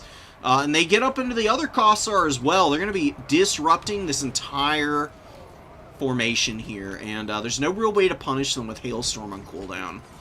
Winged Lancers do get a similarly good charge against the Kossars up here, and they will be able to shut those guys down, and then maybe they can sweep this fight up and then rotate out to go after the Kossar Spears on the other side.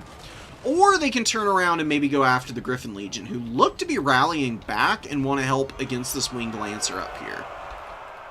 Zargard rallied. Ooh, the Streltsy, very healthy and online, free to shoot at the Griffin Legion now. Good poke here. Griffin Legion are running to the high ground, looking to collapse onto the back of this fight. Oh no, it's going to be a beautiful hailstorm for Riz. Doesn't want to get his own winged lancers caught in that, though. He actually stops perfectly. Might take a little bit of damage here. It's definitely going to do more to the Griffin Legion here, though, I think. Coming down. Oh, and a blizzard from Roderick is going to be trying to get rid of the winged lancers that are on his Griffin Legion. It's going to be pushing away from here. Griffin Legion are just able to sneak out the back into the trees there, but the blizzard is going to be a big whiff. That's really painful. Winged lancers are going to be able to push through this. Blizzard does disrupt infantry, but cavalry don't really mind so much. They just get frostbitten. They don't actually get stunned and locked in place. Despite Roderick having a slight value lead, it's not looking amazing for him. Cossars are fighting here. Griffin Legionnaires swarming down the hill.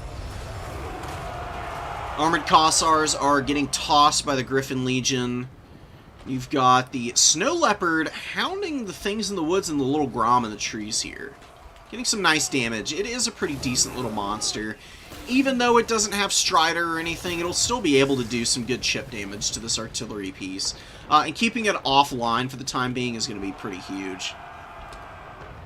So what do we have coming in from Otto? Otto is bringing in some Griffin Legion himself now. He's still got this really healthy Streltsy back here, which is putting a lot of work. Winged Lancers fighting Warriors. Not good for them. Definitely want to get them out. And it looks like the Snow Leopard is going to be going down to the Griffin Legion in the trees here as they surround it. And they're going to be poking it to death. I'm probably going to let them play the rest of these games. I don't know why I'm having these lag problems. Ever since the frickin' servers went offline, it's been like this for me. I don't know what I need to do. Need to figure something out, though. It's been very frustrating. The Winged Lancers are going to be getting off of this fight and going after the little Grom, which they might be able to get onto. Don't know how far that's going to get them, but they'll be able to chip away at them a little bit. Beautiful little Grom shot, though, taking out multiple Winged Lancers as they're on the way through. Ooh, that shot just missing the Griffin Legion there. Winged Lancers have Buyer Blood for another 15 seconds, and they are going to be able to shut down the little Grom for the time being. We've got the Griffin Legion looking to get a flank off on the Cossars with spears here. Really nice work done by them as they get into this fight. I think they might have piled in a little much on the front side of this, so the charge home isn't quite as impactful as you really would hope for. They'll be able to clean them up pretty quickly regardless. On the other side here, with the flank, the Griffin Legion get tangled up in Cossar spears, and the Streltsy fires coming in and getting some pretty good work done. 1,000 value Streltsy is nice to see. Streltsy are one of those units where if your opponent hard focuses them, they don't usually get their value back, but if they get to shoot for an extended period of time, very high impact unit that can get you a lot of value. Hailstorm coming in just to help against the Kossovite Dervishes. Oh my god, and that little Grom shot killed like 13 Griffin Legion with one shot. Oh no. Big ouch. They are in trouble now. They cannot afford to get hit by that again. Otto is still holding on to the points, but it's getting hazardous. You can see Dervishes and Kislevite Warriors coming from the other side, going to be screaming through to try and grab that point. Got the Kossars waddling out. Griffin Legion continuing the struggle here, doing what they can. Not quite managing it, though. Looking a little bit too much for them over here with the Kislevite Warriors on the way through. The Kossars doing their thing. Spears over here also doing pretty well, and the Kislevite Warriors grinding away.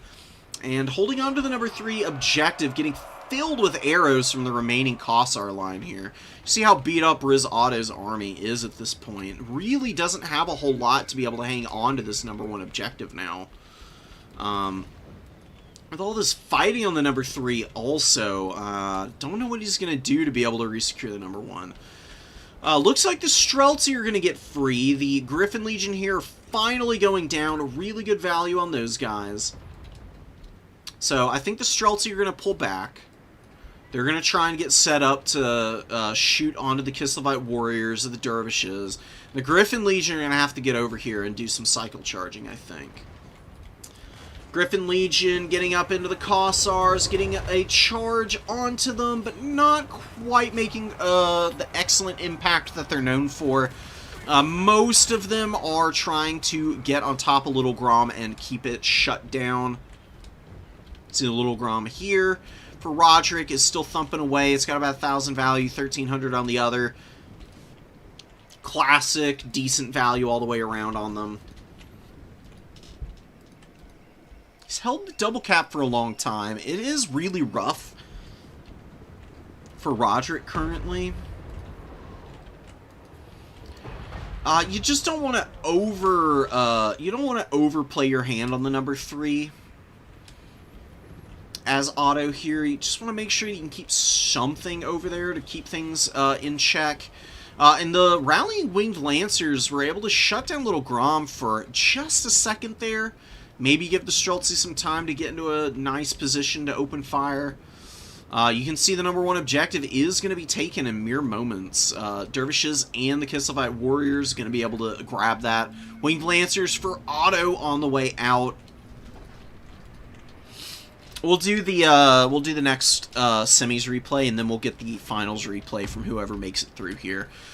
I think it could be Roderick. He's getting the double cap here, and Otto's going to have to find a way to break a couple of annoying units here on the number 1 to grab that back.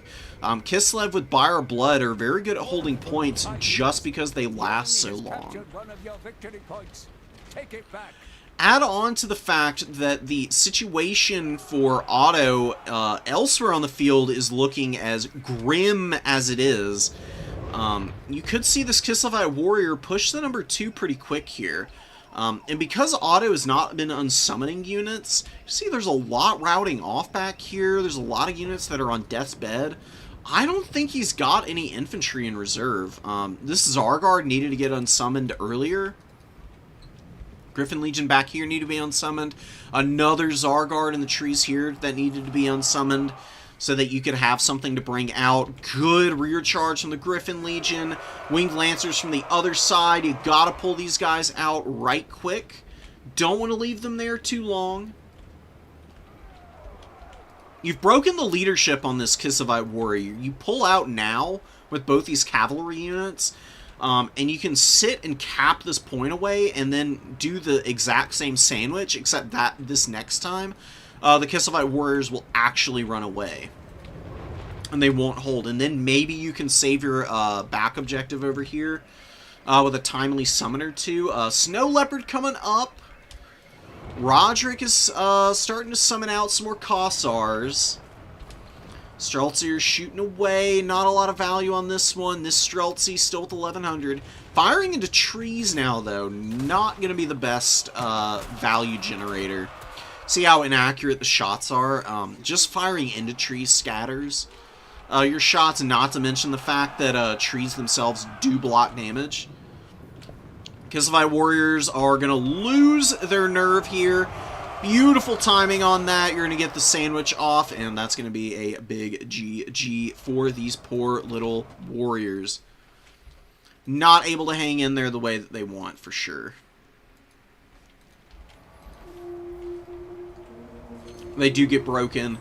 And we should see a nice little move of all of these cavalry to go out towards the number 2 objective, where Otto's trying to rally up the troops and find some kind of way to hold on to the objectives for this late stage. Griffin Legion rallied in the woods and are on top of the Little Grom for Roderick. Roderick can't unsummon this yet. The other Little Grom, maybe you want to think about unsummoning it in a minute. It's beat up. It's got a little bit of ammo, though. We could use it to finish a unit or two. Maybe get it forward to hit this Streltsy that's rallied. Winged Lancers coming down the hill. Oh, they're going to get a really nice charge off against the Streltsy here. Really nice impact. Streltsy just in absolute shambles there. Did lose his home objective, though. That's rough, man. You don't like seeing that, for sure. Things in the Woods coming in for Roderick now. Riz is down in value. The Streltsy do get cleaned up back there. Griffin Legion actually get in on the Kossar unit over here. A really nice charge. Spreading their damage out pretty decently between the Grom and the Kossars here. And might be able to grind out enough to be paying for themselves. These Winged Lancers are moving to one flank, and the Winged Lancers, or the Griffin Legion to one flank. The Winged Lancers to the other. Going to be looking for that same sandwich and pin. Kossars, with their bows, going to be focusing the Kislev Warriors. The Ice Witch wants to move over to the number 2 objective now. God, please, Internet, why are you like this?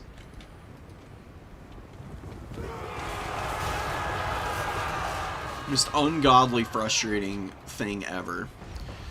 Dervishes getting plowed by the Winged Lancers. Oh my god, and he's got enough magic for a Blizzard here.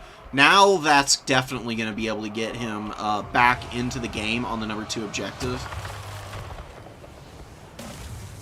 The damage will not be stupendous. Oh, a Revenge Blizzard. Incoming! Oh, the Griffin Legion need to get out of here right now. They're going to have an easier time escaping than the Kislev Warriors, at least. They will be slowed. They should just get out and go after the Winged Lancer that's on the field for Roderick, going to the number 1 now.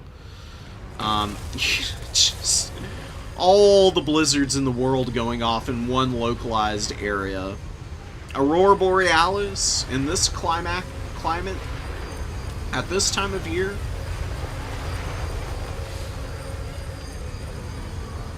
Brutal, dude. Bye-bye, Warriors. And the Warriors get double whammied because they're also stuck in their own Ice Witch's Blizzard now. You can see them still dropping models as a result. I mean, Otto's pretty gassed, though, after that. I mean, he's got to get this Kossar up on the point to grab it. You really need your cavalry to go save this other one real quick. The Griffin Legion back in the woods here are able to get up to 1,000 value. This Kossar is going to be able to fight them off, though. You can see them slowly and laggily pounding away at the Griffin Legion here. Getting a nice little chunk of damage. The Things in the Woods are going to be motoring over to the number 1 as well. You got another Winged Lancer coming out. Just hordes and hordes of cavalry for Otto have been the big winners here, I would say. I mean, they've definitely helped keep him in this match. Little Grom, oh, gonna get a huge flank shot off here, I think. It's from downtown. Oh, it's doing its little bug. Sometimes Little Grom will refuse to shoot. Give it a move order and then give it an attack order if it's ever doing that. It can be a little hard to spot in the heat of battle sometimes. It's really frustrating when it occurs. Hurts a lot. So Griffin Legion, Winged Lancer over here. Griffin Legion are just going to charge this Winged Lancer. I think that's honestly the best thing you could do. Oh, but they wheel around. They want to go after the Things in the Woods. So Griffin Legion are going to leave themselves open to the charge here from this Winged Lancer. Riz's other Winged Lancer is going to also be waiting in the wings, and they're going to get, it's going to be like a quadruple sandwich here. Like, you're going to get sandwich from this side, sandwich from this side. These Griffin Legion are going to sandwich on the back. Otto's got another Winged Lancer coming up. Try and get another layer onto all of that.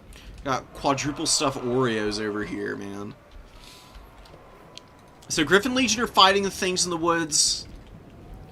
Winged Lancers are still trotting in from the flank, trying to win this fight so that the forces of Roderick can grab their double cap, because they do really need it. If Otto's able to hang on to a double cap for any longer, it's going to be triple cap territory. You can see that Roderick is really pretty tapped as well. I mean, both sides are down to the dregs. Games like this typically favor whoever happens to be holding on to the points. And with Otto having been holding on to it for a decent amount of time now, there's really not much for Roderick to push out and get up onto the home objective of Otto here. We might see just long enough of a hold, depending on how this fight shakes out. The Things in the Woods are doing pretty good. They've held their own, and the Winged Lancers from the other side onto the Griffin Legion has done wonders for this fight. Winged Lancers are going to take the engagement against the Griffin Legion, and we get a big hailstorm potentially here. Oh no, get out of there. Get out of there right now. Yeah, good call. Good retreat. A few of the Winged Lancers are going to get hit, but not that many. Very unfortunate the Griffin Legion weren't able to pin those guys in enough. Still get some decent damage on the Things in the Woods, and Otto's Winged Lancers carry home the charge. Might be able to break those guys real quick. And maybe find a way to help out here. But look at this Winged Lancer melting from double whammy charge here. This is what you got to be careful of. You can't let yourself get surrounded quite like this. But Otto is in a pretty desperate struggle over this point. He's kind of forced into it here. He doesn't have many options. He hasn't been able to get any character snipes. The Snow Leopard. The Snow Leopard does get in here. It's going to be a nice little tool against the Things in the Woods, but you got a Dervish on the way through. Winged Lancers are going to get here, but they're not going to have enough support. Oh, but one last hailstorm could flip this completely. Oh, it's multiple units. Oh my god. Oh, man. Alright, Winged Lancers got hit hard. Griffin Legion did get hammered a bit. Otto's Winged Lancers, though, not looking too hot. He did flip the point. We've got a Kossar Spear moving up. We've got Kossars and Kislev Warriors on the number 3. Otto could actually maybe think about pushing over here. I mean, it's not like a great play, but it's better than nothing right now. I think he's saving up for another Griffin Legion, if I had to guess, with the supplies he's got in the bank. Ice Switch. Yeah, Griffin Legion coming up, of course. Yeah, this number 1 objective is very well secured, and Roderick's got his own Snow Leopard on the field now. Otto's Winged Lancers are just locked in a grind. They're not going to win. There's just too many bodies here. This Griffin Legion is still decently healthy. I mean, they got hammered by that hailstorm, but they survived. And the Things in the Woods will be a nice little tool to have for cracking open the number 2 objective here. It's a long time to hold this back point for Otto. We'll see if he's equal to the task. You can see the Ice Switch being run down by the Griffin Legion and the Dervishes here. They were just gunning for her right now. Really wanting to shut her and shut her out, take her offline. She's actually getting knocked over a little bit here, having a little bit of a hard time standing up. Wants to rally to the number 2. You can see just a few volleys has broken these Kossars here. This Kossar Spear now needs to be a little bit more careful because there are enough Dervishes and cavalry on the field to be able to hammer them if they get caught out of position completely. I'd get this Griffin Legion just to protect their flank here. Engaging that Snow Leopard is not super important right now. You got a Kossar with spears going for the number 2. Try and jump on that. Get a really nice volley from this Kossar Spear head on. And now they're going to wheel around, and the Griffin Legion are going to get hit by a volley before they make it here. And they're charging a unit that is going to be braced. So it is not going to be the best trade in the world for them. Every moment here that this Griffin Legion is fiddling around with this Kossar Spear, which still has a decent amount of HP, is a huge win for Otto, because It's going to be razor close in the tickets, but I think he's still got a chance here. Griffin Legion do kill the Snow Leopard pretty quickly. I thought it was going to be a bit of a waste of time, but ends up not being so. The Winged Lancer is rallied. The Things in the Woods want to intercept them. I think they will be able to. Ooh, just a little too slow. They're just able to skirt the corner of that doggo. The Chaos... I don't even know what to call them. Things in the Woods are a very weird looking unit. They're like a Chaos Warhound-ish looking unit. I believe they are a Chaos entity. Good charge with the Griffin Legion. Uses the 2 Conservite Dervishes to attract the Griffin Legion into the fight, and then as Griffin Legion, who are beat up, get the surround. You do see a decent little punch through from Otto's Griffin Legion. You can see Roderick's are running away, and now Otto is just turning this into a huge morass. This is a big problem for Roderick, actually. He's got a lot of infantry sitting on this back point. But he has to get the number 2. I don't think he's realizing that quickly enough. He's wearing down the Coster Spear in the open field here. But these guys are poking away with their bows. They're doing just enough damage to the Dervishes to maybe allow Otto's Griffin Legion here to just grind the rest of the cavalry out. And you can see he just manages to get his Cossars up on the point. The Snow Leopard rallied, but the rallied Winged Lancer is going to be able to sit there and chip away at them. Griffin Legion charging into the Cossar Spears. You see more spears being brought out. They need to rush the point and just stay there. Oh, and a Frostworm for the very late game. Kislev does have the Unbreakable ability, but they still are affected by terror routes. They can be terror routed just like everybody else can, except for Slaanesh, of course. That's a whole nother can of worms to be talked about. Griffin Legion are holding pat, and they're going to win against this Kossovite Dervish. This is going to be good value for them, too. Griffin Legion are a very affordable unit in 1250.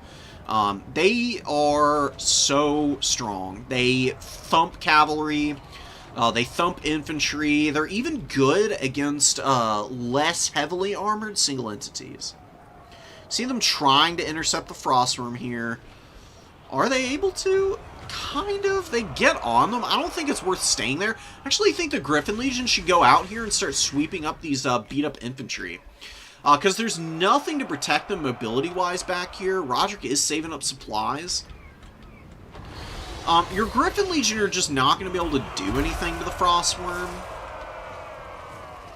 Losing your Lord would be pretty painful. Oh man, I think Otto's going to win this because Roderick kept too many infantry units on the #1 objective here. I know you're a little worried about it, right? Like, you don't want to just cap it and then immediately leave it.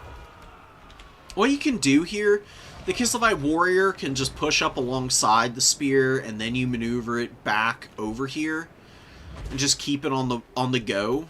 And you can always reinforce this point with just whatever you've got on hand if your opponent goes for that cap. I think Roderick realized a little too late that he needed this this final point, and he was just not able to grab it. And that's going to be a win for Otto, man. I mean, it was a bit of a lag fest, unfortunately. It's probably on my end, if I had to guess. I'm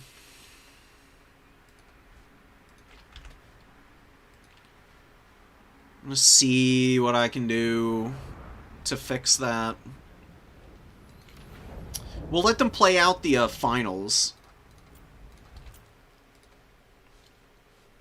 And we'll see about it.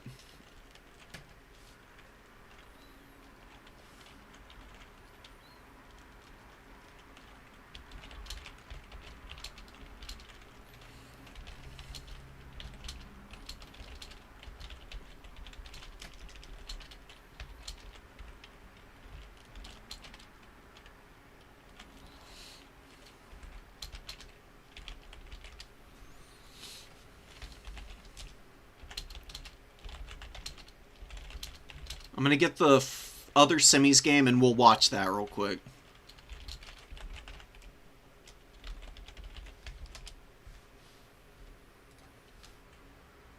Surely they're done. Okay, here we go. Ogres versus Skaven for the semis. Sorry about the shenanigans there, guys. It's a little bit frustrating at times. Yeah, the hosting is always the issue for the tournaments, right? Because, you know, Turin's limited the number of people who can actually host tournaments on Total Tavern. So I know it can be a little bit hard to guarantee that you've got somebody to be able to run them.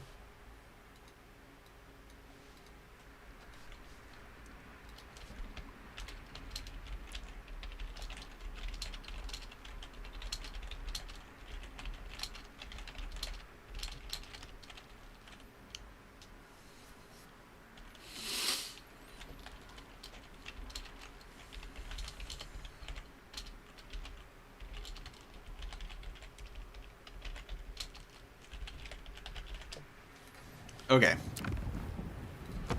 So, yeah. Done with this. I cleared all my replays that I had. I don't really need any of them. We're just going to get in here and we're going to make sure that we've got our brand new download here. Ogres versus Skaven in the semifinals.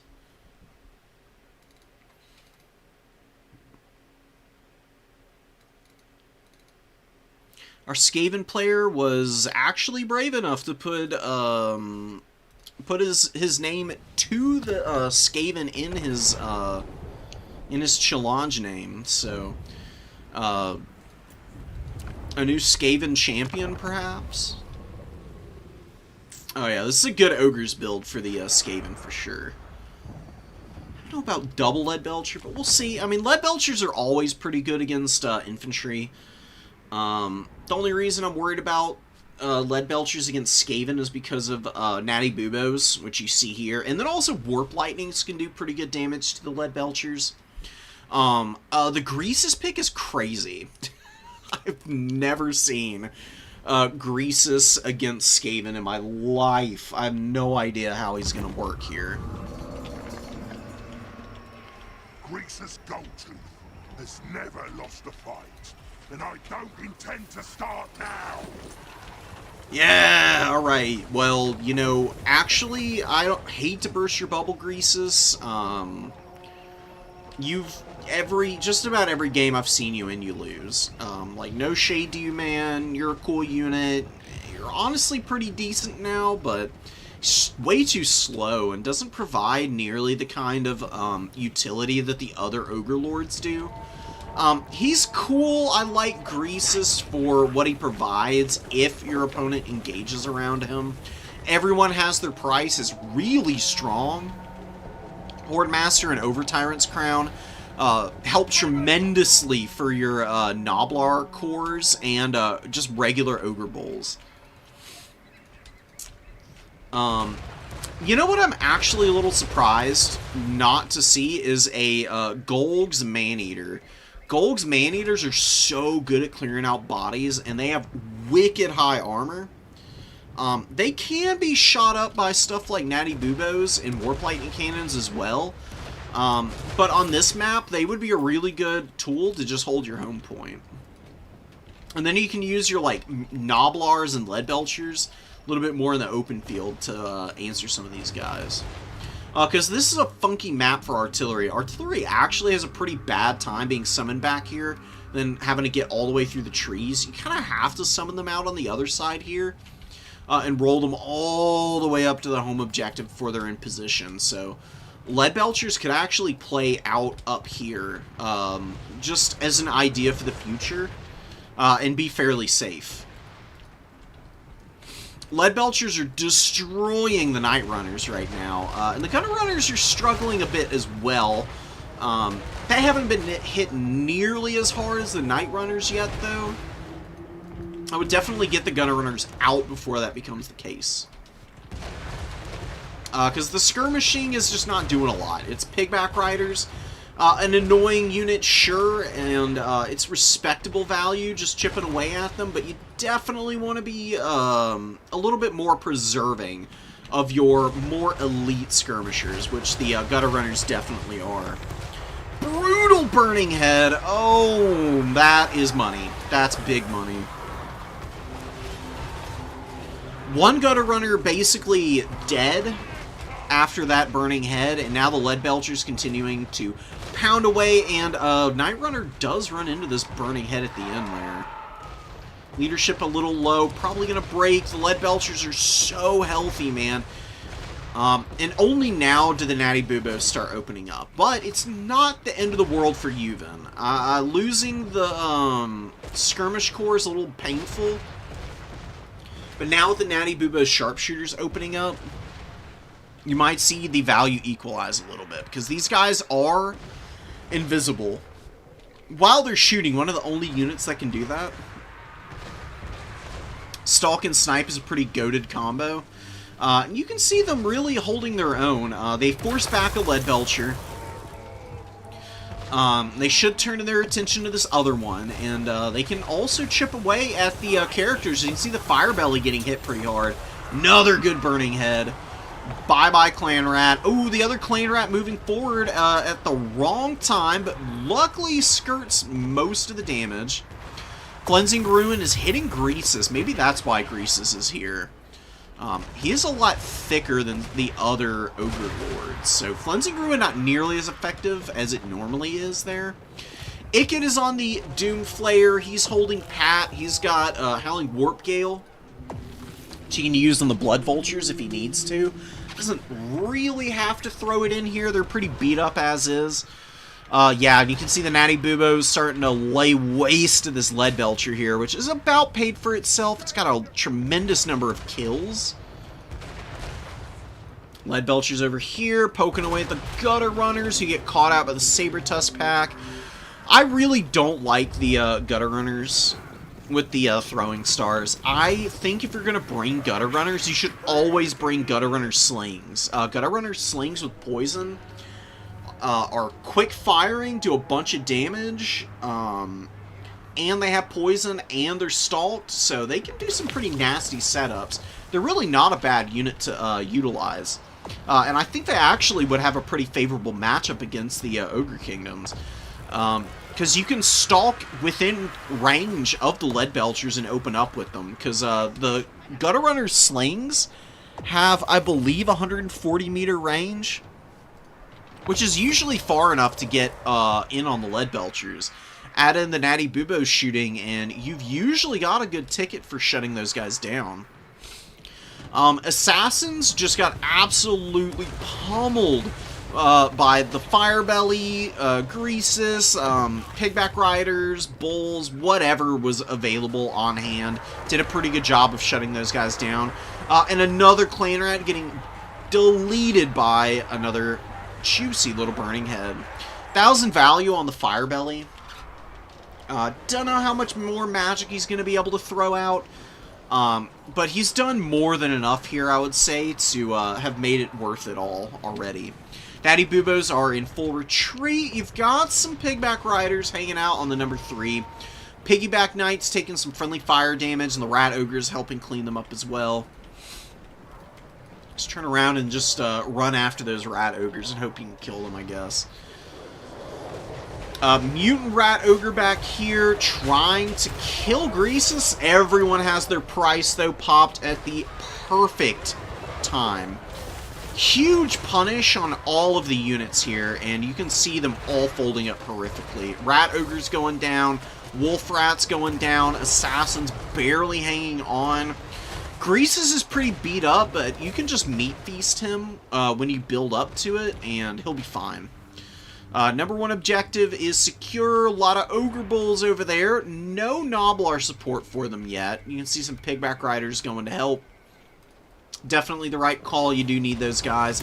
Beautiful Cleansing Ruin. Cleansing Ruin, very, very good under most circumstances.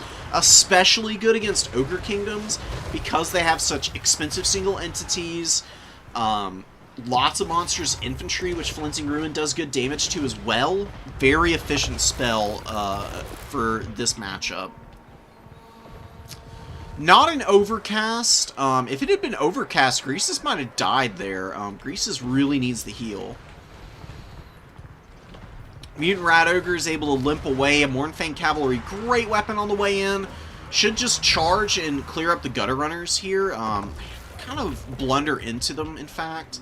I'd pull them back and get the actual charge, because then you'll break them pretty quickly, and it'll be a GG for that.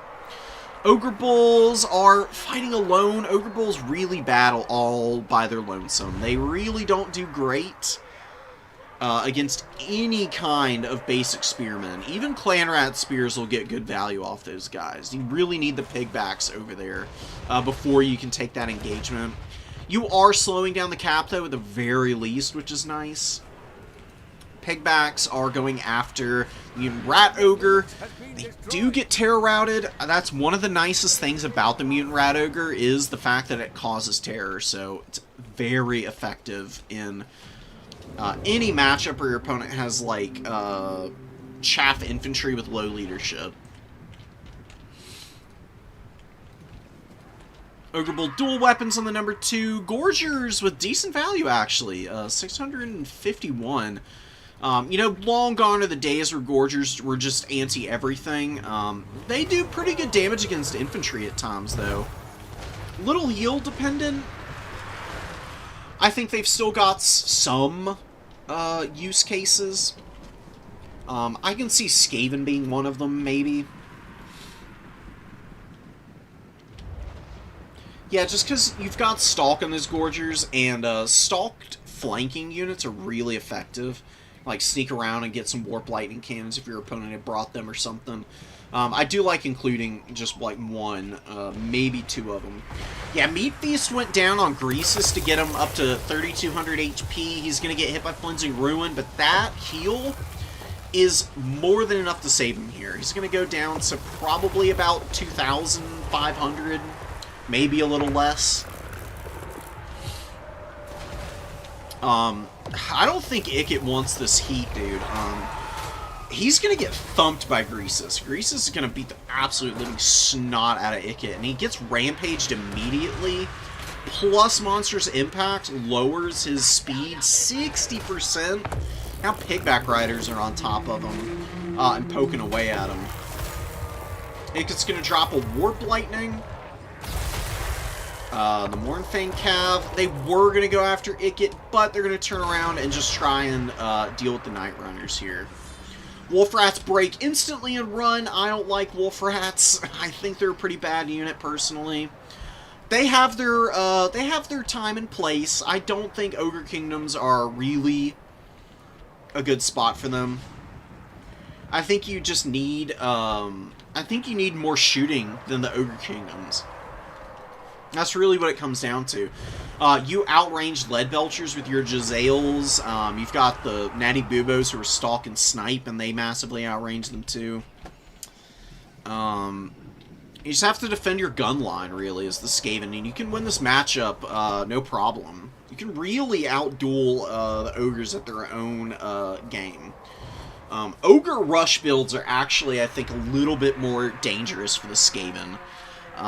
Like Golg's Maneaters with a bunch of Ogre Bull dual weapons and a ton of Gnoblars and Pigback Riders with a Fire Belly to just hit pockets of resistance tends to be the best way to go about killing the Skaven as Ogre Kingdoms. But going for the double Leadbelcher is never terrible, right? I mean, he did a pretty good job of defending it, and they value traded really nicely. Even though they're running here, you can see 1,600 value. And this other Leadbelcher hasn't fired since it's been resummoned, so 1,200 the first time around was more than enough to pay for them. And they'll just be ready for the late game. Going to be really nice to have to thump whatever the Skaven may bring out. Teethbreaker's getting a beautiful volley from the high ground there. Lancing through the Ogre Bull dual weapons, who are definitely going to be going down fairly quickly here. The Gorgers are trying to get in underneath this, but they are revealed. This Gorger could be killed outright here. So you gotta respect gunline factions, because you think you've got the Skaven on the ropes, and they pull out just the right unit at the right time, and they get one good volley off, and suddenly your cap attempt on the number 3 objective is falling apart. Alright, Teethbreaker's getting set up. They're going to debuff the speed on the Gorgers again, and look at that damage. Oh my god, dude. Oh, they just open. They're so fast firing, too, because of the ROR status. They get a huge reload reduction time. I wish it would show it on these frickin' guys. On the RORs, for whatever reason, you can't see the reload reduction time unless you come down to the panel and you know what the base amount for the unit is.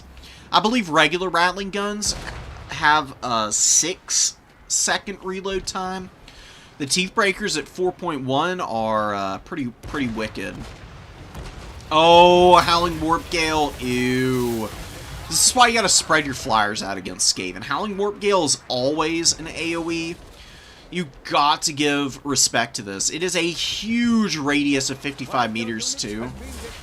You just have to split up really wide if you're going to be going for any kind of dive on a Skaven backline. Or you're going to end up in a situation like that, and you're going to cry. Does not look good. You got the Teethbreakers. They're getting chipped down pretty badly.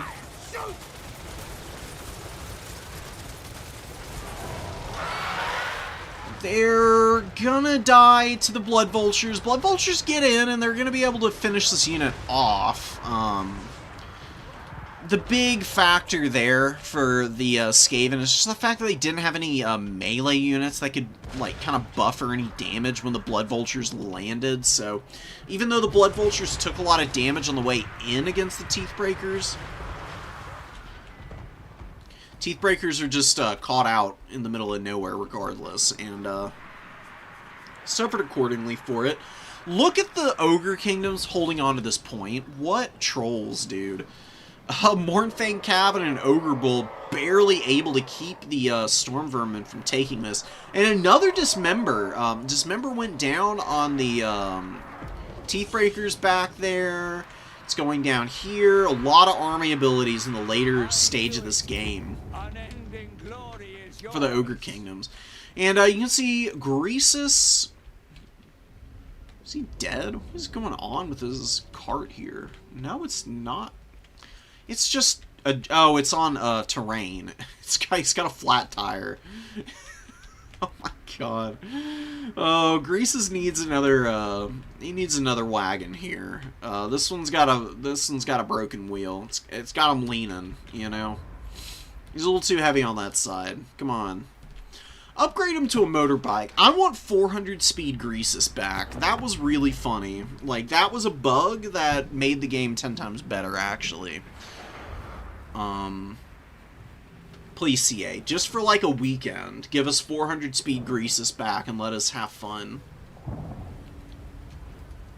I know there's a mod for it. I guess you can just download that if you really want to.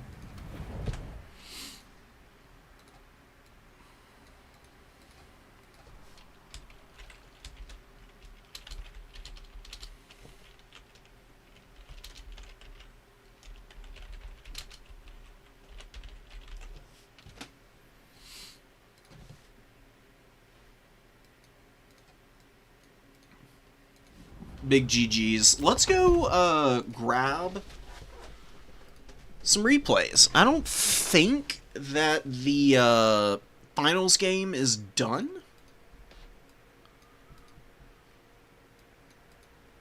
Yeah, finals are still being played, but we got replays from other rounds that are going to be worth watching.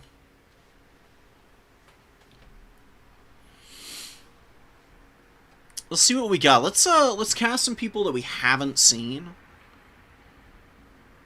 Because I do want to help out the newer people.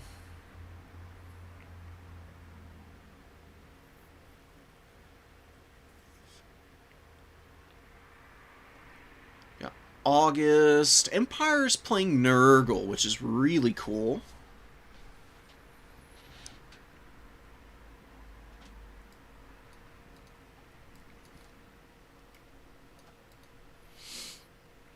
Slaanesh Kislev. How'd the Slaanesh players do? So they didn't make it that far. Oh, that's not Slaanesh. Oh, this one is. Okay. The hell is this? Whatever. Download this one too. We'll go with these 3 matches for the time being.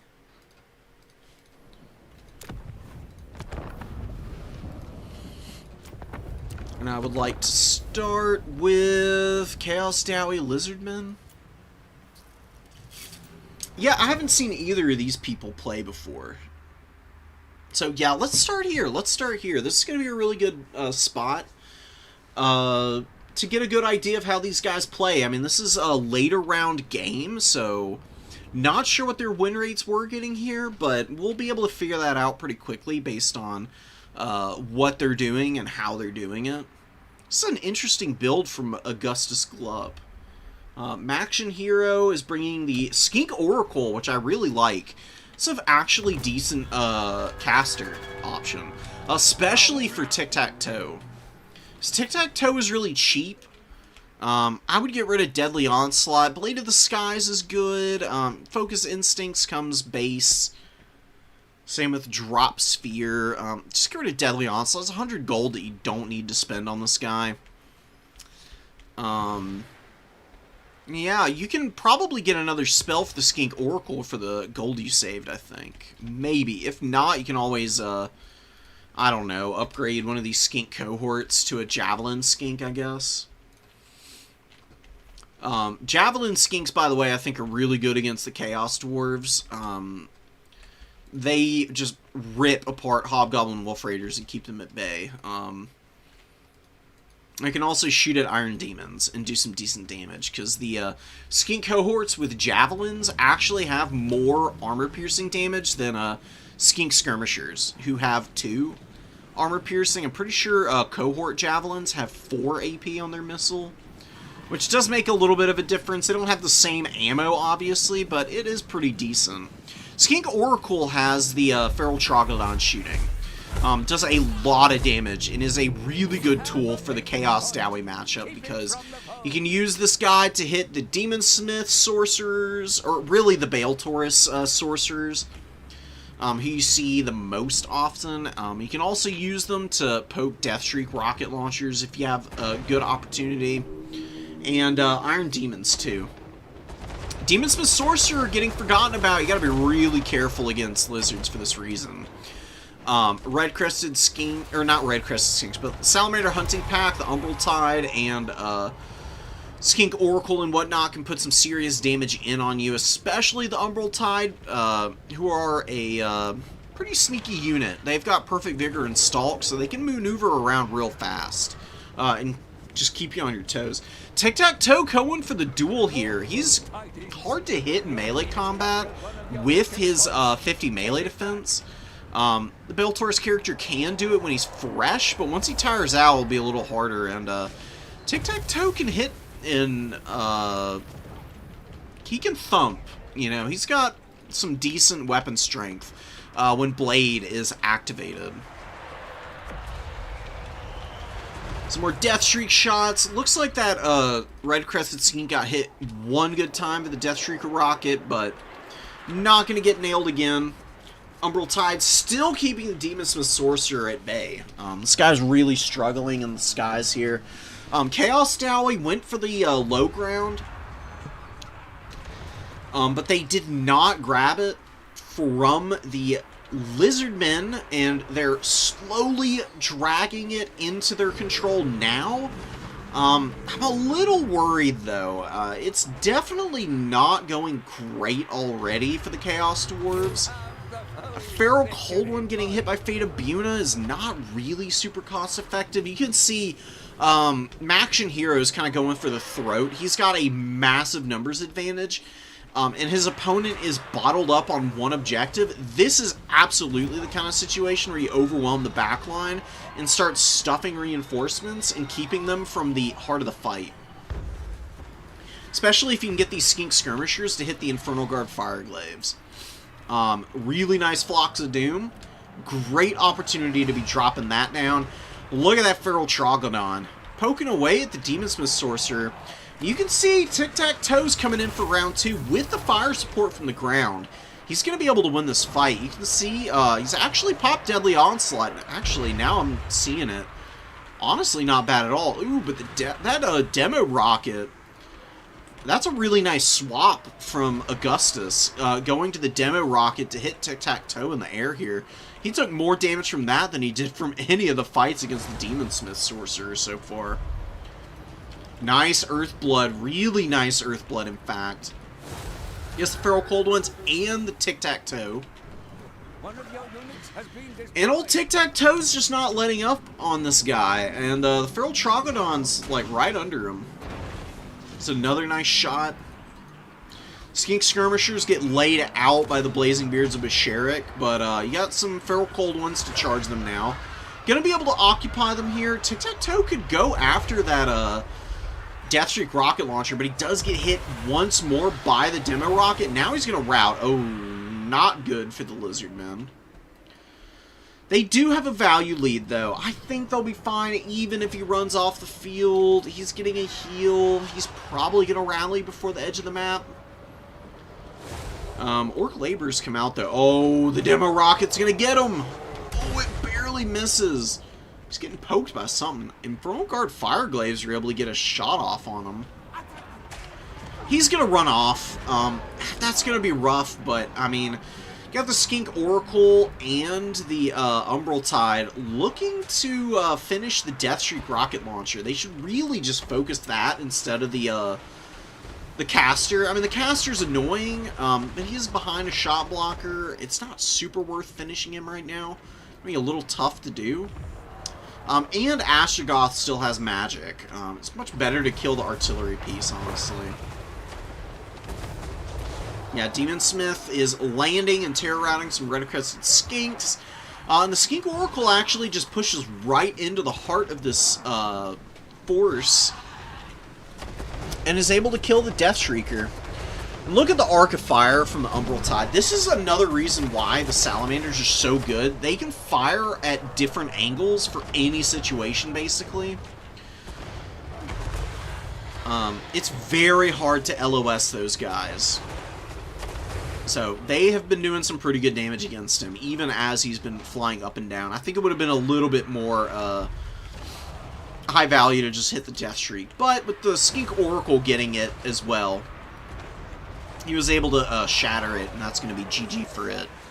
Infernal Guard Fireglaves with 1400 value, doing what they can, still holding the line. Getting knocked around and tossed, not loving their position in life right now. And you got more cap weight coming in. You can see that there's just not much for the Chaos Dwarves to do. They're desperately trying to hold, but they're just getting stuffed back so hard, and it left their number 3 objective so vulnerable. Croxagors and the Bastolodons and whatever cohorts are being left back here have been enough to clean up all of those units. Now Augustus has been able to hold this, but these Flocks of Doom have been devastating, and the Skink Oracle with his shooting has been able to take out the Bale Taurus character. The help of the Umbral Tide, you can see the Deathstreak Rocket is running away here. Where's the Bale Taurus character? I think he ran off the field. I don't think he actually died, but that's fine. Skink Oracle's just going to pull back, and he gets a beautiful shot on the Infernal Guard Fireglaves, and the cleaving damage from the Troglodon shot gets him another, like, 200 value there. And then our Cold One Spear Rider charge is going to shatter the Infernal Guard Fireglaves. Kind of breaking this game open a little bit for the Lizardmen. Tic-Tac-Toe is back in. Maction Hero has a decent amount of supplies. See some more Orc Laborers coming in. The triple cap comes in here. It's basically GG, because by the time the decently sized force for Augustus Glup is able to reconstitute itself, there's going to be like 1,200 objective points for Maction Hero available, and he's just going to lock the points out from there. He'll just play a very slow denial game. Gets in the Warriors, advancing up, doing what they can to get into a position for a late game push. Got some Wolf Raiders and Wolf Raider bows here. Astrogoth can fight a Bastiladon. You know, Bastiladons are anti-infantry, but they really have awful melee attacks, so any decent foot character is going to be just fine against them. They'll probably get hit like 1 or 2 times at most, and yeah, he's going to pop the Black Hammer of Hashut here. Get a huge increase to his weapon strength, plus imbues flammables, so he's thumping right now. You can see how quickly he takes this Feral Bastiladon to town. Grinds out about 300 value. Iron Demon finally coming out. Needed that way earlier. It would have been so good for terror routing the really deep skink pushback here. You can see that the skinks are just all dead and just slaughtered down to a man, pretty much, but they were able to hold for so long, and they were able to continue the pressure because of how quick skinks are in general. If an Iron Demon had been rolling through all of this, would have shut down the pressure a little bit quicker, probably. See the Skink Oracle fighting? Probably up to about 4,000 value. Only, or maybe not. 3,600, though, is pretty damn strong. Wonder if he's got any more magic. Probably out by now. You know, Skink Oracles, they do have a Divining Rod, which gives them a really nice recharge rate. They can use their magic pretty quickly, so I don't think there's any more Earthbloods on the table.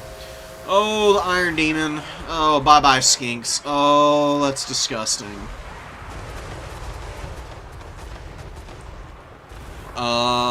Oof. Is really all I can say. But again, you know, I was pretty on point with what I was thinking. You know, you're not really going to see any play for the objectives in time. It's just not enough to work with for the Chaos Dwarves. You know, you can kill Tic-Tac-Toe again, even, and I still don't see the Chaos Dwarves being able to grab all 3 points in time. A lot of skinks are running away, though. Oh, Augustus can do this, maybe. Hobgoblin Wolf Raider needs to just attack that skink skirmisher. And then Glup can just push the Chaos Dowry Warriors over. Iron Demon is playing bumper cars with the Salamanders, actually doing damage to them. It's chewing them up right now. Oh, these things are so silly. Their mass is nuts. They do so much work, man. Hobgoblin Wolf Raiders are going to be going down here pretty quickly. Really nice rally with the Feral Cold Ones and the Skink Oracle to run them off. Now our Skink Oracle has got about 4,000 value. And I think, yeah, there's enough here to stop the advance of this infantry, but you need to, like, actually move over with your units to intercept them.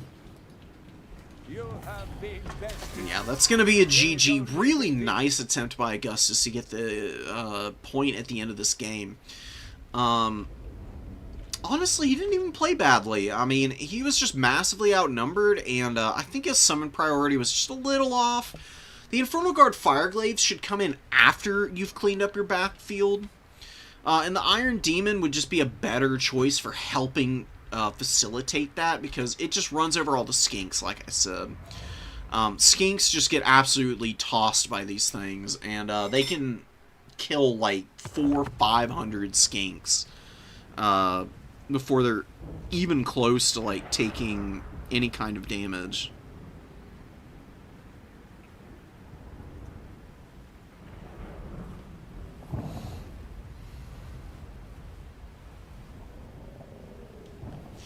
Alright, guys. I'm going to take, how long of a break am I going to take? Like a 10-minute, 5-10-minute break. And then I'll come back for the finals. Just started, really. Keep it up, man. I don't know who you are on either side of that game, but it looked good. I mean, both players did really well, honestly. There weren't any, like, huge mistakes being made. Both players' micro looked really solid. Just keep it up, and you're going to be there to kind of thump against just about anybody once you have all the experience under your belt. Give me a minute, guys.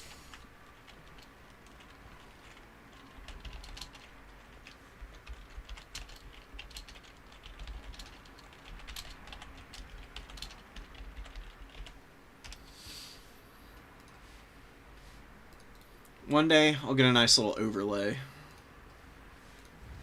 Let you know how long I'm going to be. I'll be back, guys. And we'll get into the finals and do a couple more replays.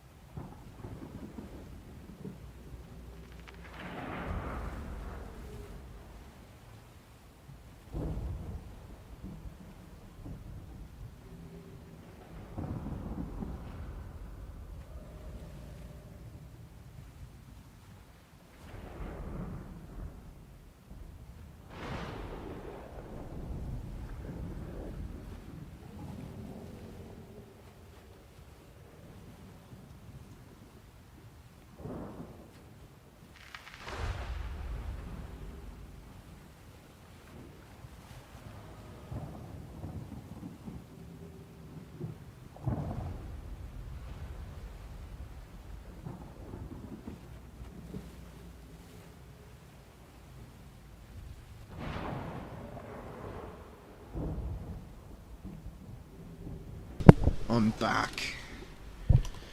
I've returned for our finals match and a couple more replays. So there we go. Okay. Let's get into it, guys. Oh, it's Klug. Okay. Which ones? Oh, I haven't put it in the folder yet.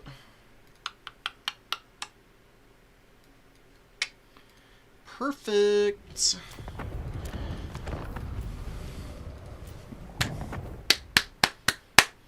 Kislev versus the Ogre Kingdoms. Excuse me. Jeez Louise, where are my manners? Anyways.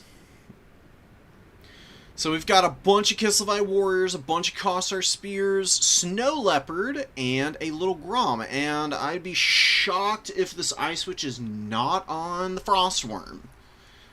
Frostworm with Hawks of Miska is really good against Ogre Kingdoms, and I would even say that Kislev has a favorable matchup against the Ogre Kingdoms because of the power of this combo.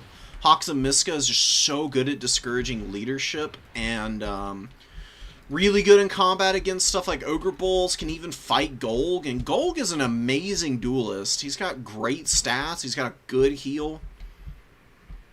Infantry focused in terms of his specialty, but, you know, I mean, with 65 melee attack at base, you don't mind fighting something like a Frostworm, because they do have fairly low melee defense. You can work your way around it for the most part. Little Grom is really devastating against Ogre Kingdoms, because most of their units are like monstrous type of foes.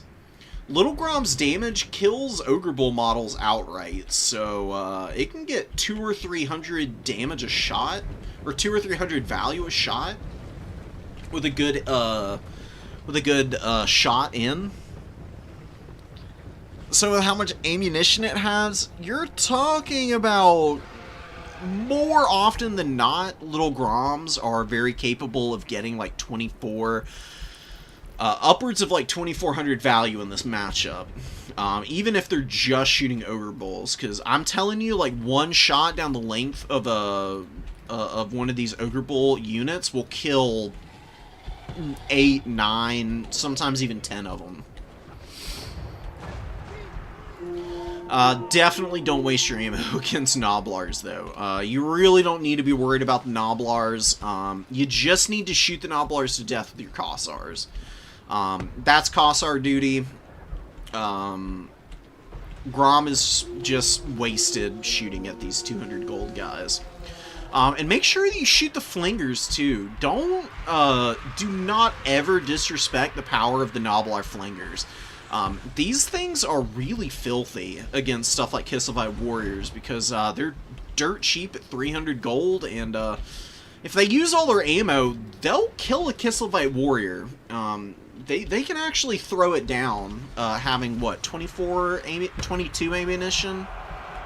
Fairly quick firing every 9 seconds as well. The other thing you need to be careful of, Little Grom being a million miles away, can actually run into some issues with finding good targets.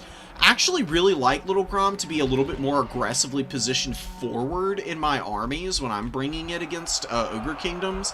Because Little Grom can, like, point-blank units, and do it very effectively. You can just shoot guys that are right in front of you and roll them. It is really awesome. Beautiful Burning Head. Oh my goodness, they've been so well positioned by the Firebelly. Firebelly, though, does not want to scrap the Ice Witch. Ice Witch is going to eat this guy for breakfast.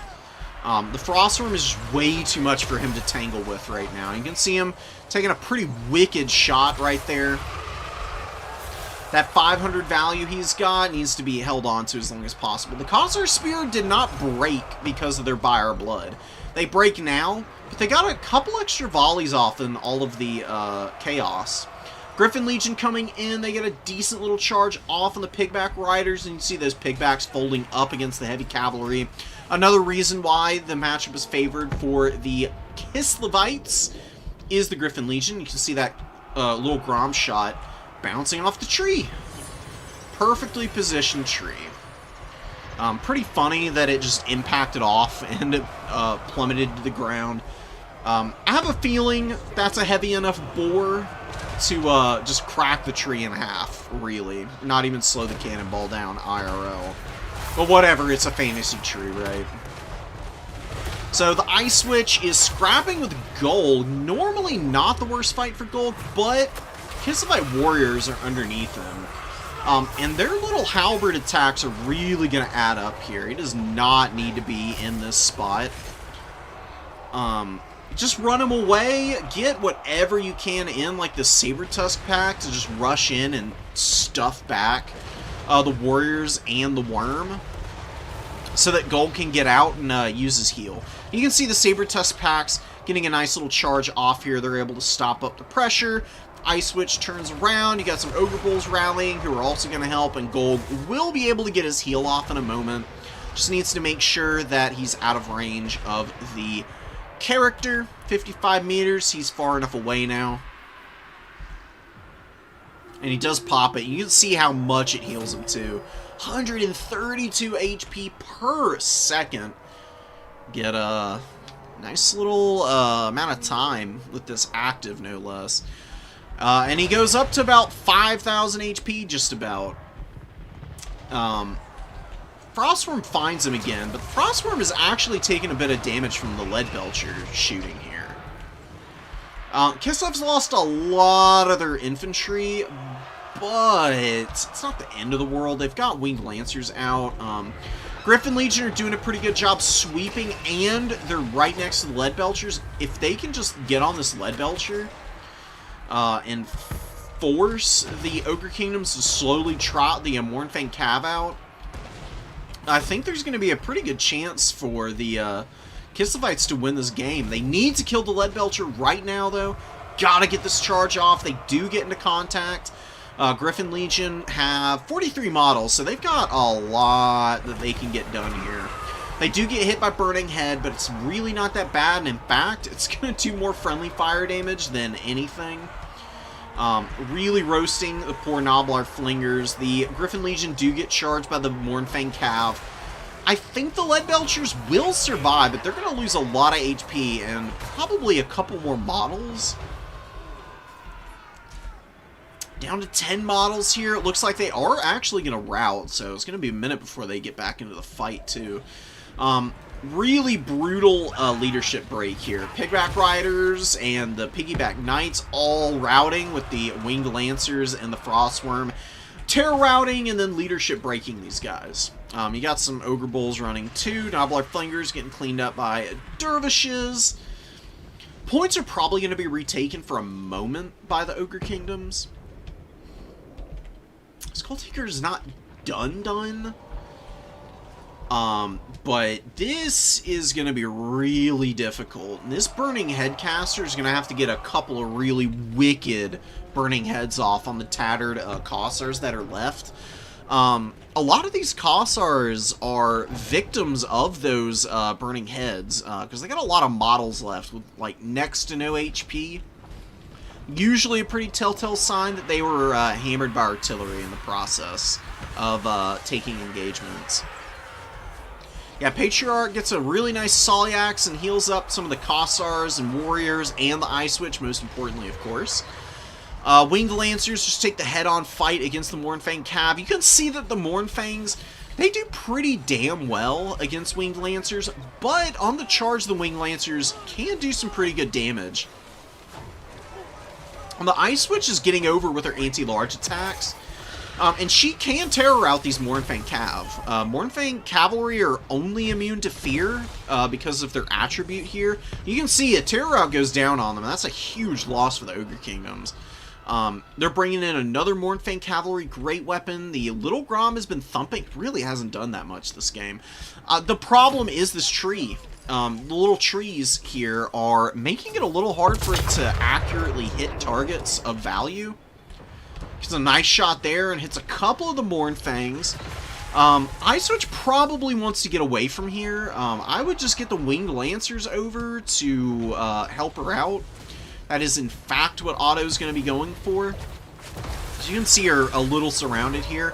Oh, and a beautiful little Grom shot, taking 3 Mournfang Cav off of their mounts, and immediately jumping up to 1100 value with just a few good shots. It was at, what, 600, mind you, so 500 from a few shots. Beautiful Burning Head, by the way. Exactly what was needed here. I think a little too late, though, especially with the little Grom being online. And your Mournfang Cav got 200 value. Ouch. You need a lot more out of those guys. Gold commits himself. He's about heal capped. He is not going to beat the Ice Witch and the Patriarch here. It's already a pretty tough fight against the Ice Witch alone. And the Patriarch is going to be really good buffering, and you're going to see the Ice Witch get a few shots in here with the bonus versus large, probably. And Golg's going to run off the field, I would bet. He's ITP, so he can't Terror out, but his low HP is not doing him any favors, and you can see him really struggling right now. Hawks of Miska goes down, not doing a whole lot of damage necessarily, although the Ogre Bulls are getting pummeled. I think more of that is the Winged Lancers, though, to be fair.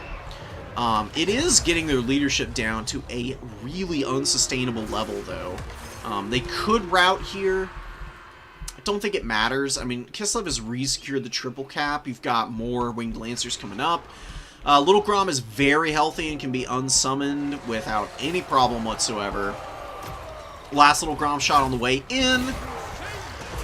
And gets a couple Ogre Bulls here. Oh my god, I got like half the unit just about.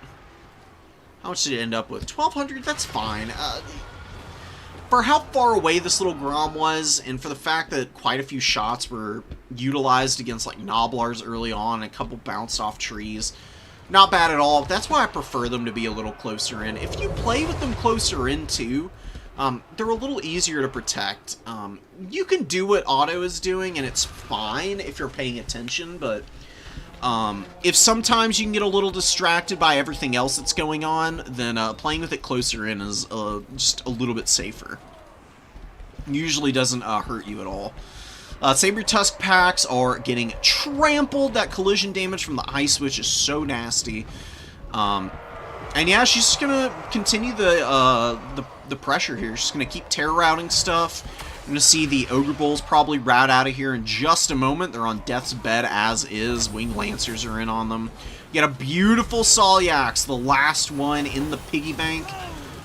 Ice Witch is gonna be getting up to what, like 3,600 HP, a little bit over.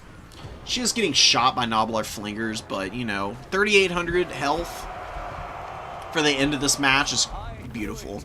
You can see a tap out here from the Ogre Kingdoms. Skulltaker was doing pretty good. This is, like I said, pretty tough for Ogre Kingdoms, and I think... I don't know what you do against Kislev, to be quite honest.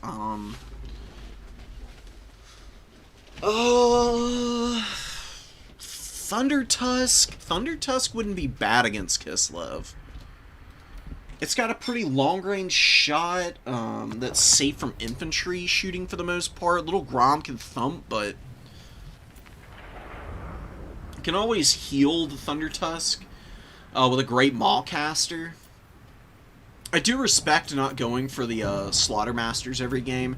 Actually really loved the Firebelly play from Skulltaker here. He did really well with it. Kind of showing that you don't have to just go all in on your Slaughtermaster picks for the Ogre Kingdoms. You can be pretty flexible with them. Ogre Kingdoms have some really great units and Lord options. You got the Slaughtermasters, but really Golg is just a great combat character, and we saw Greasus even get in there and do some good damage. Greasus can win against factions that don't have really good shooting, so, you know, you can mix them in there every now and then. It's really good, blob supporter, because of all of his buffs and debuffs. see how many he has. Crazy. I mean, Standard Ground, Cash Cascade, everyone has their price. I mean, just delete your opponent's stats, and then you can all in on defending your own guys. Very blobby games. Greasus is good. Most of the time, you get a Slaughter Master, though, because you got really good lures here. Heavens, Death, Beast, and Maw. All A-tier lures, honestly. I don't think there's any one lore of Magic that's, like, overpowered right now. Shadows is probably the best in general. It's a little bit of a shame you don't get that for Ogre Kingdoms, but, you know, you can make do elsewhere. And you get the Fire Belly when you need the Fire Magic. Which can get a lot done. I mean, this guy's really not that expensive at 1,000 gold, and he's got a lot of HP. He's not the worst melee combatant ever, either. Like, he's certainly not incredible, but just being able to run around and throw down the 430 weapon strength, 48 melee attack can be really nice in a pinch. And you can heal this guy if you've got, like, a Meat Feast or something. Kind of hard to get that against Kislev, though. Kislev is just really well-tuned for withstanding pressure from the Ogre Kingdoms, typically.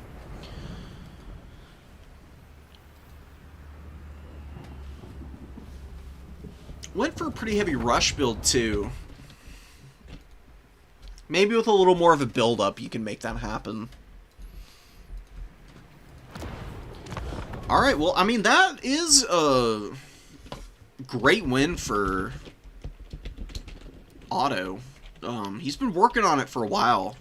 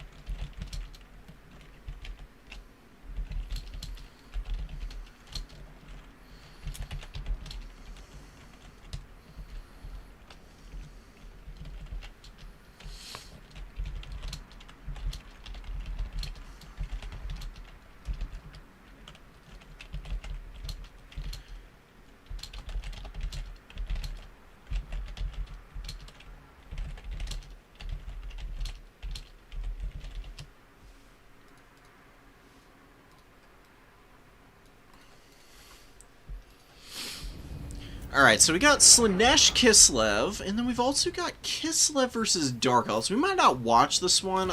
We'll come back to that another time. Let's see if we can find a matchup that we haven't. We've seen a ton of Kislev already. I would really like to see something a little different from that. A lot of Kislev, man.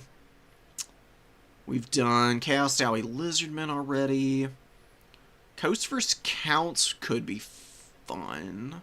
Saw that earlier on stream, though, in our, Ooh, here we go. High Elves versus Tzeentch, actually. This is the matchup that we're looking for. Okay.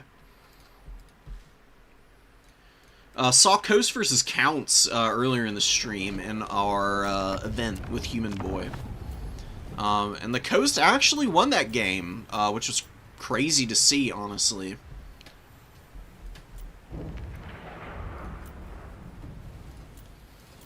Okay, get rid of this and this. Just watched this. We've got two interesting games here. I just want to go over Slaanesh Kislev, because Kislev can fight Slaanesh. Wait, hold on. What? This is the game against Klug.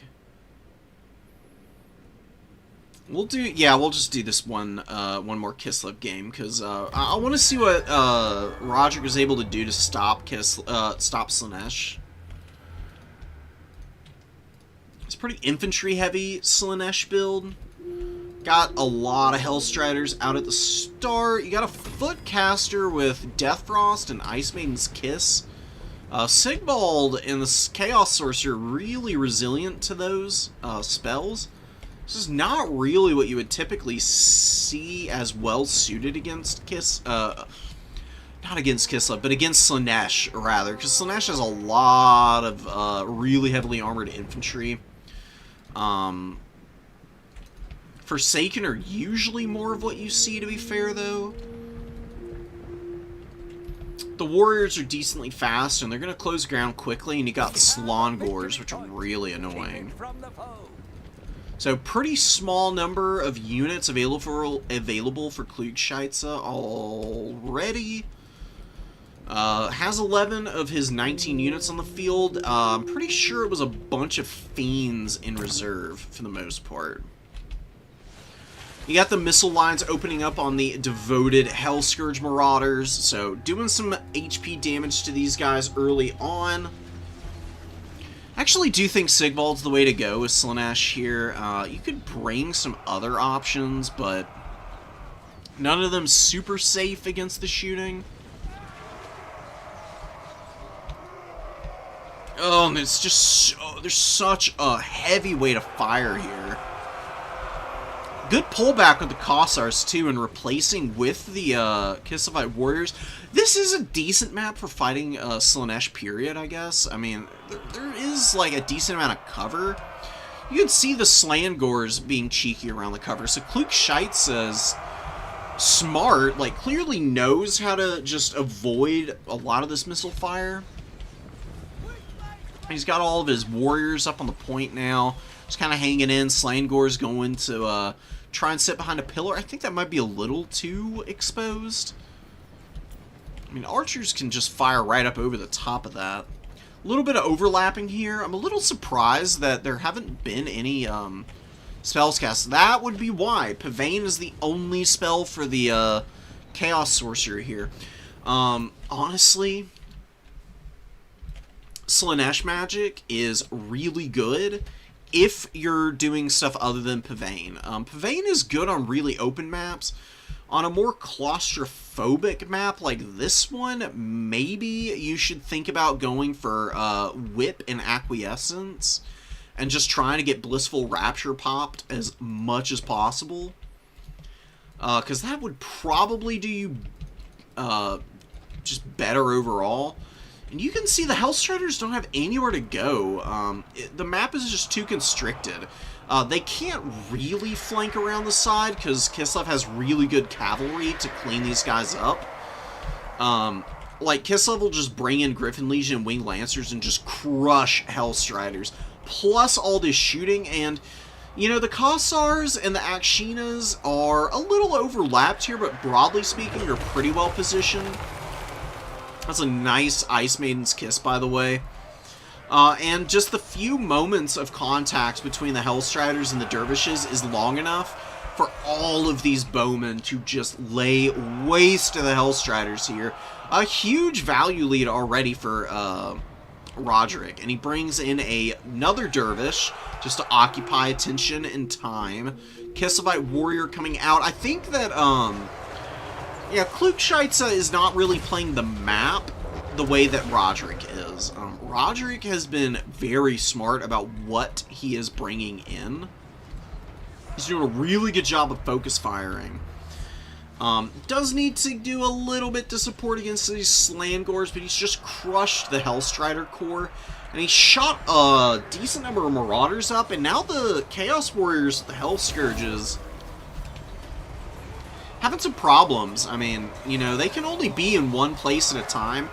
As they're engaged in combat as well, they lose the Silver Shield benefits. And, I mean, 1 damage is 1 damage, but Akshinas have a lot more than just 1 AP on their attacks. Akshinas actually have 10 AP on their shots, which is comparable to a lot of actual armor-piercing missile units, on top of all of the base missile damage that they do as well. You can see the Slangors have been grinding through Kossars and Kislevite Warriors, but getting worn down before they can finish these fights, and the Incarnate Elemental just run around smacking up armored infantry. It's got, you know, a little bit over 600 value. 700 now, doing some pretty good work at clearing up a lot of those Chaos Warriors. Gonna continue the grind. Mirror Guard very healthy. Slangor over here not doing too bad either. Things in the Woods, though, will definitely be able to help clean up this Slangor unit. Probably save this Kossar. Chaos Warriors with the Hell Scourges doing their best to hold back the Incarnate Elemental. See it firing its weird little attacks out of its mouth. This thing is so creepy. It's a beautiful model. I love it to death. There's only like 2 or 3 stinker-like models. Arbol is pretty haggard looking. Who else is kind of rough around the edges? I mean, Sigvald's pretty basic, but, I mean, Sigvald is just basic, period, right?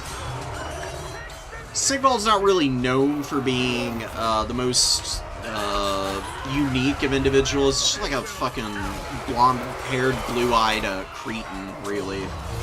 You know? So it doesn't look all that special. He performs pretty nicely and uniquely, though.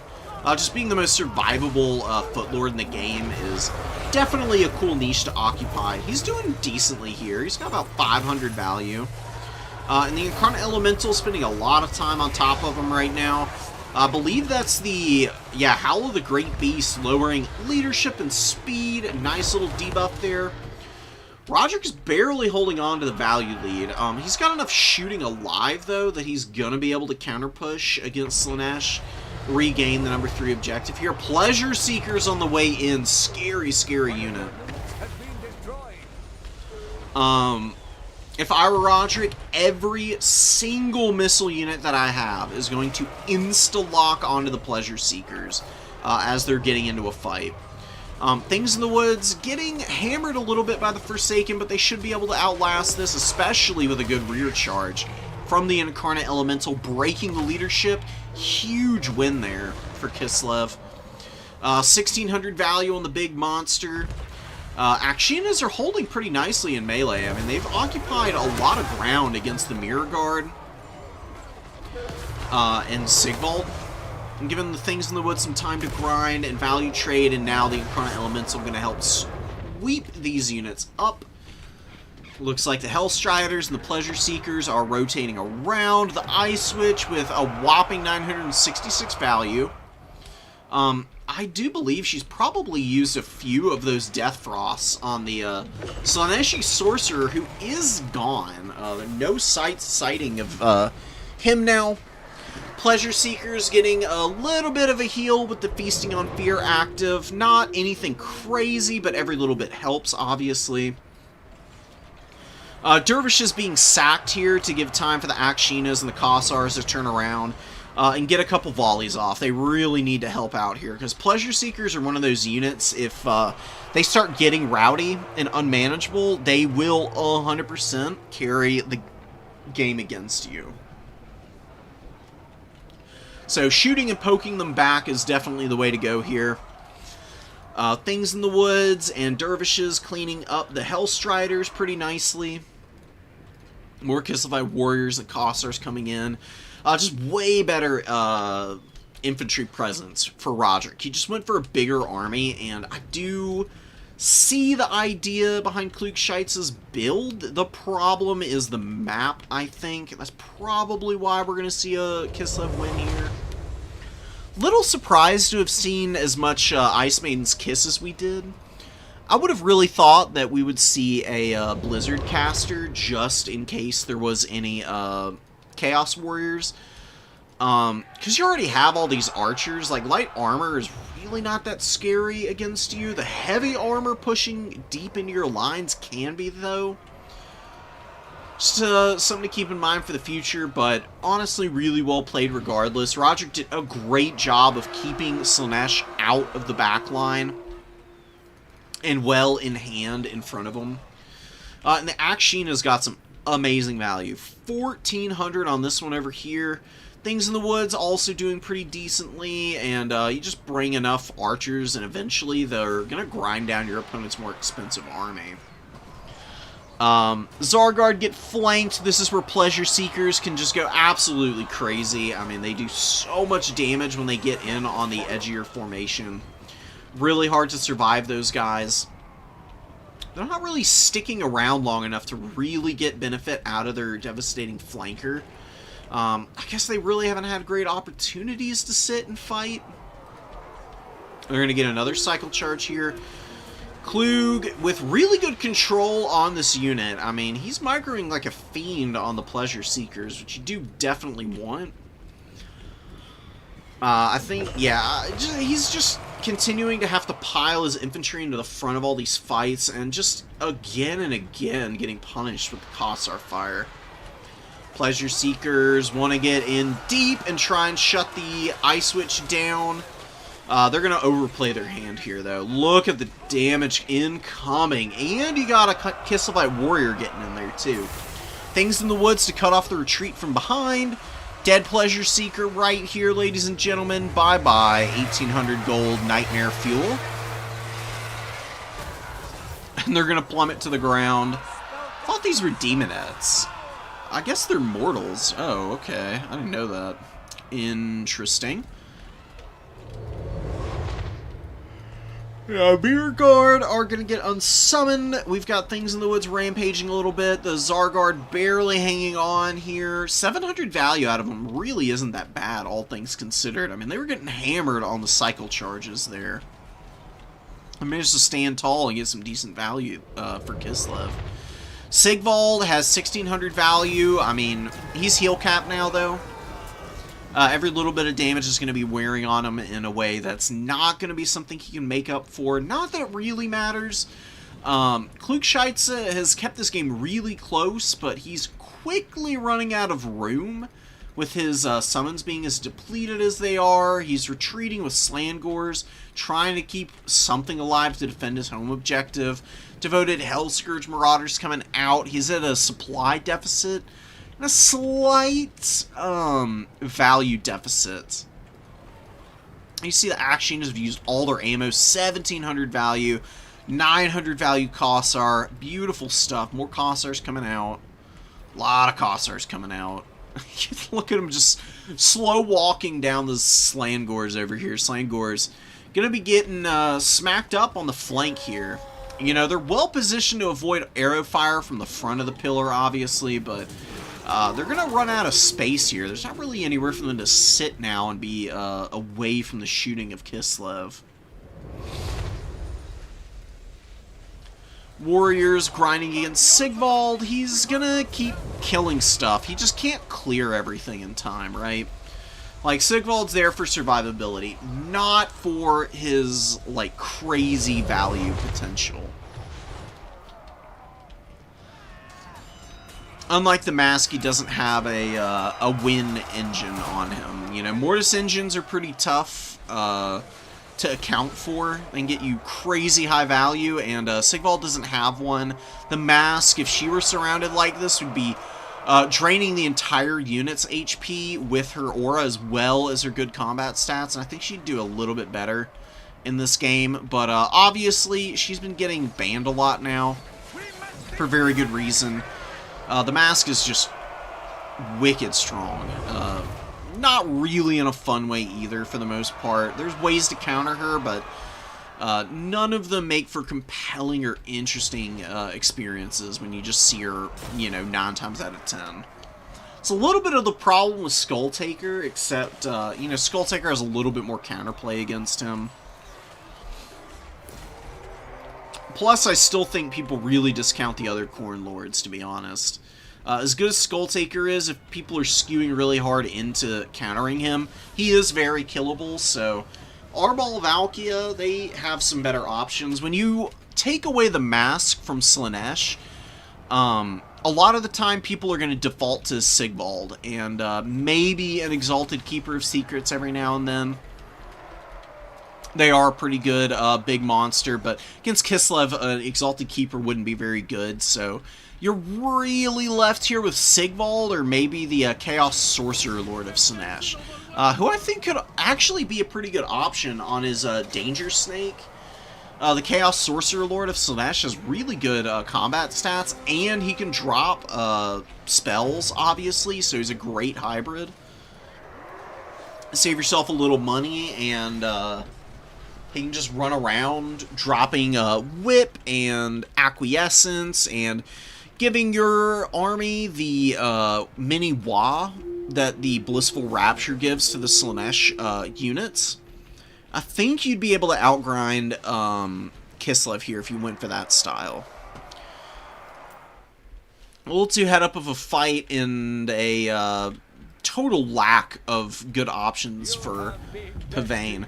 Really close, though. I mean, Slaanesh was making headway on this middle objective. It's just that Kislev was able to grab the home of Slaanesh, and that was a really smart play by Roderick. That 100% guaranteed him that win that he otherwise would very likely have ended up feeling kind of silly for if he had lost that middle objective and given Slaanesh time for one last gasp on the back point.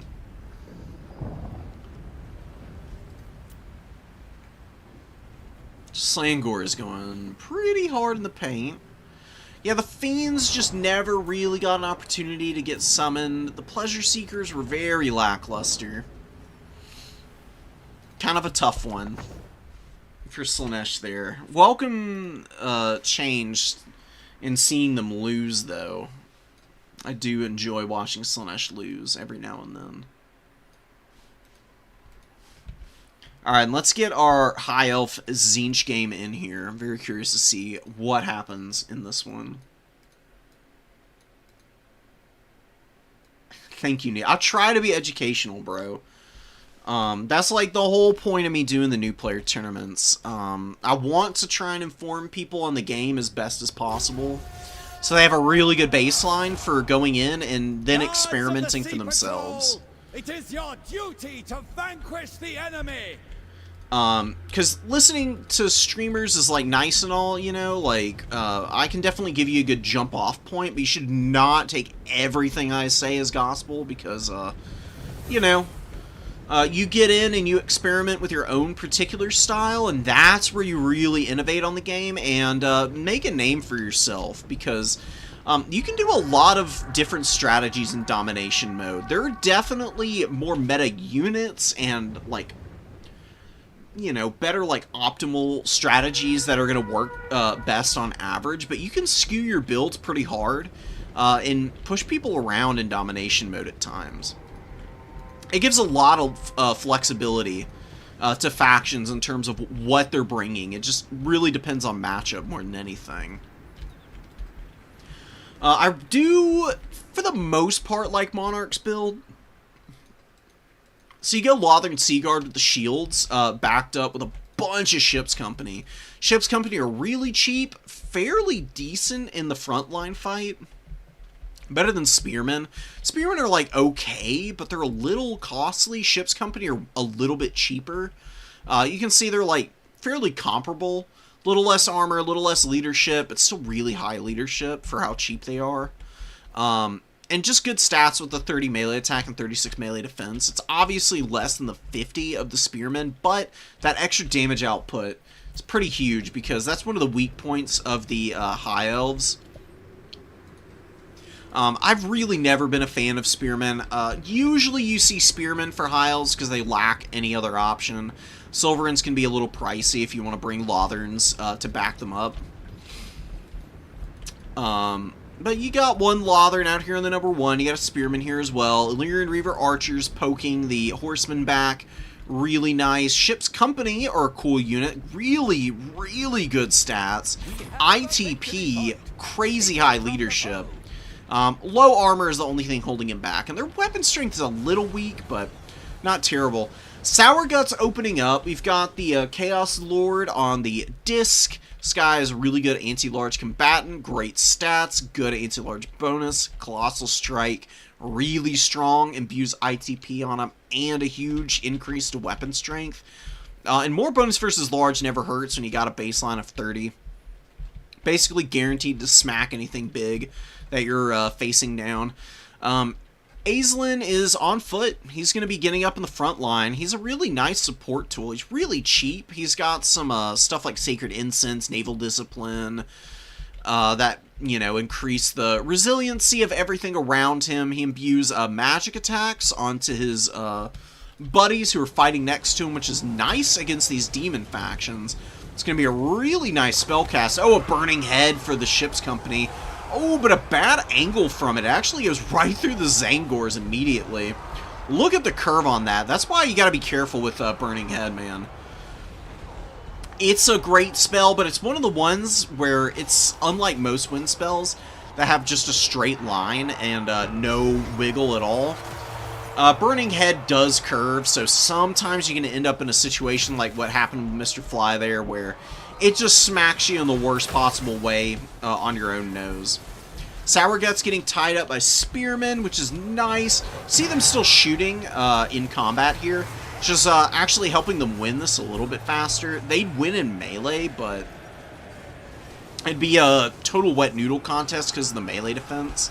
With them shooting, they'll actually be able to self-peel.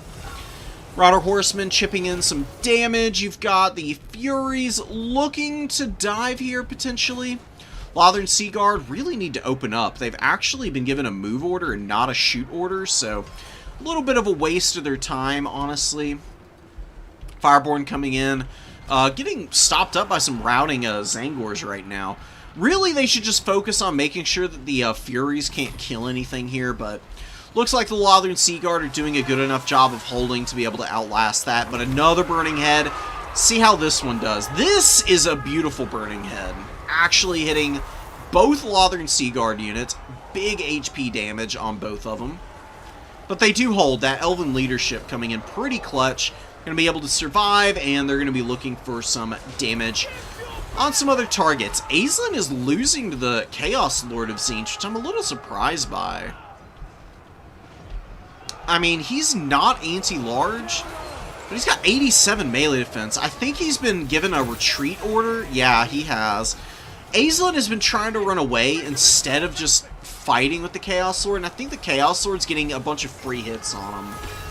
Yeah, Aislinn is just getting smacked up because Monarch is panicking a little bit. You just don't need to run Aislinn away like that. Just leave him to, just give him an attack order and have him just fight as best he can, and focus on bringing in support tools to get in and peel for him. Otherwise, you just take a bunch of free damage on the nose, and you feel really bad about it by the end of the game. High Mage with the Starwood Staff has dropped a really nice Arcane Unforging on the Chaos Lord. He did use the upgraded version, so don't use the upgraded version of this. It doesn't do extra damage, it just imbues a slightly longer cooldown. It's only 15 extra seconds for 4 Winds of Magic. It's not worth it, guys. Just use the base version of Arcane. It's more WOM efficient for what you're trying to do. The extra cooldown is good if you're, like, using it against a caster, maybe. But against a Chaos Lord who's just going around bonking people on the head, you're better off saving Winds of Magic. A Tempest right now wouldn't be bad against him. He is, you know, flying character, so you can hit him with that, and it would be pretty effective damage as well. Illyrian Reavers looking to stop up the Fury pressure. The Storm Riders are out on the field. You got the Centaurs of Tzeentch running around, but the Fireborn doing a good job of hounding them into the line of sight of the Lothern Seaguard, potentially. Lotherns are opening up finally. They're getting a little bit of damage on these Marauder Horsemen. Fireborn a little surrounded. They got a lot going on here. Most cavalry units would be in a really bad spot here, but these guys have such ridiculous melee defense and melee attack at base that, honestly, them getting into this fight, it's not great for them, but they're not going to do poorly here. Give them a little support with some bowfire against the Centaurs, and you can make a full breakthrough here. Tzeentch is a little gassed out. They've lost a lot of Furies. Furies have crumbled out. The Sourguts are going down to an Illyrian Reaver charge. They've been hammered pretty badly. They paid for themselves, but not going to get any extras or freebies. Fireborn continuing to hold. And pop their Primal Roar and hit nothing because, for whatever reason, it activated all the way back here. Even though some of the unit was up in the fight. That's so weird, man. Be careful when you're activating stuff like Mighty Roar, because the way that Mighty Roar works, you know, it activates the same as something like Rage Embodied with Scarbrand, where it's centered on the unit. When it's a single entity, it's centered on the one entity, right? If it's Rahagra's Pride, there's multiple units in here, like multiple entities in the unit, I should say. So when they get scattered out and they're kind of trickling into a fight and they're just kind of all like up on the blue line and there's some like, you know, up in the actual fight on the green, you prop their roar and it'll just miss because the center of the unit is too far away. So you gotta be very good about the timing and know when and where is the right occasion. Otherwise, you end up in a situation where you think you're going to get a decisive blow. That extra leadership debuff would be really huge right about now, and you just miss out on it completely. It's going to be okay, though. They're in a pretty good fight against the Zangors. They've got support with Silver and Guard all over the place. Tzeentch is probably going to eventually lose this fight, just with the quality of units here. Oh, but a Tier 3 army ability for Tzeentch. Oh, my God. He's going for the full nuke on his own stuff here. Oh, no. Oh, my God. Honestly, that's going to be fairly evenly traded out. I mean, the Silverins and the Rahagra's Pride did get hammered a little bit. Rahagra's, being in a monstrous unit, though, didn't take nearly as much damage as all these infantry. I just don't see that being enough for Slaanesh to flip this game. They're hanging in. Like, they're not doing terribly, but they've had a lot of Furies crumble, like I said. That's not reflected up here. Sour Guts went down, which is really bad for the late game. The Storm Riders are just poking away from afar with their bows, very accurately and very effectively. And the Fireborn, a few models left on them. Lyrian Reavers getting a little caught up on the Forsaken here, which isn't great. And Akold is continuing to scrap. He is a great character. He's doing some good damage, but I don't think he's going to be able to swing this by himself. Will the Puremain Company get in here? Alright, I actually like the Puremain Company here. Heavy armor, missile resistance, much better stats than the basic White Lions of Trace, plus armor sundering, which is really damn good. Even if they're not benefiting themselves all that much, they're still lowering armor by a good 30 points. Getting the Chosen down to 90 means that Silverhelm's thumping from the rear can actually put some serious damage down on those guys. They're also hitting the Forsaken too, just because you got a few guys scattered about. Adding the weight of those attacks onto them. And yeah, it's just going to be a full surround here. You just get all your Silverhelms and you just rush in to cycle charge the Forsaken and the Chosen to death. Decent charge here from the Silverhelms. Maybe a little bit compacted. You can see how many are stuck over here behind the lines, not really doing anything. I actually think that one Silverhelm charging from the other side would have been a little bit better. But it's just a really small thing. You can still bounce out with the cavalry if you need them to. They can get away pretty fast. This Fireborn should be unsummoned. I would just try and run them to like the trees or something away from fights and get them out that way. Aisling, he's just doing his thing. Fighting toe-to-toe with those Lotharns, giving them the magic attacks, and the Tzeentch Furies are a decent unit, but they really are pretty terrible when their barrier wears off. They're a little more consistent than like Khorne Furies at actually getting into a fight. They just don't have the same DPS as the other Fury variants, because all they have is the barrier. They've still got good weapon strength and decent melee attack, but it can definitely leave them wanting a little bit. Sour gets back on the field. Silverhelms can just pull out and just ride those guys down. Yeah, you get one Silverhelm going for the Sour Guts to occupy them so they can't shoot. And the Silverhelms here going after the Chosen and the Forsaken, getting a really good charge off on the Forsaken, who are getting hammered right now. Silverhelms have good melee defense. They can sit on top of a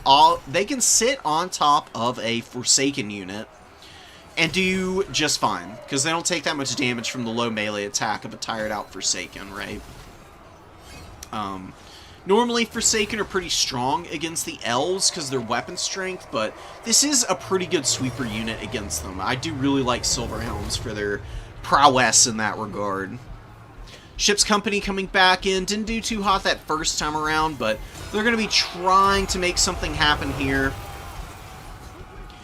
Aislinn is just going to pull back and get away from Akold. No reason to let your Lord get sniped here. Just make Aislinn grind through the Ship's Company, and you'll be pretty happy. You see the Chosen have been doing some work, but they're definitely getting a little haggard here. Sour Guts are getting a little tired out. Silverhelms can turn around and just charge them again. Illyrian Reavers can go back there as well. Another Tzeentch Chosen coming up. Really heavy metal push here from Mr. Fly to try and hold on to these points. Now, it's a really close game on the caps. Monarch is barely holding on to the double. Does a really good job of stuffing back both of the infantry units here for Tzeentch, just to give him time to grind down the other Chosen that's on the point, plus maybe wear out the Zangors a little bit and get up some more infantry to hold the cap. And then he can just maneuver away with the Illyrian Reavers if he wants to. He really should, just to get them out of here. Maybe find somewhere else to go scrap. Chosen with halberds on the way in. Gonna be really gnarly. But Pure Main Company, Company of the Calendarian, they're doing a good job against the Zangors. You can see how low their armor is right now. And a good rear charge from the Illyrian Reavers. They get out of that fight, and you replace the Rahagra's Pride against the Chosen and the Sour Guts now. Rahagra's Pride can actually sit here and grind a little bit. They're going to pop their Mighty Roar. The Sour Guts, really close to breaking. Not quite breaking from that activation. But getting into a position where, you know, they can move forward now, but they're basically on death's bed. Chosen are really going to be fighting alone. The Zangor did break while the Chosen were still waddling over, and we're in a pretty good spot for the High Elves. You can see Aislinn is fighting Akold now with support. Ship's Company fighting with their captain now. Doing some great damage in the grind here. Akold normally would probably be able to outlast Aislinn because of his perfect vigor in the heal from Breath of Life. Makes Akold incredibly difficult to kill in a 1v1. But he doesn't have immune to flanking or anything. So if you surround him with a bunch of AP infantry, Akold can still hang in pretty good, but that's where it becomes a little bit tougher for him. Ooh, and Rahagra's Pride are on him now. They're going to pull out, though, and it looks like they're going to go help the Spearmen against the Zangors out here. Really good heads-up play from Monarch. And you can see the Zangors immediately retreating. They don't want the attention here. They wouldn't really be able to hold up against Rahagra's Pride and some Spearmen, so they're going to go back to the number 3 and just hang on. And it's just going to be an all-in on the number 2 objective now for both sides for the most part. Rahagra's Pride are going to get in here. See them punching through the barrier really quickly alongside the Illyrian Reaver charge. Illyrian Reavers, some great value. Rahagra's, they've been a little less effective. This is their second time in. Man, this Chosen get up on the point, but again, the High Elves have done such a good job of just wearing these Tzeentchian units out one at a time. Akold goes down. That's cap weight that you're losing here. He's 3. Aislinn by himself is representing 3. You've got all these Ship's Company on the point now. How much cap weight do the High Elves have here? They got 5, 5, 5, 15. Pretty beat up other infantry here. Probably equal up to about 5. They got almost...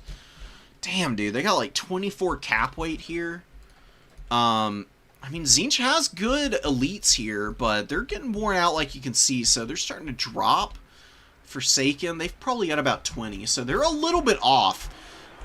If they had Akel, they would actually be about even. And then if they could get like another Forsaken or just something forward. Really, it's been the Lotherns in the late game here, poking with their bows, that have really been making a big difference.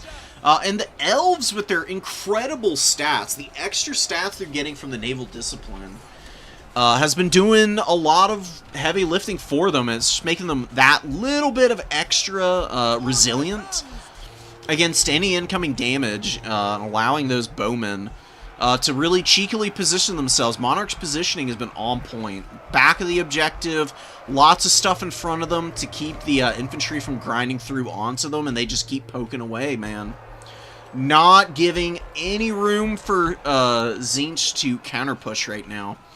Now, the Spearmen here are going to go down. The Rahagra's Pride also going out. Not getting very good value on the Rahagras, unfortunately. But Illyrian Reavers out in the open field doing a good job of keeping a lot of this stuff occupied on the home point of Tzeentch. And the number one, I think, may have been the better bet for Tzeentch. Like, you know, get your Chosen up on the number 2 and just let them grind, but maybe that Chosen Halberd could have come out on the other side of the field and moved up to the number 1. Then you can get some Marauder Horsemen out there and maybe go for a better back cap attempt, perhaps. It's a little painful to leave infantry unengaged on points, usually. Not many factions want to just sit and leave units to do nothing for extended periods. Tzeentch definitely doesn't, because they're pretty elite normally. I think the Zangor could have been used a little more aggressively earlier against the Spearmen that was just sitting on this back point for, you know, like half the game almost. They were just like kind of staring each other down. High Elves do have pretty amazing mobility, but Tzeentch is no slouch in that regard either. I think they could have rallied up enough to be able to get away from all the Lothern Seaguard fire, and maybe open up another avenue of approach. Something to think about in the future for fighting against the High Elves. You want to stay away from their bows as much as possible. You know, I know these Lotherns don't have AP on their shooting, but I promise you, they're so accurate, it doesn't really make a difference. Their AP is high enough that they're going to poke through very effectively against you. You just can't sit and let them get that value. You don't have to aggressively dive to do that either. Like, you don't have to use your Furies to just, like, bum rush the Lotherns. Play the positioning game with your infantry a little bit more. You've got all these silver shields that are wasted in melee combat. You can, like, kind of stay unengaged and maneuver around all of the ship's company and just find more avenues of approach to get around the back line of the High Elves here. And leave the ship's company and have to turn their back to your reinforcement point, where you can then use your Sour Guts, Horsemen, and Furies, and Synagors and Forsaken to kind of sweep in and get better charges in on these guys. Instead of having to go up the pipe against them, you can pull them apart a little bit better and maybe defend your own backline a little bit more with having Illyrian Reavers and Soul or Silverhelms kind of forced into some more mediocre fights instead of being able to just like soul suck you by cycle charging you to death, kind of like what happened with the Silverhelms this game. So really awesome to see that from Monarch. Very well deserved win against Tzeentch there. It's a pretty tough matchup at times for the High Elves. High Elves get wrecked by Searing Doom and Burning Head alike. And, I mean, the Burning Head was a great choice here for how lightly armored the front line was. It just couldn't make up for the spell resistance that Aisling was giving to quite a few of these units with the Sapphire Guardian Phoenix. Add on to that, there were some Appos. I'm sure a few of these infantry got hit by that. And just, you know, cheap, quality, reasonably available. And a high elf grind victory is a rare sighting.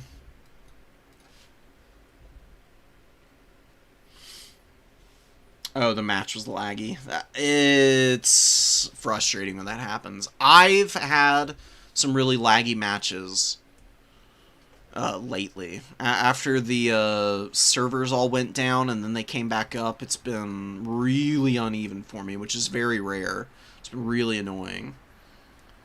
So I feel your frustration on that. All right, guys, we've been going for so long now. I'm gonna end the stream off here. I really appreciate everybody who showed out today. Super awesome.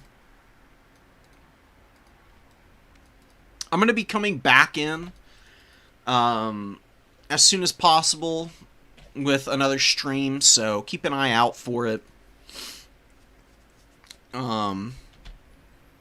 Until then, take care, guys. You know, it's a pretty crazy world out there. So, you know, look out for yourself and look out for the people around you who matter. Be good, you know.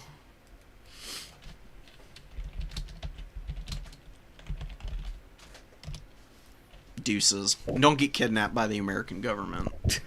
That's my last piece of advice, you know. Do your best not to. Don't want to know where you end up.